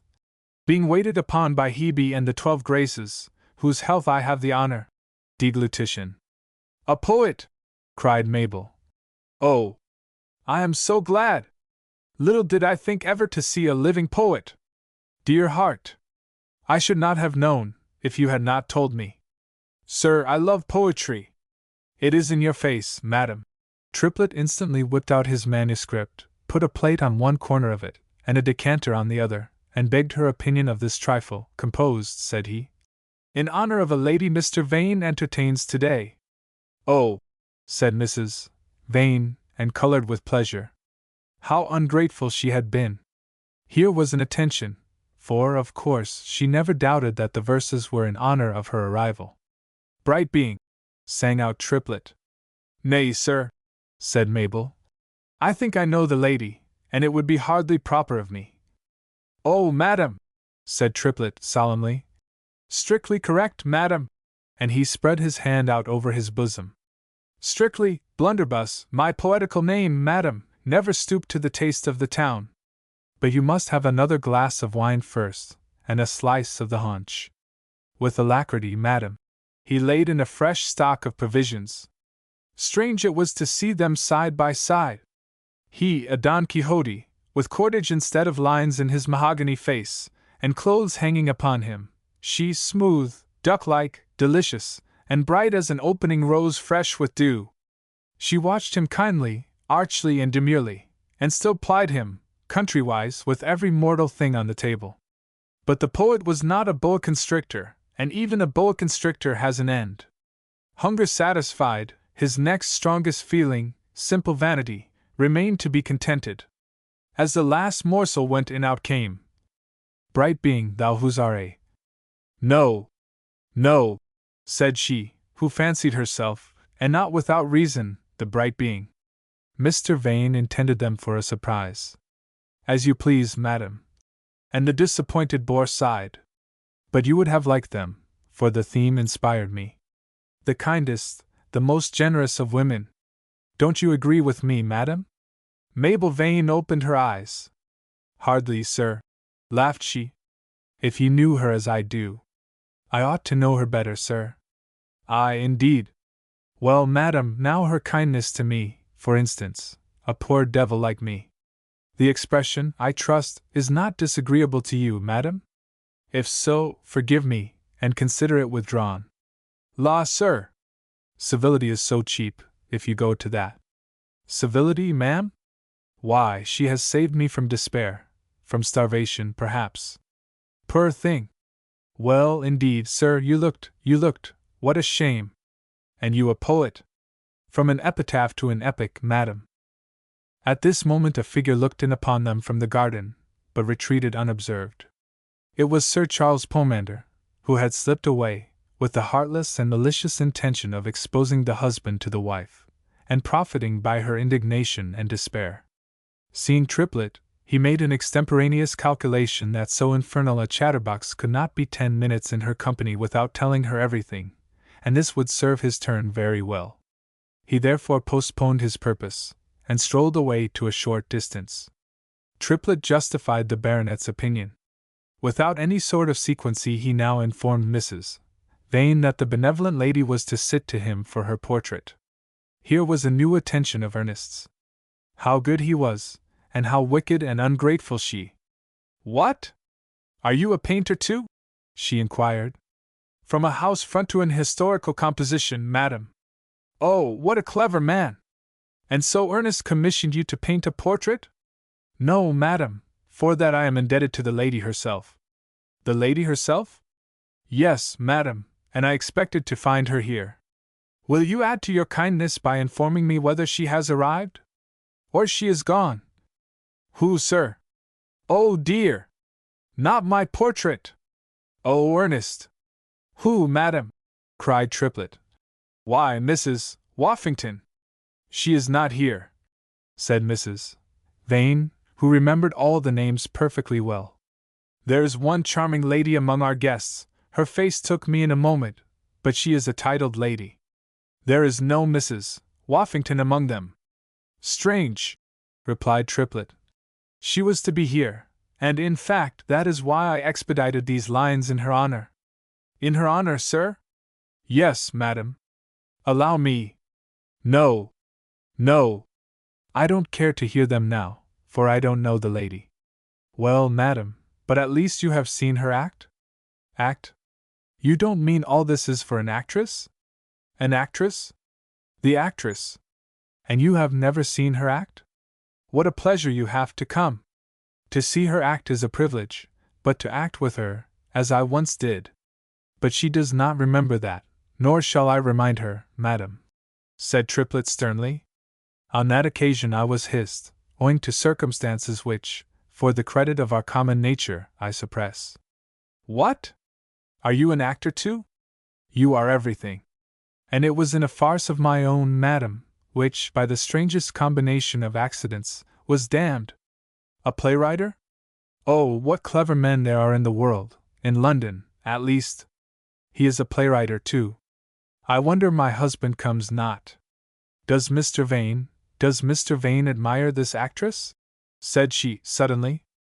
"Mr. Vane, madam, is a gentleman of taste," said he pompously. "Well, sir," said the lady, languidly, "she is not here." Triplet took the hint and rose. "Goodbye," said she, sweetly, "and thank you kindly for your company." "Triplet, madam, James Triplet, of 10, Hercules Buildings, Lambeth.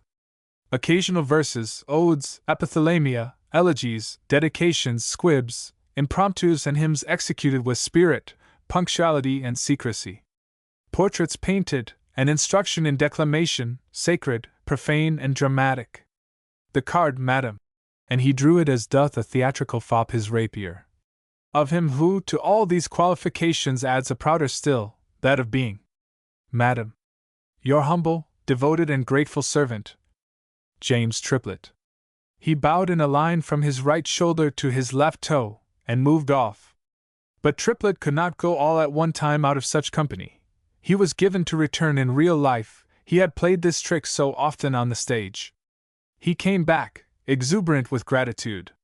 "The fact is, madam," said he, "strange as it may appear to you, a kind hand has not so often been held out to me, that I should forget it, especially when that hand is so fair and gracious. May I be permitted, madam, you will impute it to gratitude rather than audacity, I whimper, madam," with sudden severity, "I am gone." These last words he pronounced with the right arm at an angle of 45 degrees, and the fingers pointing horizontally. The stage had taught him this grace also. In his day, an actor who had 3 words to say, such as, "My lord's carriage is waiting," came on the stage with the right arm thus elevated, delivered his message in the tones of a falling dynasty, wheeled like a soldier, and retired with the left arm pointing to the sky and the right hand extended behind him like a setter's tail.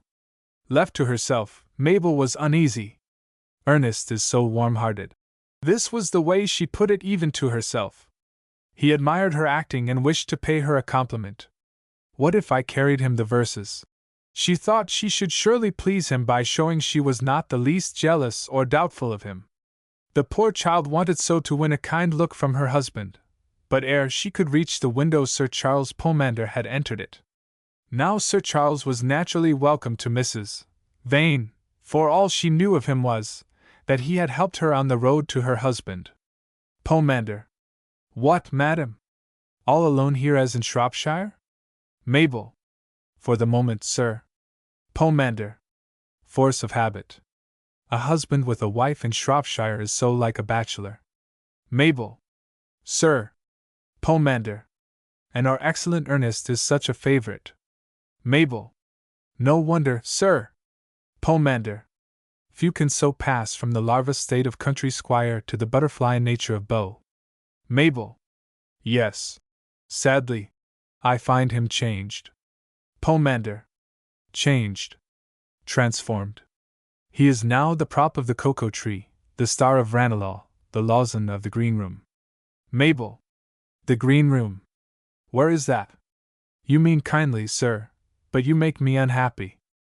Pomander. The green room, my dear madam, is the bower where houris put off their wings, and goddesses become dowdies, where Lady Macbeth weeps over her lapdog, dead from repletion, and Belvidera soothes her broken heart with a dozen of oysters.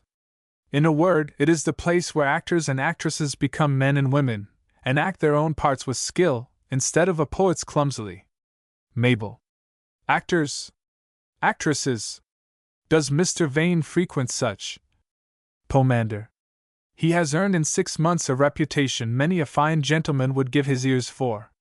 Not a scandalous journal his initials have not figured in, not an actress of reputation gossip has not given him for a conquest. How dare you say this to me? Cried Mrs. Vane, with a sudden flash of indignation, and then the tears streamed over her lovely cheeks, and even a Pomander might have forborne to torture her so, but Sir Charles had no mercy. You would be sure to learn it, said he, and with malicious additions. It is better to hear the truth from a friend. A friend? He is no friend to a house who calumniates the husband to the wife. Is it the part of a friend to distort dear Ernest's kindliness and gaiety into ill morals, to pervert his love of poetry and plays into an unworthy attachment to actors and the tears would come. But she dried them, for now she hated this man. With all the little power of hatred she had, she detested him. Do you suppose I did not know Mrs. Woffington was to come to us today? Cried she, struggling passionately against her own fears and Sir Charles's innuendos. What? Cried he. You recognized her? You detected the actress of all work under the airs of Lady Betty Modish? Lady Betty Modish, cried Mabel. That good, beautiful face. Ah, cried Sir Charles. I see you did not. Well, Lady Betty was Mrs. Woffington, whom my husband, I know, had invited here to present her with these verses, which I shall take him for her. And her poor little lip trembled. Had the visit been in any other character, as you are so base, so cruel as to insinuate, what have I done to you that you kill me so, you wicked gentleman? Would he have chosen the day of my arrival? Not if he knew you were coming, was the cool reply. And he did know. I wrote to him. Indeed, said Pomander, fairly puzzled. Mrs. Vane caught sight of her handwriting on the tray, and darted to it, and seized her letter, and said triumphantly, My last letter, written upon the road, see! Sir Charles took it with surprise, but turning it in his hand, a cool, satirical smile came to his face. He handed it back, and said coldly, Read me the passage, madam, on which you argue. Poor Mrs. Vane turned the letter in her hand, and her eye became instantly glazed. The seal was unbroken. She gave a sharp cry of agony, like a wounded deer. She saw Pomander no longer. She was alone with her great anguish. I had but my husband and my God in the world, cried she. My mother is gone. My God, have pity on me! My husband does not love me! The cold villain was startled at the mighty storm his mean hand had raised. This creature had not only more feeling, but more passion, than 100 libertines. He muttered some villain's commonplaces, while this unhappy young lady raised her hands to heaven, and sobbed in a way very terrible to any manly heart. He is unworthy you, muttered Pomander. He has forfeited your love. He has left you nothing but revenge. Be comforted. Let me, who have learned already to adore you. So, cried she, turning on him in a moment, for on some points, woman's instinct is the lightning of wisdom. This, sir, was your object? I may no longer hold a place in my husband's heart, but I am mistress of his house. Leave it, sir, and never return to it while I live. Sir Charles, again discomfited, bowed reverentially. Your wish shall ever be respected by me, madam. But here they come. Use the right of a wife. Conceal yourself in that high chair. See, I turn it, so that they cannot see you. At least you will find I have but told you the truth. No, cried Mabel, violently. I will not spy upon my husband at the dictation of his treacherous friend. Sir Charles vanished. He was no sooner gone than Mrs. Vane crouched, trembling, and writhing with jealousy, in the large, high-backed chair. She heard her husband and the soi-disant Lady Betty Modish enter. During their absence, Mrs. Woffington had doubtless been playing her cards with art, for it appeared that a reconciliation was now taking place. The lady, however, was still cool and distant. It was poor Mabel's fate to hear these words. You must permit me to go alone, Mr. Vane. I insist upon leaving this house alone. On this, he whispered to her. She answered, You are not justified. I can explain all, was his reply. I am ready to renounce credit, character, all the world for you. They passed out of the room before the unhappy listener could recover the numbing influence of these deadly words. But the next moment she started wildly up, and cried as one drowning cries vaguely for help. Ernest! Oh, no, no! You cannot use me so! Ernest, husband! Oh, mother! Mother! She rose, and would have made for the door, but nature had been too cruelly tried. At the first step she could no longer see anything, and the next moment, swooning dead away, she fell back insensible, with her head and shoulders resting on the chair. Chapter 12. Mr. Vane was putting Mrs. Woffington into her chair, when he thought he heard his name cried. He bade that lady a mournful farewell, and stepped back into his own hall. He had no sooner done so than he heard a voice, the accent of which alarmed him, though he distinguished no word. He hastily crossed the hall and flew into the banquet room. Coming rapidly in at the folding doors, he almost fell over his wife, lying insensible half upon the floor and half upon the chair. When he saw her pale and motionless, a terrible misgiving seized him. He fell on his knees. Mabel, Mabel! Cried he. My love! My innocent wife! Oh, God! What have I done? Perhaps it is the fatigue. Perhaps she has fainted.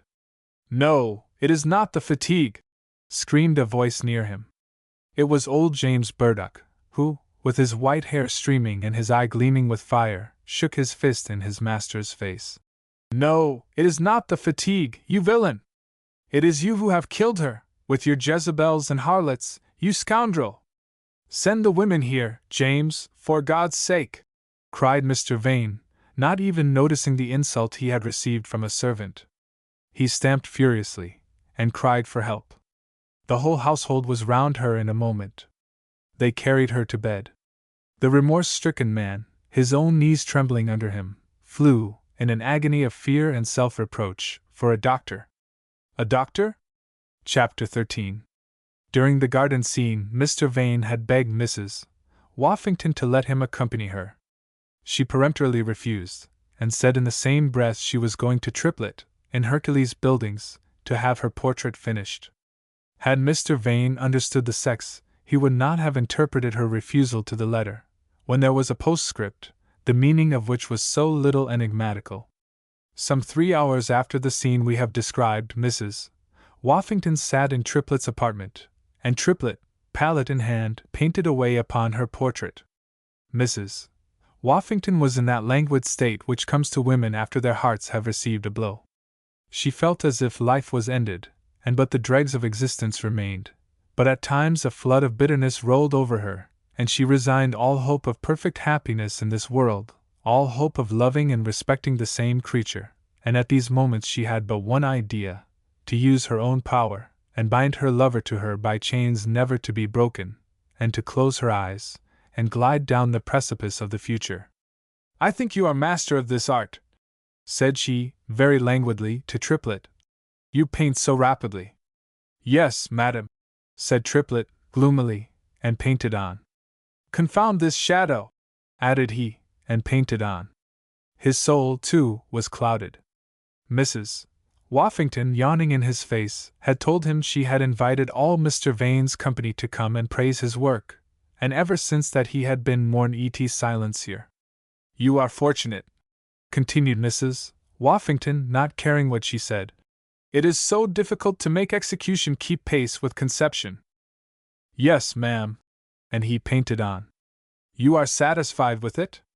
"Anything but, ma'am," and he painted on. "Cheerful soul, then I presume it is like?" "Not a bit, ma'am," and he painted on. Mrs. Woffington stretched. "You can't yawn, ma'am, you can't yawn." "Oh, yes, I can.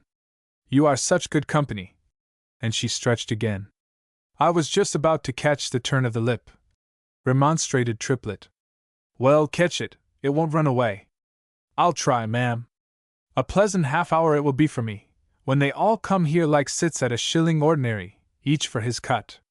At a sensitive goose." "That is as may be, madam." "Those critics flay us alive." "You should not hold so many doors open to censure." "No, ma'am." "Head a little more that way." "I suppose you can't sit quiet, ma'am? Then never mind." This resignation was intended as a stinging reproach. Mr. Cibber, with his sneering snuff-box. Mr. Quinn, with his humorous bludgeon. Mrs. Clive, with her tongue. Mr. Snarl, with his abuse. And Mr. Soper, with his praise. Arsenic and treacle I call it. But there, I deserve it all. For look on this picture, and on this. Meaning, I am painted as well as my picture. Oh, no, no, no! But to turn from your face, madam, on which the lightning of expression plays, continually, to this stony, detestable, dead daub, I could, and I will, too. Imposture! Dead caricature of life and beauty, take that! And he dashed his palette knife through the canvas. Libelous lie against nature and Mrs. Woffington, take that! And he stabbed the canvas again, then, with sudden humility. "I beg your pardon, ma'am," said he, "for this apparent outrage, which I trust you will set down to the excitement attendant upon failure. The fact is, I am an incapable ass, and no painter. Others have often hinted as much, but I never observed it myself till now." "Right through my pet dimple," said Mrs. Woffington, with perfect nonchalance. "Well, now I suppose I may yawn, or do what I like?" "You may, madam," said Triplet gravely. "I have forfeited what little control I had over you, madam." So they sat opposite each other, in mournful silence. At length the actress suddenly rose. She struggled fiercely against her depression, and vowed that melancholy should not benumb her spirits and her power. "He ought to have been here by this time," said she to herself. "Well, I will not mope for him. I must do something." "Triplet," said she. "Madam." "Nothing." "No, madam."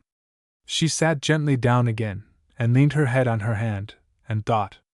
She was beautiful as she thought, her body seemed bristling with mind. At last, her thoughtful gravity was illumined by a smile. She had thought out something excogitaverit. "Triplet, the picture is quite ruined." "Yes, madam." "And a coachload of criticism coming." "Triplet, we actors and actresses have often bright ideas." "Yes, ma'am. When we take other people's." He, went Triplet. "Those are our best, madam." "Well, sir, I have got a bright idea." "You don't say so, ma'am." "Don't be a brute, dear," said the lady gravely. Triplet stared. When I was in France, taking lessons of de Mesnil, one of the actors of the Théâtre Français had his portrait painted by a rising artist. The others were to come and see it. They determined, beforehand, to mortify the painter and the sitter by abusing the work in good set terms. But somehow this got wind, and the patients resolved to be the physicians. They put their heads together, and contrived that the living face should be in the canvas, surrounded by the accessories. These, of course, were painted. Enter the actors, who played their little prearranged farce, and when they had each given the picture a slap, the picture rose and laughed in their faces, and discomfited them. By the by, the painter did not stop there. He was not content with a short laugh, he laughed at them 500 years. Good gracious, Mrs. Woffington! He painted a picture of the whole thing, and as his work is immortal, ours an April snowflake, he has got tremendously the better of those rash little satirists. Well, Trip, what is sauce for the gander is sauce for the goose, so give me the sharpest knife in the house. Triplet gave her a knife, and looked confused, while she cut away the face of the picture, and by dint of scraping, cutting, and measuring, got her face 2 parts through the canvas. She then made him take his brush and paint all round her face, so that the transition might not be too abrupt. Several yards of green baize were also produced. This was to be disposed behind the easel, so as to conceal her. Triplet painted here, and touched and retouched there. While thus occupied, he said in his calm, resigned way, "It won't do, madam. I suppose you know that?" "I know nothing," was the reply. "Life is a guess. I don't think we could deceive Roxalana and Lucy this way, because their eyes are without colored spectacles. But when people have once begun to see by prejudices and judge by jargon, what can't be done with them? Who knows? Do you? I don't, so let us try. I beg your pardon, madam, my brush touched your face. No offense, sir, I am used to that. And I beg, if you can't tone the rest of the picture up to me, that you will instantly tone me down to the rest. Let us be in tune, whatever it costs, sir. I will avail myself of the privilege, madam, but sparingly. Failure, which is certain, madam, will cover us with disgrace. Nothing is certain in this life, sir, except that you are a goose. It succeeded in France, and England can match all Europe for fools. Besides, it will be well done. They say Davy Garrick can turn his eyes into bottled gooseberries. Well, Peg Woffington will turn hers into black currants. Haven't you done? I wonder they have not come. Make haste. They will know by its beauty I never did it. That is a sensible remark, Trip. But I think they will rather argue backward, that, as you did it, it cannot be beautiful, and so cannot be me. Your reputation will be our shield. Well, madam, now you mention it, they are like enough to take that ground. They despise all I do, if they did not. You would despise them. At this moment the pair were startled by the sound of a coach. Triplet turned as pale as ashes. Mrs. Woffington had her misgivings, but not choosing to increase the difficulty, she would not let Triplet, whose self-possession she doubted, see any sign of emotion in her. "Lock the door," said she firmly, "and don't be silly. Now hold up my green baize petticoat, and let me be in a half-light. Now put that table and those chairs before me, so that they can't come right up to me, and Triplet, don't let them come within 6 yards if you can help it. Say it is unfinished, and so must be seen from a focus." "A focus? I don't know what you mean." "No more do I, no more will they, perhaps, and if they don't they will swallow it directly. Unlock the door. Are they coming?" "They are only at the first stair." "Mr. Triplet, your face is a book, where one may read strange matters. For heaven's sake, compose yourself. Let all the risk lie in one countenance. Look at me, sir. Make your face like the book of Daniel in a Jew's back parlor. Volto sciolto is your cue. Madam, madam, how your tongue goes! I hear them on the stairs. Pray don't speak. Do you know what we are going to do?" continued the tormenting Peggy. "We are going to weigh goose's feathers. To criticize criticism, Trip." "Hush! Hush!" A grampus was heard outside the door, and Triplet opened it. There was Quinn leading the band.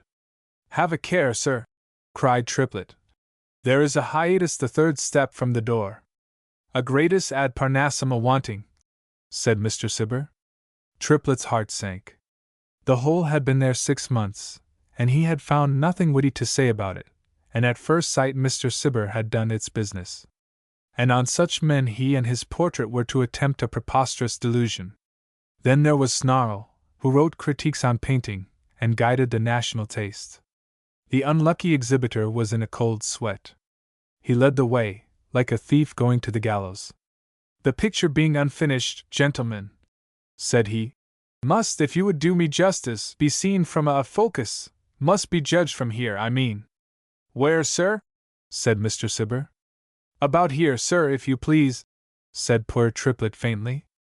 It looks like a finished picture from here, said Mrs. Clive. Yes, madam, groaned Triplet. They all took up a position, and Triplet timidly raised his eyes along with the rest. He was a little surprised. The actress had flattened her face.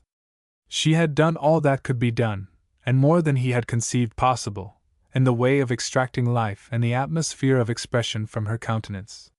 She was dead still. There was a pause. Triplet fluttered. At last some of them spoke as follows. Sopa. Ah. Quin. Ho! Clive. Cibber. Humph! These interjections are small on paper, but as the good creatures uttered them they were eloquent. There was a cheerful variety of dispraise skillfully thrown into each of them. Well, continued Soper, with his everlasting smile. Then the fun began. May I be permitted to ask whose portrait this is? Said Mr. Cibber slyly. I distinctly told you it was to be Peg Woffington's, said Mrs. Clive. I think you might take my word. Do you act as truly as you paint? Said Quin. Your fame runs no risk from me, sir, replied Triplet. It is not like Peggy's beauty. Rejoined Quin. I can't agree with you, cried Kitty Clive. I think it a very pretty face, and not at all like Peg Woffington's. Compare paint with paint, said Quin. Are you sure you ever saw down to Peggy's real face? Triplet had seen with alarm that Mr. Snarl spoke not. Many satirical expressions crossed his face, but he said nothing. Triplet gathered from this that he had at once detected the trick. Ah, thought Triplet, he means to quiz them, as well as expose me. He is hanging back, and in point of fact, a mighty satirist like Snarl would naturally choose to quiz 6 people rather than 2. Now I call it beautiful, said the traitor Soper. So calm and reposeful, no particular expression. None whatever, said Snarl. Gentlemen, said Triplet, does it never occur to you that the fine arts are tender violets, and cannot blow when the north winds? Blow, inserted Quin. Are so cursed cutting? Continued Triplet. My good sir, I am never cutting, smirked Sopa. My dear Snarl, whined he, give us the benefit of your practiced judgment. Do justice to this admirable work of art, drawled the traitor. I will, said Mr. Snarl, and placed himself before the picture. What on earth will he say? Thought Triplet. I can see by his face he has found us out. Mr. Snarl delivered a short critique. Mr. Snarl's intelligence was not confined to his phrases. All critics use intelligent phrases and philosophical truths. But this gentleman's manner was very intelligent. It was pleasant, quiet, assured, and very convincing. Had the reader or I been there, he would have carried us with him, as he did his hearers, and as his successors carry the public with them now. Your brush is by no means destitute of talent, Mr. Triplet, said Mr. Snarl.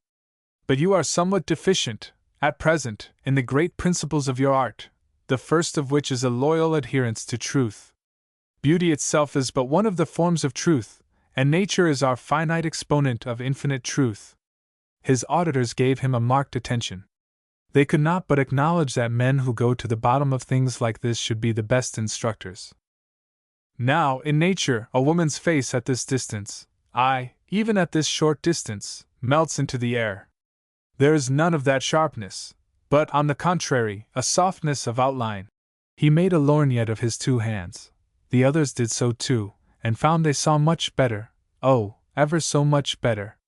Whereas yours, resumed Snarl, is hard, and forgive me, rather tea-board-like. Then your chiaroscuro, my good sir, is very defective. For instance, in nature the nose, intercepting the light on one side the face, throws, of necessity, a shadow under the eye. Caravaggio, Venetians generally, and the Bolognese masters, do particular justice to this. No such shade appears in this portrait. 'Tis so, stop my vitals, observed Colley Cibber. And they all looked, and having looked, wagged their heads in assent, as the fat, white lords at Christie's waggle £50 more out for a copy of Rembrandt, a brown Levitical Dutchman, visible in the pitch dark by some sleight of sun Newton had not wit to discover. Soper dissented from the mass. But, my dear Snarl, if there are no shades, there are lights, loads of lights. There are, replied Snarl. Only they are impossible, that is all. You have, however, concluded he, with a manner slightly supercilious, succeeded in the mechanical parts. The hair and the dress are well, Mr. Triplet, but your Woffington is not a woman, not nature. They all nodded and waggled assent, but this sagacious motion was arrested as by an earthquake. The picture rang out, in the voice of a clarion, an answer that outlived the speaker. She's a woman! For she has taken 4 men in. She's nature! For a fluent dunce doesn't know her when he sees her. Imagine the tableau. It was charming. Such opening of eyes and mouths. Cibber fell by second nature into an attitude of the old comedy. And all were rooted where they stood, with surprise and incipient mortification, except Quinn, who slapped his knee, and took the trick at its value. Peg Woffington slipped out of the green baize, and coming round from the back of the late picture, stood in person before them, while they looked alternately at her, and at the hole in the canvas. She then came at each of them in turn, more dramatico. A pretty face, and not like Woffington. I owe you too, Kate Clive. Who ever saw Peggy's real face? Look at it now if you can without blushing, Mr. Quinn. Quinn, a good-humored fellow, took the wisest view of his predicament, and burst into a hearty laugh. For all this, said Mr. Snarl, peevishly, I maintain, upon the unalterable principles of art. At this they all burst into a roar, not sorry to shift the ridicule. Goths! Cried Snarl fiercely. Good morning, ladies and gentlemen, cried Mr. Snarl, avec intention. I have a criticism to write of last night's performance. The laugh died away to a quaver. I shall sit on your pictures one day, Mr. Brush. Don't sit on them with your head downward, or you'll addle them, said Mr. Brush fiercely. This was the first time Triplet had ever answered a foe. Mrs. Woffington gave him an eloquent glance of encouragement. He nodded his head in infantine exultation at what he had done. Come, Soper, said Mr. Snarl. Mr. Soper lingered one moment to say, You shall always have my good word, Mr. Triplet. I will try, and not deserve it, Mr. Soper, was the prompt reply. Serve 'em right, said Mr. Cibber, as soon as the door had closed upon them. For a couple of serpents, or rather one boa constrictor. Soper slavers for Snarl to crush. But we were all a little too hard on Triplet here, and if he will accept my apology. Why, sir, said Triplet, half trembling, but driven on by looks from Mrs. Woffington, Cibber's apology is found to be a trifle wearisome. Confound his impertinence, cried the astounded laureate. Come along, Jemmy. Oh, sir, said Quinn, good-humoredly, we must give a joke and take a joke. And when he paints my portrait, which he shall do, the bear from Hockley Hole shall sit for the head. Curse his impudence, roared Quinn. I'm at your service, Mr. Cibber, added he, in huge dudgeon. Away went the 2 old boys. Mighty well, said waspish Mrs. Clive. I did intend you should have painted Mrs. Clive. But after this impertinence, you will continue to do it yourself, ma'am. This was Triplet's hour of triumph. His exultation was undignified, and such as is said to precede a fall. He inquired gravely of Mrs. Woffington whether he had or had not shown a spirit. Whether he had or had not fired into each a parting shot, as they sheered off. To repair which, it might be advisable for them to put into friendly ports. Tremendous! Was the reply. And when Snarl and Soper sit on your next play, they won't forget the lesson you have given them. I'll be sworn they won't, chuckled Triplet. But reconsidering her words, he looked blank, and muttered, Then perhaps it would have been more prudent to let them alone. Incalculably more prudent, was the reply. Then why did you set me on, madam? Said Triplet reproachfully. Because I wanted amusement, and my head ached, was the cool answer, somewhat languidly given. I defy the coxcombs, cried Triplet, with reviving spirit. But real criticism I respect, honor, and bow to. Such as yours, madam, or such as that sweet lady's at Mr. Vane's would have been, or, in fact, anybody's who appreciates me. Oh, madam, I wanted to ask you, was it not strange your not being at Mr. Vane's, after all, today? I was at Mr. Vane's, Triplet. You were? Why, I came with my verses, and she said you were not there. I will go fetch the verses. No, no! Who said I was not there? Did I not tell you? The charming young lady who helped me with her own hand to everything on the table. What wine that gentleman possesses! Was it a young lady, Triplet? Not more than 22, I should say. In a traveling dress? I could not see her dress, madam, for her beauty, brown hair, blue eyes, charming in conversation. Ah! What did she tell you? She told me, madam, ahem. Well, what did you tell her? And what did she answer? I told her that I came with verses for you, ordered by Mr. Vane. That he admired you. I descanted, madam, on your virtues, which had made him your slave. Go on, said Mrs. Woffington, encouraging him with a deceitful smile. Tell me all you told her. That you were sitting to me for your portrait, the destination of which was not doubtful. That I lived at 10 Hercules Buildings. You told that lady all this? I give my honor. She was so kind, I opened my heart to her. But tell me now, madam, said Triplet, joyously dancing round the Woffington volcano. Do you know this charming lady? Yes. I congratulate you, madam. An acquaintance worthy even of you, and there are not many such. Who is she, madam? Continued Triplet, lively with curiosity. Mrs. Vane, was the quiet, grim answer. Mrs. Vane? His mother? No, am I mad? His sister. Oh, I see, his wife. His wife. Why, then, Mr. Vane's married? Yes. Oh, look there! Oh, look here now! Well, but good heavens! She wasn't to know you were there, perhaps? No. But then I let the cat out of the bag? Yes. But good gracious! There will be some serious mischief. No doubt of it. And it is all my fault? Yes. I've played the deuce with their married happiness? Probably. And 10 to 1 if you are not incensed against me too? Mrs. Woffington replied by looking him in the face, and turning her back upon him. She walked hastily to the window, threw it open, and looked out of it, leaving poor Triplet to very unpleasant reflections. She was so angry with him she dared not trust herself to speak. Just my luck, thought he. I had a patron and a benefactress. I have betrayed them both. Suddenly an idea struck him. Madam, said he, timorously, see what these fine gentlemen are. What business had he, with a wife at home, to come and fall in love with you? I do it forever in my plays, I am obliged, they would be so dull else, but in real life to do it is abominable.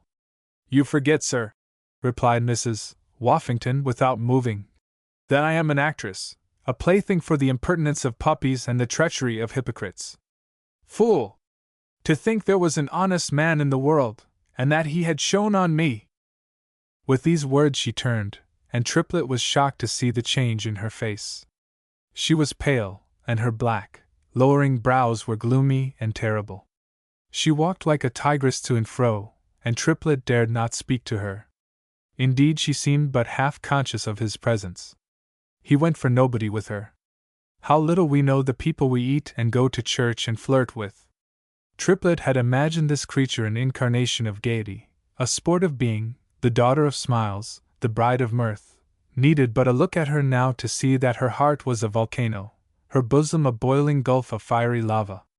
She walked like some wild creature, she flung her hands up to heaven with a passionate despair, before which the feeble spirit of her companion shrank and cowered, and with quivering lips and blazing eyes she burst into a torrent of passionate bitterness. "But who is Margaret Woffington?" she cried. "That she should pretend to honest love, or feel insulted by the proffer of a stolen regard? And what have we to do with homes, or hearts, or firesides? Have we not the playhouse, its paste diamonds, its paste feelings, and the loud applause of fops and sots, hearts, beneath loads of tinsel and paint? Nonsense! The love that can go with souls to heaven, such love for us? Nonsense! These men applaud us, cajole us, swear to us, flatter us, and yet, forsooth, we would have them respect us too. My dear benefactress," said Triplet, "they are not worthy of you. I thought this man was not all dross. From the first I never felt his passion in insult. Oh, Triplet! I could have loved this man, really loved him. And I longed so to be good. Oh God! Oh God! Thank heaven you don't love him!" cried Triplet hastily. "Thank heaven for that! Love him? Love a man who comes to me with a silly second-hand affection from his insipid baby face, and offers me half, or 2/3, or 1/3 of his worthless heart. I hate him! And her! And all the world! That is what I call a very proper feeling," said poor Triplet, with a weak attempt to soothe her. "Then break with him at once, and all will be well." "Break with him? Are you mad?" "No! Since he plays with the tools of my trade, I shall fool him worse than he has me. I will feed his passion full, tempt him, torture him, play with him, as the angler plays a fish upon his hook. And when his very life depends on me, then by degrees he shall see me cool, and freeze into bitter aversion. Then he shall rue the hour he fought with the devil against my soul, and played false with a brain and heart like mine. But his poor wife? You will have pity on her? His wife! Are wives' hearts the only hearts that throb, and burn, and break? His wife must defend herself. It is not from me that mercy can come to her, nor from her to me. I loathe her, and I shall not forget that you took her part. Only, if you are her friend, take my advice, don't you assist her. I shall defeat her without that. Let her fight her battle, and I mine." "Ah, madam! She cannot fight, she is a dove." "You are a fool! What do you know about women? You were with her 5 minutes, and she turned you inside out. My life on it, while I have been fooling my time here, she is in the field, with all the arts of our sex, simplicity at the head of them." Triplet was making a futile endeavor to convert her to his view of her rival, when a knock suddenly came to his door. A slovenly girl, one of his own neighbors, brought him a bit of paper, with a line written in pencil. "'Tis from a lady, who waits below," said the girl. Mrs. Woffington went again to the window, and there she saw getting out of a coach, and attended by James Burdock, Mabel Vane, who had sent up her name on the back of an old letter. "What shall I do?" said Triplet, as soon as he recovered the first stunning effects of this contretemps. To his astonishment, Mrs. Woffington bade the girl show the lady upstairs. The girl went down on this errand. "But you are here," remonstrated Triplet. "Oh, to be sure, you can go into the other room. There is plenty of time to avoid her," said Triplet, in a very natural tremor. "This way, madam." Mrs. Woffington stood in the middle of the room like a statue. "What does she come here for?"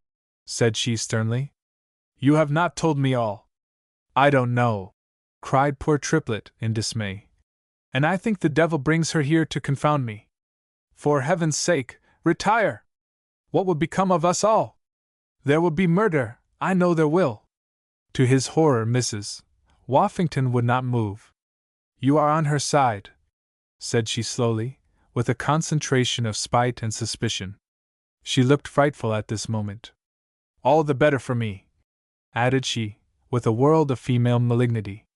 Triplet could not make head against this blow. He gasped, and pointed piteously to the inner door. "No, I will know two things, the course she means to take, and the terms you two are upon." By this time Mrs. Vane's light foot was heard on the stair, and Triplet sank into a chair. "They will tear one another to pieces," said he. A tap came to the door. He looked fearfully round for the woman whom jealousy had so speedily turned from an angel to a fiend, and saw with dismay that she had actually had the hardihood to slip round and enter the picture again. She had not quite arranged herself when her rival knocked. Triplet dragged himself to the door. Before he opened it, he looked fearfully over his shoulder, and received a glance of cool, bitter, deadly hostility, that boded ill both for him and his visitor. Triplet's apprehensions were not unreasonable. His benefactress and this sweet lady were rivals. Jealousy is a dreadful passion, it makes us tigers. The jealous always thirst for blood. At any moment when reason is a little weaker than usual, they are ready to kill the thing they hate, or the thing they love. Any open collision between these ladies would scatter ill consequences all round. Under such circumstances, we are pretty sure to say or do something wicked, silly, or unreasonable. But what tortured Triplet more than anything was his own particular notion that fate doomed him to witness a formal encounter between these two women, and of course an encounter of such a nature as we in our day illustrate by Kilkenny cats. To be sure Mrs. Vane had appeared a dove, but doves can peck on certain occasions, and no doubt she had a spirit at bottom. Her coming to him proved it. And had not the other been a dove all the morning and afternoon? Yet, jealousy had turned her to a fiend before his eyes. Then if, which was not probable, no collision took place, what a situation was his! Mrs.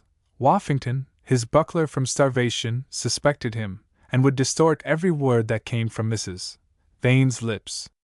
Triplet's situation was, in fact, that of Aeneas in the storm. Olim et haec meminus juvabit, but while present, such things don't please any one a bit. It was the sort of situation we can laugh at, and see the fun of it 6 months after, if not shipwrecked on it at the time. With a ghastly smile the poor quaking hypocrite welcomed Mrs. Vane, and professed a world of innocent delight that she had so honored his humble roof. She interrupted his compliments, and begged him to see whether she was followed by a gentleman in a cloak. Triplet looked out of the window. "Sir Charles Pomander!" gasped he. Sir Charles was at the very door. If, however, he had intended to mount the stairs he changed his mind, for he suddenly went off round the corner with a businesslike air, real or fictitious. "He is gone, madam," said Triplet. Mrs. Vane, the better to escape detection or observation, wore a thick mantle and a hood that concealed her features. Of these Triplet debarrassed her. "Sit down, madam," and he hastily drew a chair so that her back was to the picture. She was pale, and trembled a little. She hid her face in her hands a moment, then, recovering her courage, she begged Mr. Triplet to pardon her for coming to him. He had inspired her with confidence, she said. He had offered her his services, and so she had come to him, for she had no other friend to aid her in her sore distress. She might have added that with the tact of her sex she had read Triplet to the bottom, and came to him, as she would to a benevolent, muscular old woman. Triplet's natural impulse was to repeat most warmly his offers of service. He did so, and then, conscious of the picture, had a misgiving. "Dear Mr. Triplet," began Mrs. Vane, "you know this person, Mrs. Woffington?" "Yes, madam," replied Triplet, lowering his eyes. "I am honored by her acquaintance. You will take me to the theatre where she acts?" "Yes, madam. To the boxes, I presume?" "No. Oh, no! How could I bear that? To the place where the actors and actresses are." Triplet demurred. This would be courting that very collision, the dread of which even now oppressed him. At the first faint sign of resistance she began to supplicate him, as if he was some great, stern tyrant. "Oh, you must not, you cannot refuse me. You do not know what I risked to obtain this. I have risen from my bed to come to you. I have a fire here. She pressed her hand to her brow. Oh, take me to her! Madam, I will do anything for you. But be advised, trust to my knowledge of human nature. What you require is madness. Gracious heavens! You two are rivals, and when rivals meet there's murder or deadly mischief. Ah! If you knew my sorrow, you would not thwart me. Oh, Mr. Triplet! Little did I think you were as cruel as the rest. So then this cruel monster whimpered out that he should do any folly she insisted upon. Good, kind Mr. Triplet, said Mrs. Vane. Let me look in your face. Yes, I see you are honest and true. I will tell you all. Then she poured in his ear her simple tale, unadorned and touching as Judah's speech to Joseph. She told him how she loved her husband, how he had loved her, how happy they were for the first 6 months, how her heart sank when he left her, how he had promised she should join him, and on that hope she lived. But for 2 months he had ceased to speak of this, and I grew heartsick waiting for the summons that never came.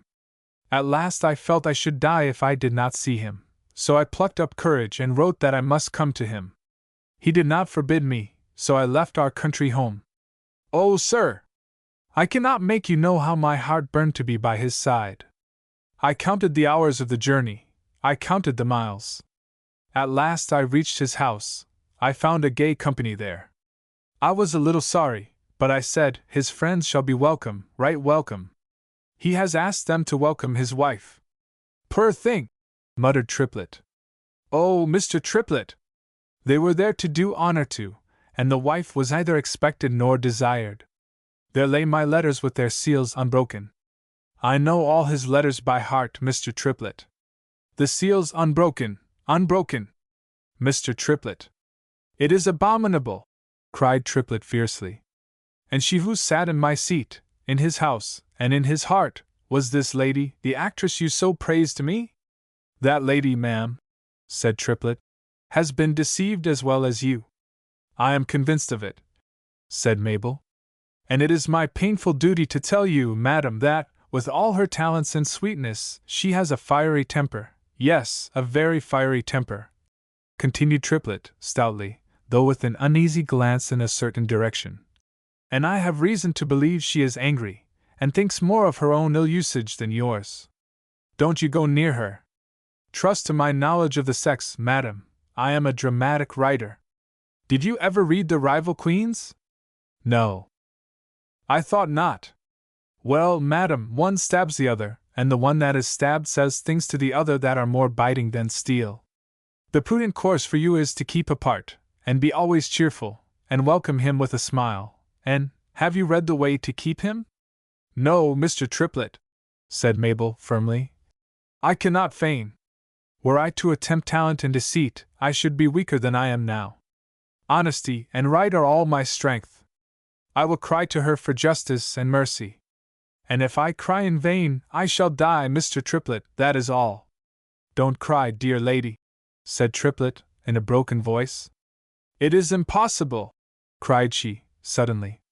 I am not learned, but I can read faces. I always could, and so could my Aunt Deborah before me. I read you right, Mr. Triplet, and I have read her too. Did not my heart warm to her among them all? There is a heart at the bottom of all her acting, and that heart is good and noble. She is, madam. She is. And charitable too.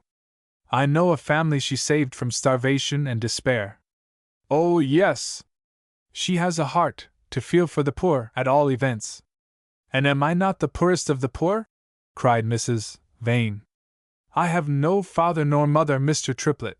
My husband is all I have in the world, all I had, I mean. Triplet, deeply affected himself, stole a look at Mrs. Woffington. She was pale, but her face was composed into a sort of dogged obstinacy. He was disgusted with her. Madam, said he sternly, there is a wild beast more cruel and savage than wolves and bears. It is called a rival, and don't you get in its way. At this moment, in spite of Triplet's precaution, Mrs. Vane, casting her eye accidentally round, caught sight of the picture, and instantly started up, crying, She is there! Triplet was thunderstruck. What likeness? Cried she, and moved toward the supposed picture. Don't go to it! Cried Triplet aghast. The color is wet. She stopped, but her eye and her very soul dwelt upon the supposed picture, and Triplet stood quaking. How like! It seems to breathe. You are a great painter, sir. A glass is not truer. Triplet, hardly knowing what he said, muttered something about critics and lights and shades. Then they are blind! Cried Mabel, never for a moment removing her eye from the object. Tell me not of lights and shades. The pictures I see have a look of paint, but yours looks like life. Oh, that she were here, as this wonderful image of hers is! I would speak to her. I am not wise or learned, but orators never pleaded as I would plead to her for my earnest heart. Still her eye glanced upon the picture, and I suppose her heart realized an actual presence, though her judgment did not, for by some irresistible impulse she sank slowly down and stretched her clasped hands toward it, while sobs and words seemed to break direct from her bursting heart. Oh, yes! You are beautiful, you are gifted, and the eyes of thousands wait upon your very word and look. What wonder that he, ardent, refined, and genial, should lay his heart at your feet? And I have nothing but my love to make him love me. I cannot take him from you. Oh, be generous to the weak. Oh, give him back to me. What is one heart more to you? You are so rich, and I am so poor, that without his love I have nothing, and can do nothing but sit me down and cry till my heart breaks. Give him back to me, beautiful, terrible woman! For, with all your gifts, you cannot love him as his poor Mabel does, and I will love you longer perhaps than men can love. I will kiss your feet, and heaven above will bless you, and I will bless you and pray for you to my dying day. Ah! It is alive! I am frightened! I am frightened! She ran to Triplet and seized his arm. No! Cried she, quivering close to him. I'm not frightened, for it was for me she, oh, Mrs. Woffington! And hiding her face on Mr. Triplet's shoulder, she blushed, and wept, and trembled. What was it had betrayed Mrs. Woffington? A tear! During the whole of this interview, which had taken a turn so unlooked for by the listener, she might have said with Beatrice, What fire is in mine ears! And what self-reproach and chill misgiving in her heart too! She had passed through 100 emotions, as the young innocent wife told her sad and simple story. But anxious now above all things to escape without being recognized, for she had long repented having listened at all, or placed herself in her present position, she fiercely mastered her countenance. But though she ruled her features, she could not rule her heart. And when the young wife, instead of inveighing against her, came to her as a supplicant, with faith in her goodness, and sobbed to her for pity, a big tear rolled down her cheek, and proved her something more than a picture or an actress. Mrs. Vane, as we have related, screamed and ran to Triplet. Mrs. Woffington came instantly from her frame, and stood before them in a despairing attitude, with one hand upon her brow. For a single moment her impulse was to fly from the apartment, so ashamed was she of having listened, and of meeting her rival in this way. But she conquered this feeling, and, as soon as she saw Mrs. Vane too had recovered some composure, she said to Triplet, in a low but firm voice, Leave us, sir. No living creature must hear what I say to this lady. Triplet remonstrated, but Mrs. Vane said faintly, Oh, yes, good Mr. Triplet, I would rather you left me. Triplet, full of misgivings, was obliged to retire. Be composed, ladies, said he piteously. Neither of you could help it. And so he entered his inner room, where he sat and listened nervously, for he could not shake off all apprehension of a personal encounter. In the room he had left there was a long, uneasy silence. Both ladies were greatly embarrassed. It was the actress who spoke first. All trace of emotion, except a certain pallor, was driven from her face. She spoke with very marked courtesy, but in tones that seemed to freeze as they dropped one by one from her mouth. I trust, madam, you will do me the justice to believe I did not know Mr. Vane was married? I am sure of it, said Mabel, warmly. I feel you are as good as you are gifted.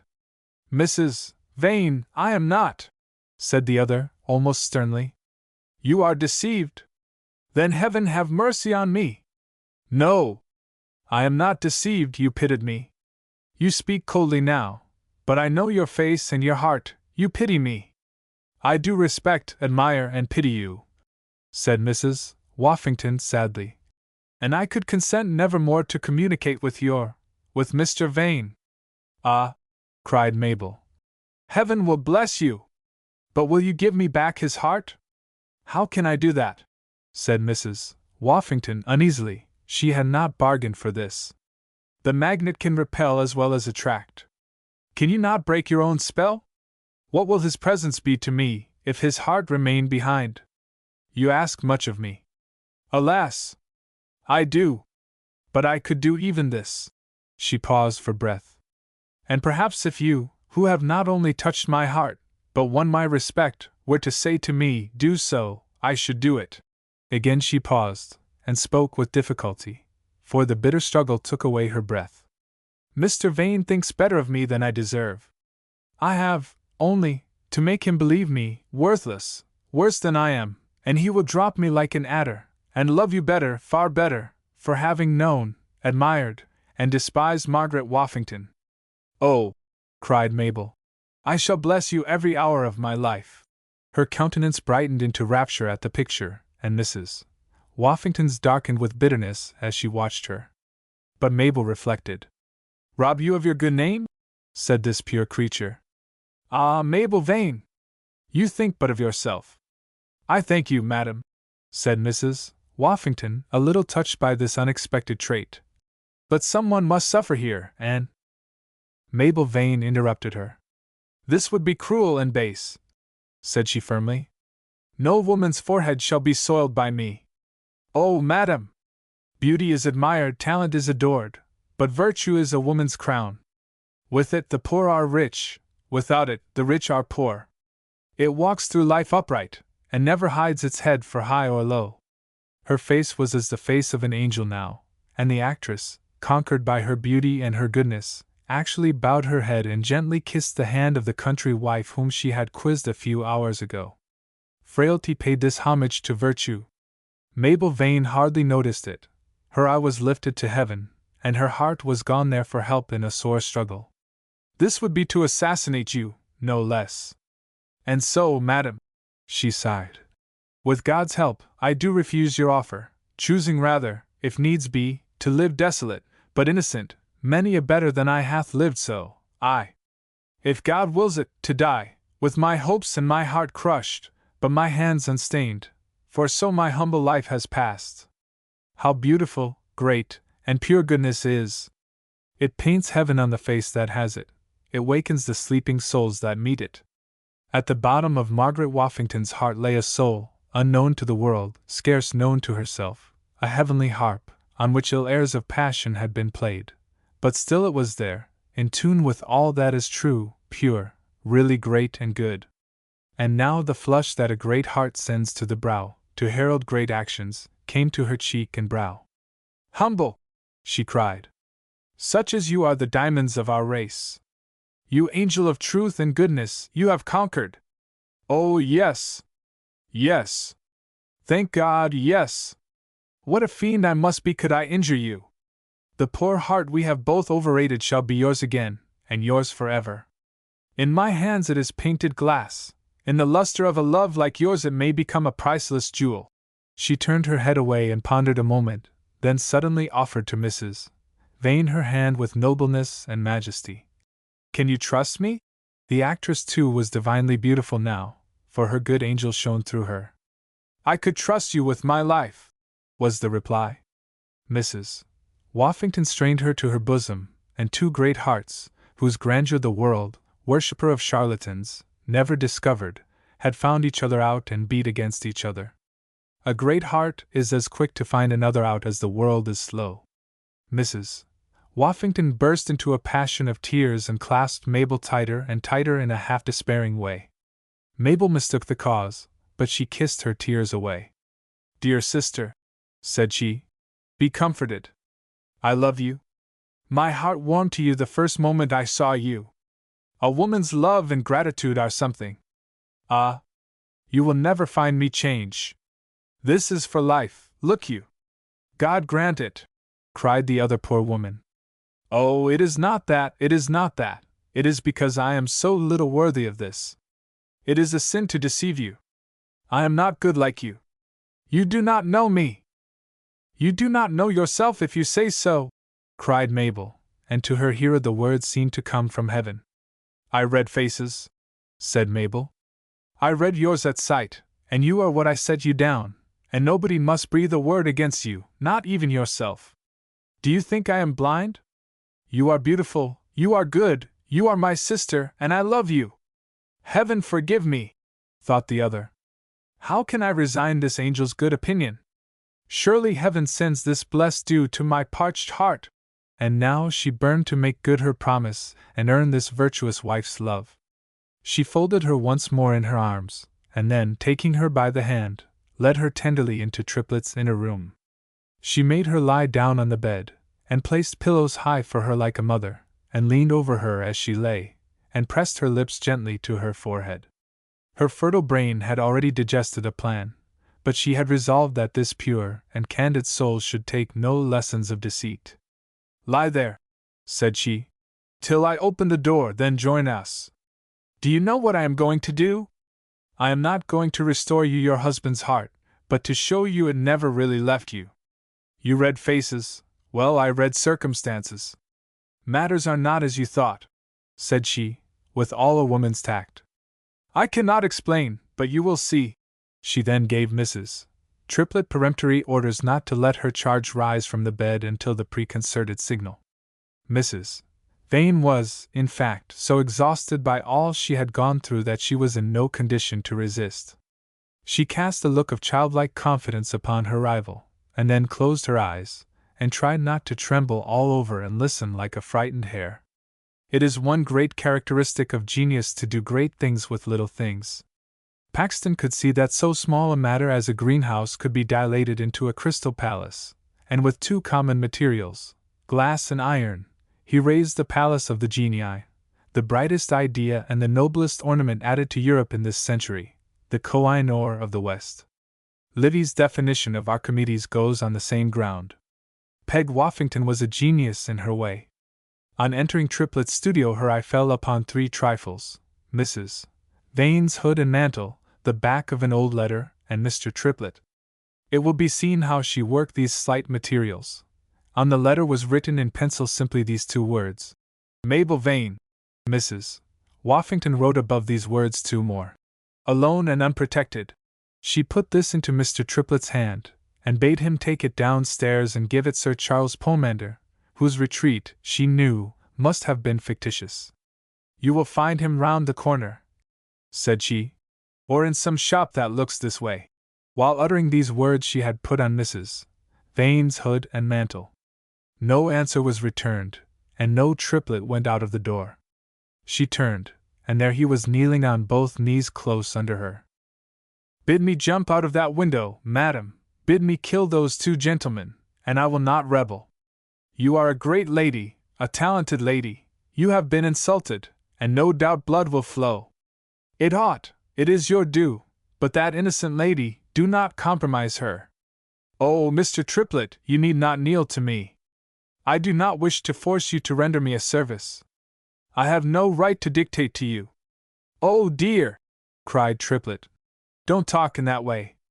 I owe you my life, but I think of your own peace of mind, for you are not one to be happy if you injure the innocent. He rose suddenly and cried, Madam, promise me not to stir till I come back. Where are you going? To bring the husband to his wife's feet, and so save one angel from despair, and another angel from a great crime. Well, I suppose you are wiser than I, said she. But if you are in earnest, you had better be quick, for somehow I am rather changeable about these people. You can't help that, madam, it is your sex, you are an angel. May I be permitted to kiss your hand? You are all goodness and gentleness at bottom. I fly to Mr. Vane, and we will be back before you have time to repent, and give the devil the upper hand again, my dear, good, sweet lady. Away flew Triplet, all unconscious that he was not Mrs. Woffington's opponent, but puppet. He ran, he tore, animated by a good action, and spurred by the notion that he was in direct competition with the fiend for the possession of his benefactress. He had no sooner turned the corner than Mrs. Woffington, looking out of the window, observed Sir Charles Pomander on the watch, as she had expected. She remained at the window with Mrs. Vane's hood on, until Sir Charles's eye in its wanderings lighted on her, and then, dropping Mrs. Vane's letter from the window, she hastily withdrew. Sir Charles eagerly picked it up. His eye brightened when he read the short contents. With a self-satisfied smile he mounted the stair. He found in Triplet's house a lady who seemed startled at her late hardihood. She sat with her back to the door, her hood drawn tightly down, and wore an air of trembling consciousness. Sir Charles smiled again. He knew the sex, at least he said so. It is an assertion often ventured upon. Accordingly Sir Charles determined to come down from his height, and court nature and innocence in their own tones. This he rightly judged must be the proper course to take with Mrs. Vane. He fell down with mock ardor upon one knee. The supposed Mrs. Vane gave a little squeak. "Dear Mrs. Vane," cried he, "be not alarmed, loveliness neglected, and simplicity deceived, ensure respect as well as adoration." Ah! A sigh. "Oh, get up, sir, do, please." Ah! A sigh. "You sigh, sweetest of human creatures." Ah! Why did not a nature like yours fall into hands that would have cherished it as it deserves? Had heaven bestowed on me this hand, which I take? Oh, please, sir! With the profoundest respect, would I have abandoned such a treasure for an actress, a Woffington? As artificial and hollow a jade as ever winked at a side box. Is she, sir? Notorious, madam. Your husband is the only man in London who does not see through her. How different are you! Even I, who have no taste for actresses, found myself revived, refreshed, ameliorated by that engaging picture of innocence and virtue you drew this morning, yourself the bright and central figure. Ah, dear angel! I remember all your favorites, and envy them their place in your recollections. Your Barbary mare. Hen, sir! Of course I meant Hen, and Grey Gillian, his old nurse. No, no, no! She is the mare, sir. He. So she is. And Dame. Best. Ah! I knew it. You see how I remember them all. And all carry me back to those innocent days which fleet too soon, days when an angel like you might have weaned me from the wicked pleasures of the town, to the placid delights of a rural existence. Alas, sir! You sigh. It is not yet too late. I am a convert to you, I swear it on this white hand. Ah! How can I relinquish it, pretty fluttering prisoner? Oh, please! Stay a while. No! Please, sir! While I fetter thee with a worthy manacle. Sir Charles slipped a diamond ring of great value upon his pretty prisoner. La, sir, how pretty! Cried Innocence.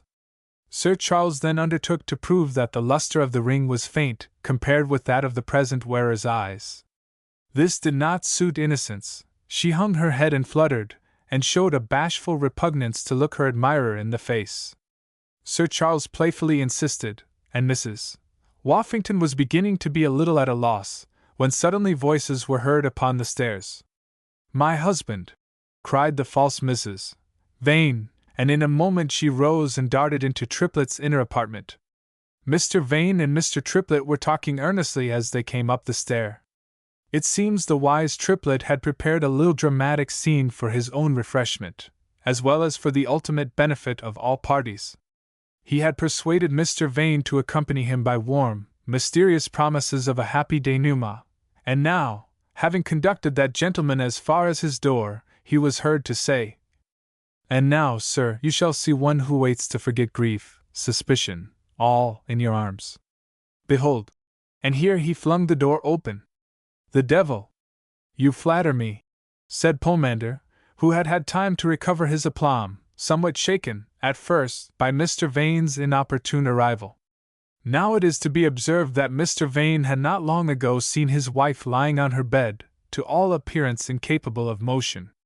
Mr. Vane, before Triplet could recover his surprise, inquired of Pomander why he had sent for him. And what, added he, is the grief, suspicion, I am, according to Mr. Triplet, to forget in your arms? Mr. Vane added this last sentence in rather a testy manner. Why, the fact is, began Sir Charles, without the remotest idea of what the fact was going to be. That Sir Charles Pomander, interrupted Triplet. But Mr. Triplet is going to explain, said Sir Charles keenly. Nay, sir, be yours the pleasing duty. But now I think of it, resumed Triplet, why not tell the simple truth? It is not a play. She I brought you here to see was not Sir Charles Pomander, but— I forbid you to complete the name, cried Pomander. I command you to complete the name, cried Vane. Gentlemen, gentlemen! How can I do both? Remonstrated Triplet. Enough, sir, cried Pomander. It is a lady's secret.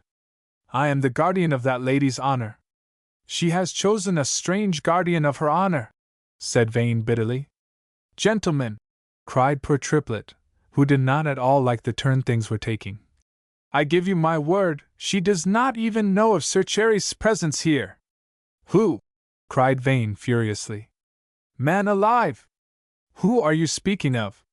Mrs. Vane. My wife! Cried Vane, trembling with anger and jealousy. She here? And with this man? No, cried Triplet. With me, with me. Not with him, of course. Boaster! Cried Vane contemptuously. But that is a part of your profession. Pomander, irritated, scornfully drew from his pocket the lady's joint production, which had fallen at his feet from Mrs. Woffington's hand. He presented this to Mr. Vane, who took it very uneasily. A mist swam before his eyes as he read the words. Alone and unprotected, Mabel Vane. He had no sooner read these words than he found he loved his wife. When he tampered with his treasure, he did not calculate on another seeking it. This was Pomander's hour of triumph. He proceeded coolly to explain to Mr. Vane that Mrs. Woffington having deserted him for Mr. Vane, and Mr. Vane his wife for Mrs. Woffington, the bereaved parties had, according to custom, agreed to console each other. This soothing little speech was interrupted by Mr. Vane's sword flashing suddenly out of its sheath, while that gentleman, white with rage and jealousy, bade him instantly take to his guard, or be run through the body like some noxious animal. Sir Charles drew his sword, and in spite of Triplet's weak interference, half a dozen passes were rapidly exchanged, when suddenly the door of the inner room opened, and a lady in a hood pronounced, in a voice which was an excellent imitation of Mrs. Vane's, the word false. The combatants lowered their points. You hear, sir? Cried Triplet. You see, sir, said Pomander. Mabel, wife! Cried Mr. Vane in agony. Oh, say this is not true! Oh, say that letter is a forgery! Say, at least, it was by some treachery you were lured to this den of iniquity! Oh, speak! The lady silently beckoned to some person inside. You know I loved you, you know how bitterly I repent the infatuation that brought me to the feet of another! The lady replied not, though Vane's soul appeared to hang upon her answer. But she threw the door open and there appeared another lady, the real Mrs. Vane. Mrs. Woffington then threw off her hood, and to Sir Charles Pomander's consternation, revealed the features of that ingenious person, who seemed born to outwit him. You heard that fervent declaration, madam? Said she to Mrs. Vane. I present to you, madam, a gentleman who regrets that he mistook the real direction of his feelings. And to you, sir, continued she, with great dignity, I present a lady who will never mistake either her feelings or her duty. Ernest! Dear Ernest! Cried Mrs. Vane, blushing as if she was the culprit. And she came forward all love and tenderness. Her truant husband kneeled at her feet, of course. No, he said rather sternly. How came you here, Mabel? Mrs. Vane, said the actress, fancied you had mislaid that weathercock, your heart, in Covent Garden, and that an actress had seen in it a fit companion for her own, and had feloniously appropriated it. She came to me to inquire after it. But this letter signed by you? said Vane, still addressing Mabel, was written by me on a paper which accidentally contained Mrs.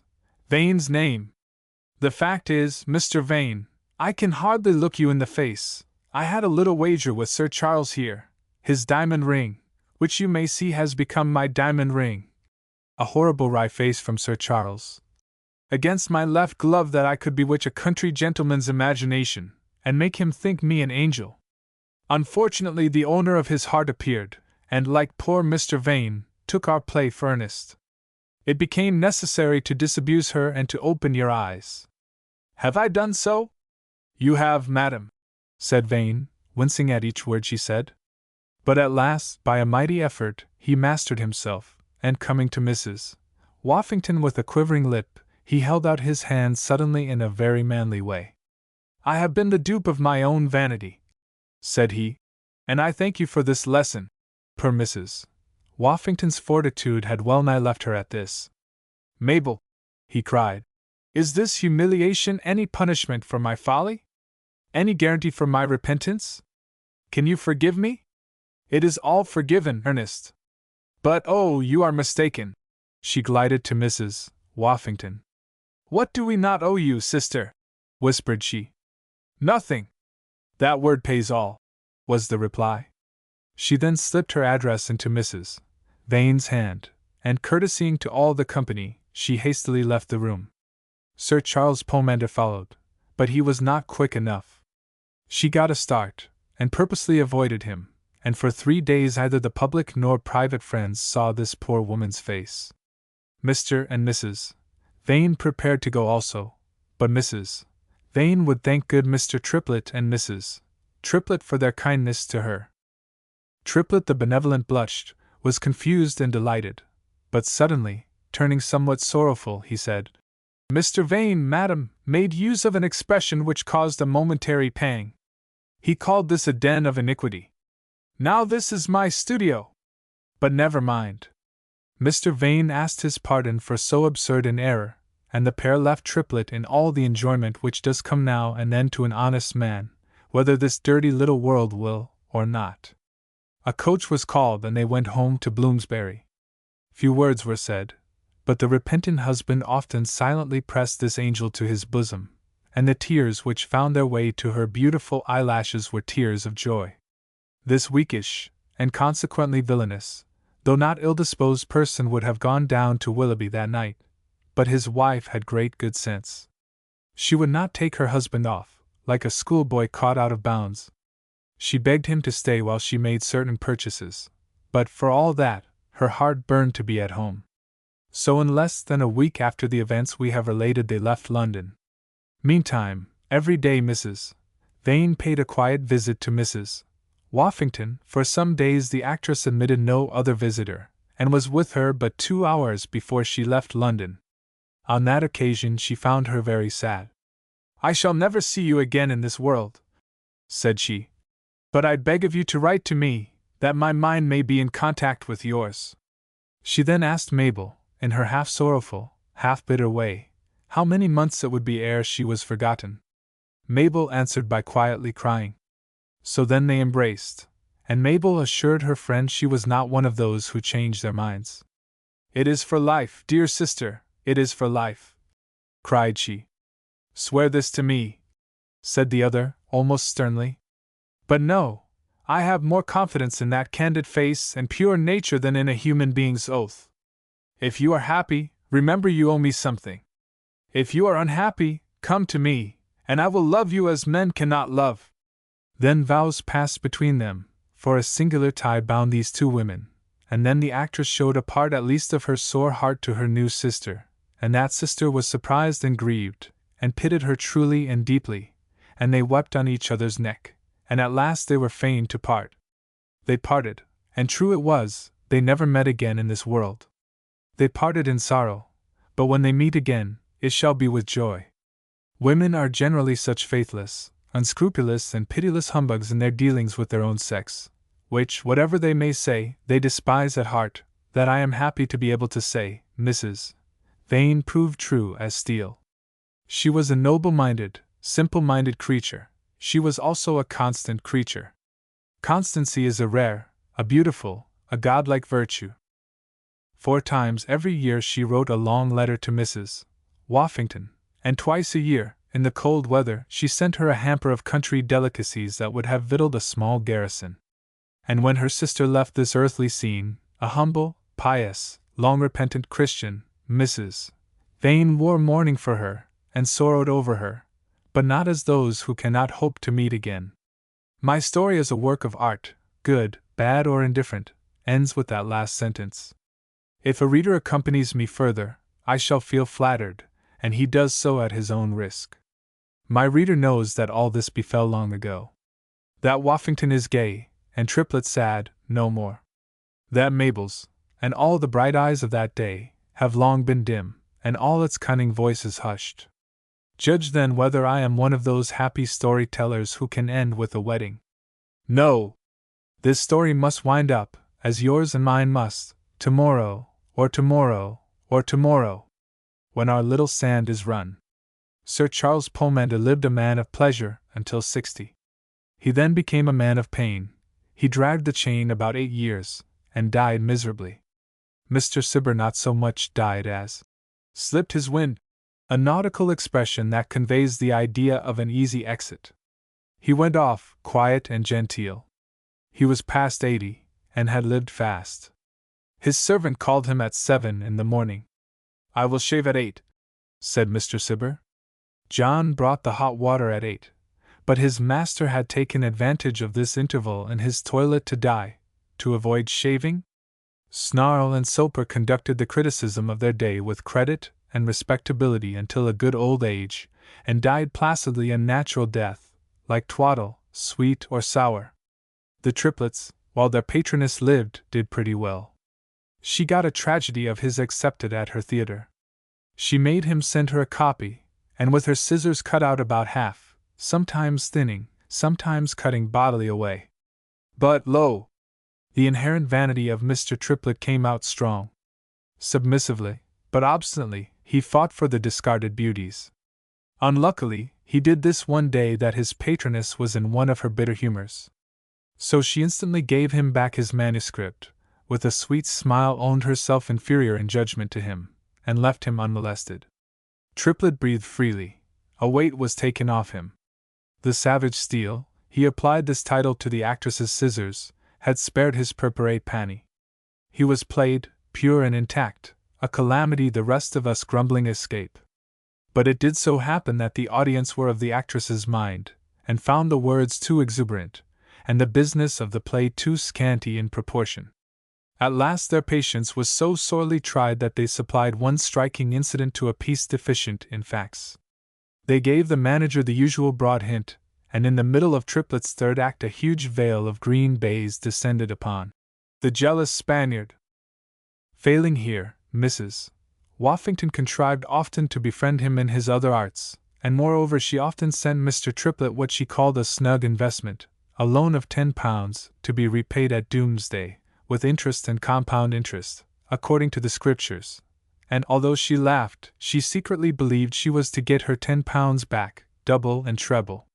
And I believe so too. Some years later Mrs. Triplet became eventful.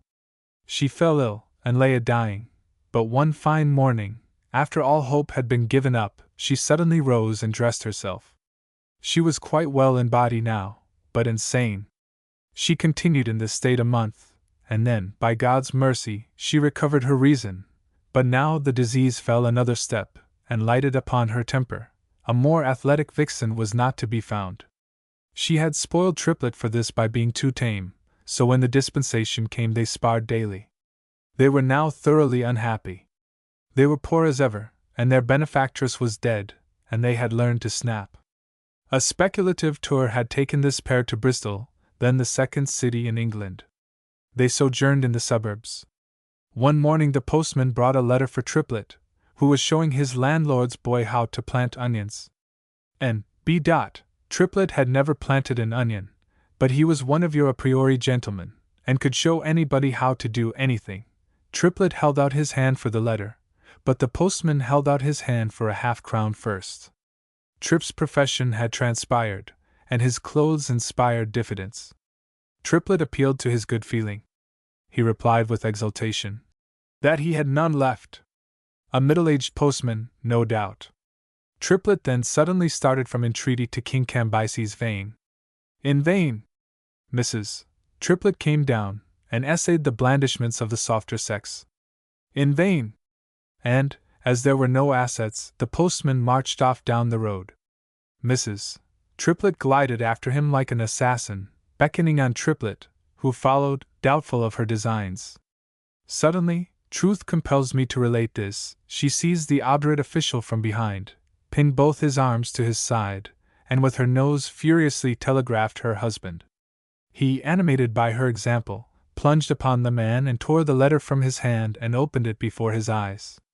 It happened to be a very windy morning, and when he opened the letter, an enclosure, printed on much finer paper, was caught into the air and went down the wind. Triplet followed in kangaroo leaps, like a dancer making a flying exit. The postman cried on all good citizens for help. Some collected and laughed at him, Mrs. Triplet explaining that they were poor, and could not pay half a crown for the freight of half an ounce of paper. She held him convulsively until Triplet reappeared. That gentleman on his return was ostentatiously calm and dignified. You are, or were, in perturbation about half a crown, said he. There, sir, is a £20 note. Oblige me with £19 17 shillings and sixpence. Should your resources be unequal to such a demand, meet me at the Green Cat and Brown Frogs, after dinner, when you shall receive your half-crown, and drink another upon the occasion of my sudden accession to unbounded affluence. The postman was staggered by the sentence and overawed by the note, and chose the Cat and Frogs and liquid half-crown. Triplet took his wife down the road and showed her the letter and enclosure. The letter ran thus.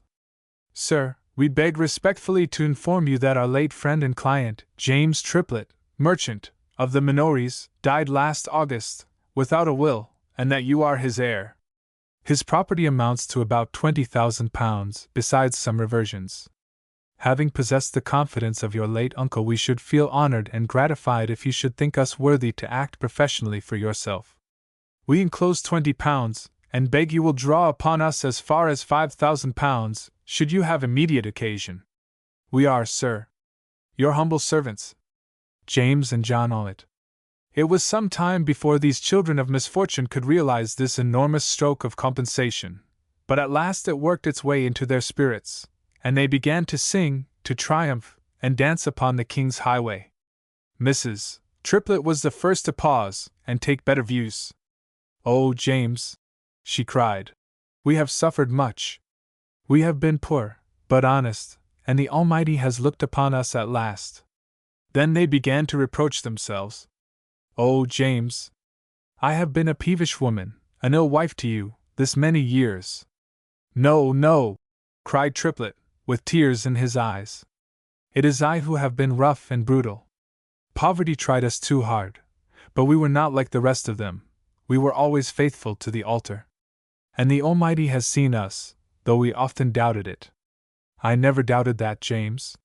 So then the poor things fell on their knees upon the public road, and thanked God.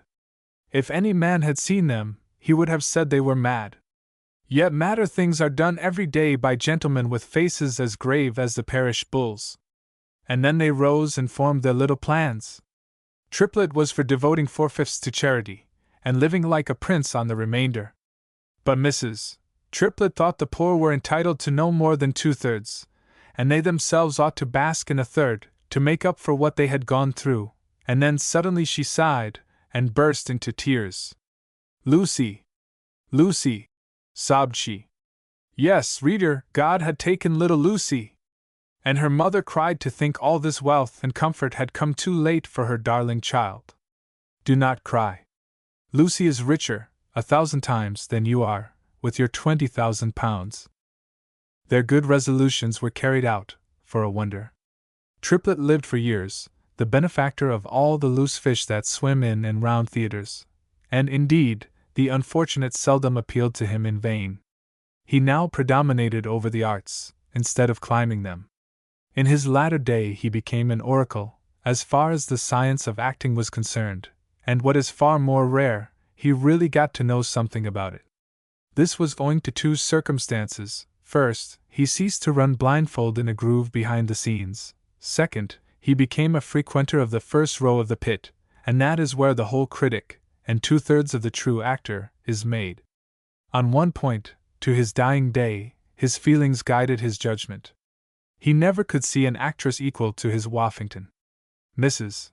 Abington was grace personified, but so was Woffington, said the old man, and Abington's voice is thin, Woffington's was sweet and mellow.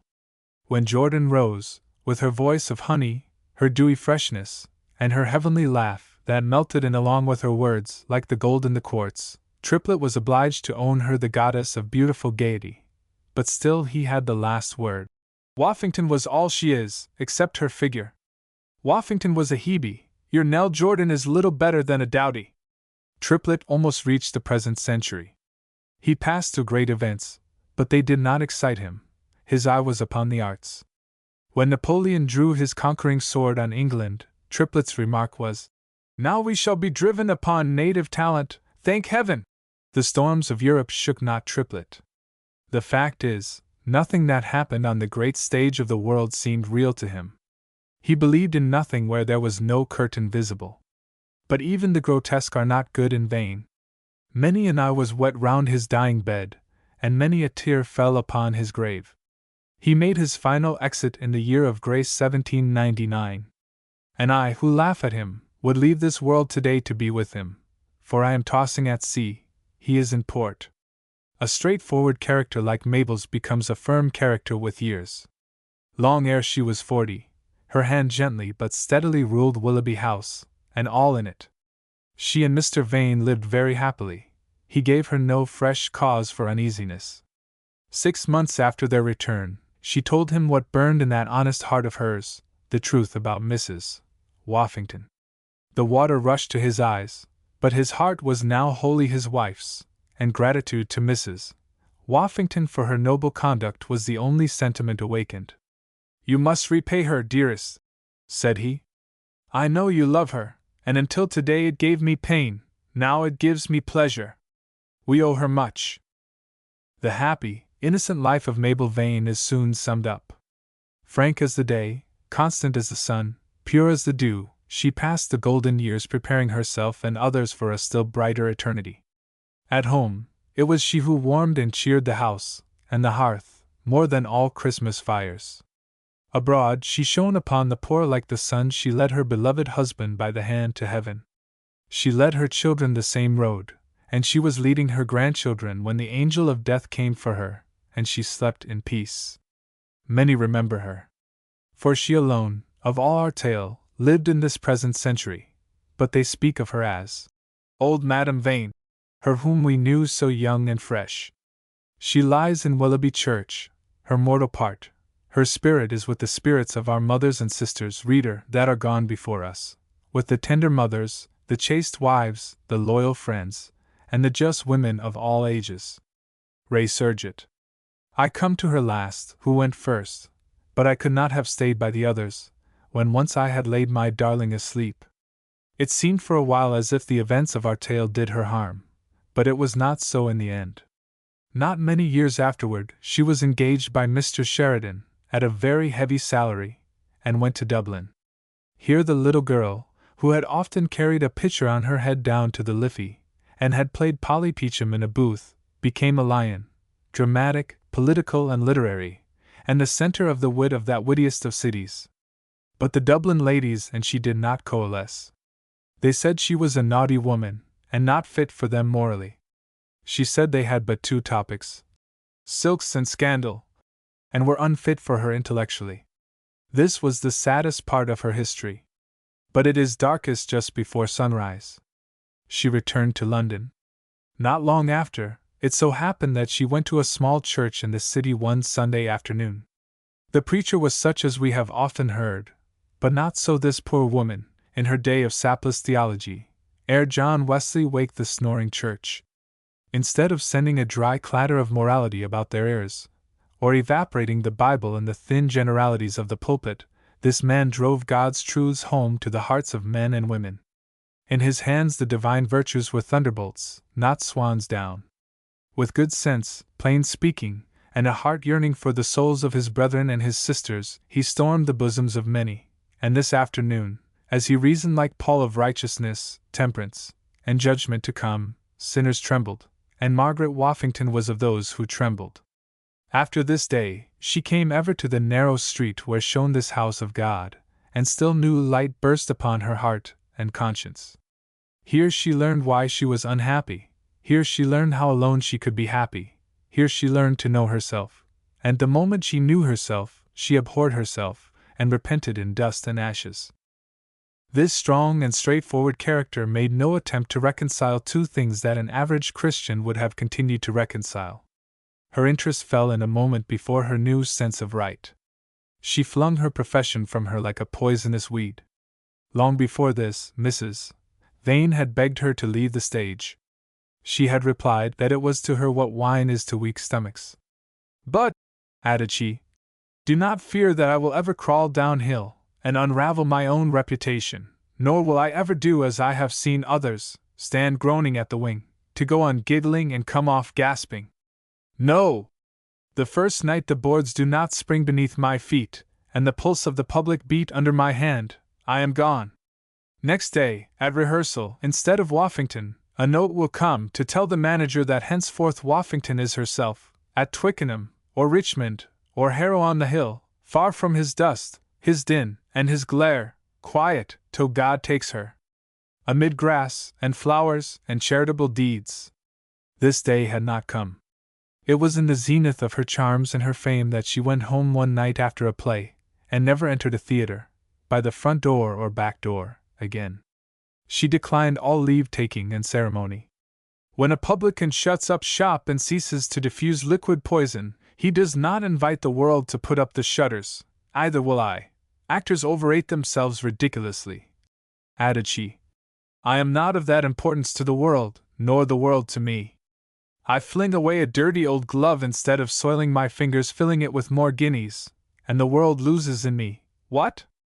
Another old glove, full of words, half of them idle, the rest wicked, untrue, silly, or impure. Regiscens taisons nous, et partans. She now changed her residence, and withdrew politely from her old associates, courting two classes only, the good and the poor. She had always supported her mother and sister, but now charity became her system. The following is characteristic. A gentleman who had greatly admired this dashing actress met one day, in the suburbs, a lady in an old black silk gown and a grey shawl, with a large basket on her arm. She showed him its contents, worsted stockings of prodigious thickness, which she was carrying to some of her protégés. But surely that is a waste of your valuable time, remonstrated her admirer. Much better buy them. But, my good soul, replied the representative of Sir Harry Wildair, you can't buy them. Nobody in this wretched town can knit worsted hose except Woffington. Conversions like this are open to just suspicion, and some did not fail to confound her with certain great sinners, who have turned austere self-deceivers when sin smiled no more. But this was mere conjecture. The facts were clear, and speaking to the contrary. This woman left folly at its brightest, and did not become austere. On the contrary, though she laughed less, she was observed to smile far oftener than before. She was a humble and penitent, but cheerful, hopeful Christian. Another class of detractors took a somewhat opposite ground. They accused her of bigotry for advising a young female friend against the stage as a business. But let us hear herself. This is what she said to the girl. At the bottom of my heart, I always loved and honored virtue. Yet the tendencies of the stage so completely overcame my good sentiments that I was for years a worthless woman. It is a situation of uncommon and incessant temptation. Ask yourself, my child, whether there is nothing else you can do but this. It is, I think, our duty and our wisdom to fly temptation whenever we can, as it is to resist it when we cannot escape it. Was this the tone of bigotry? Easy in fortune, penitent, but cheerful Mrs. Woffington had now but one care, to efface the memory of her former self, and to give as many years to purity and piety as had gone to folly and frailty. This was not to be. The Almighty did not permit, or perhaps I should say, did not require this. Some unpleasant symptoms had long attracted her notice, but in the bustle of her profession had received little attention. She was now persuaded by her own medical attendant to consult Dr. Bodler, who had a great reputation, and had been years ago an acquaintance and an admirer. He visited her, he examined her by means little used in that day, and he saw at once that her days were numbered. Dr. Bodler's profession and experience had not steeled his heart as they generally do and must do. He could not tell her the sad news, so he asked her for pen and paper, and said, "I will write a prescription to Mr." He then wrote, not a prescription, but a few lines, begging Mr. to convey the cruel intelligence by degrees, and with care and tenderness. "It is all we can do for her," said he. He looked so grave while writing the supposed prescription, that it unluckily occurred to Mrs. Woffington to look over him. She stole archly behind him, and with a smile on her face, read her death warrant. It was a cruel stroke. A gasping sigh broke from her. At this Dr. Bodler looked up, and to his horror saw the sweet face he had doomed to the tomb looking earnestly and anxiously at him, and very pale and grave. He was shocked, and strange to say, she, whose death warrant he had signed, ran and brought him a glass of wine, for he was quite overcome. Then she gave him her hand in her own sweet way, and bade him not grieve for her, for she was not afraid to die, and had long learned that life is a walking shadow, a poor player, who frets and struts his hour upon the stage, and then is heard no more. But no sooner was the doctor gone than she wept bitterly. Poor soul! She had set her heart upon living as many years to God as she had to the world, and she had hoped to wipe out her former self. "Alas!" she said to her sister, "I have done more harm than I can ever hope to good now, and my long life of folly and wickedness will be remembered, will be what they call famous. My short life of repentance who will know, or heed, or take to profit?" But she soon ceased to repine. She bowed to the will of heaven, and set her house in order, and awaited her summons. The tranquility of her life and her courageous spirit were unfavorable to the progress of disease, and I am glad to say she was permitted to live nearly 3 years after this, and these 3 years were the happiest period of her whole life. Works of piety and love made the days eventful. She was at home now. She had never been at home in folly and loose living. All her bitterness was gone now, with its cause. Reader, it was with her as it is with many an autumn day. Clouds darken the sun, rain and wind sweep over all, till day declines. But then comes one heavenly hour, when all ill things seem spent. There is no more wind, no more rain. The great sun comes forth, not fiery bright indeed, but full of tranquil glory, and warms the sky with ruby waves, and the hearts of men with hope, as, parting with us for a little space, he glides slowly and peacefully to rest. So fared it with this humble, penitent, and now happy Christian. A part of her desire was given her. She lived long enough to read a firm recantation of her former self, to show the world a great repentance, and to leave upon indelible record one more proof, what alone is true wisdom, and where alone true joys are to be found. She endured some physical pain, as all must who die in their prime. But this never wrung a sigh from her great heart, and within she had the peace of God, which passes all understanding. I am not strong enough to follow her to her last hour, nor is it needed. Enough that her own words came true.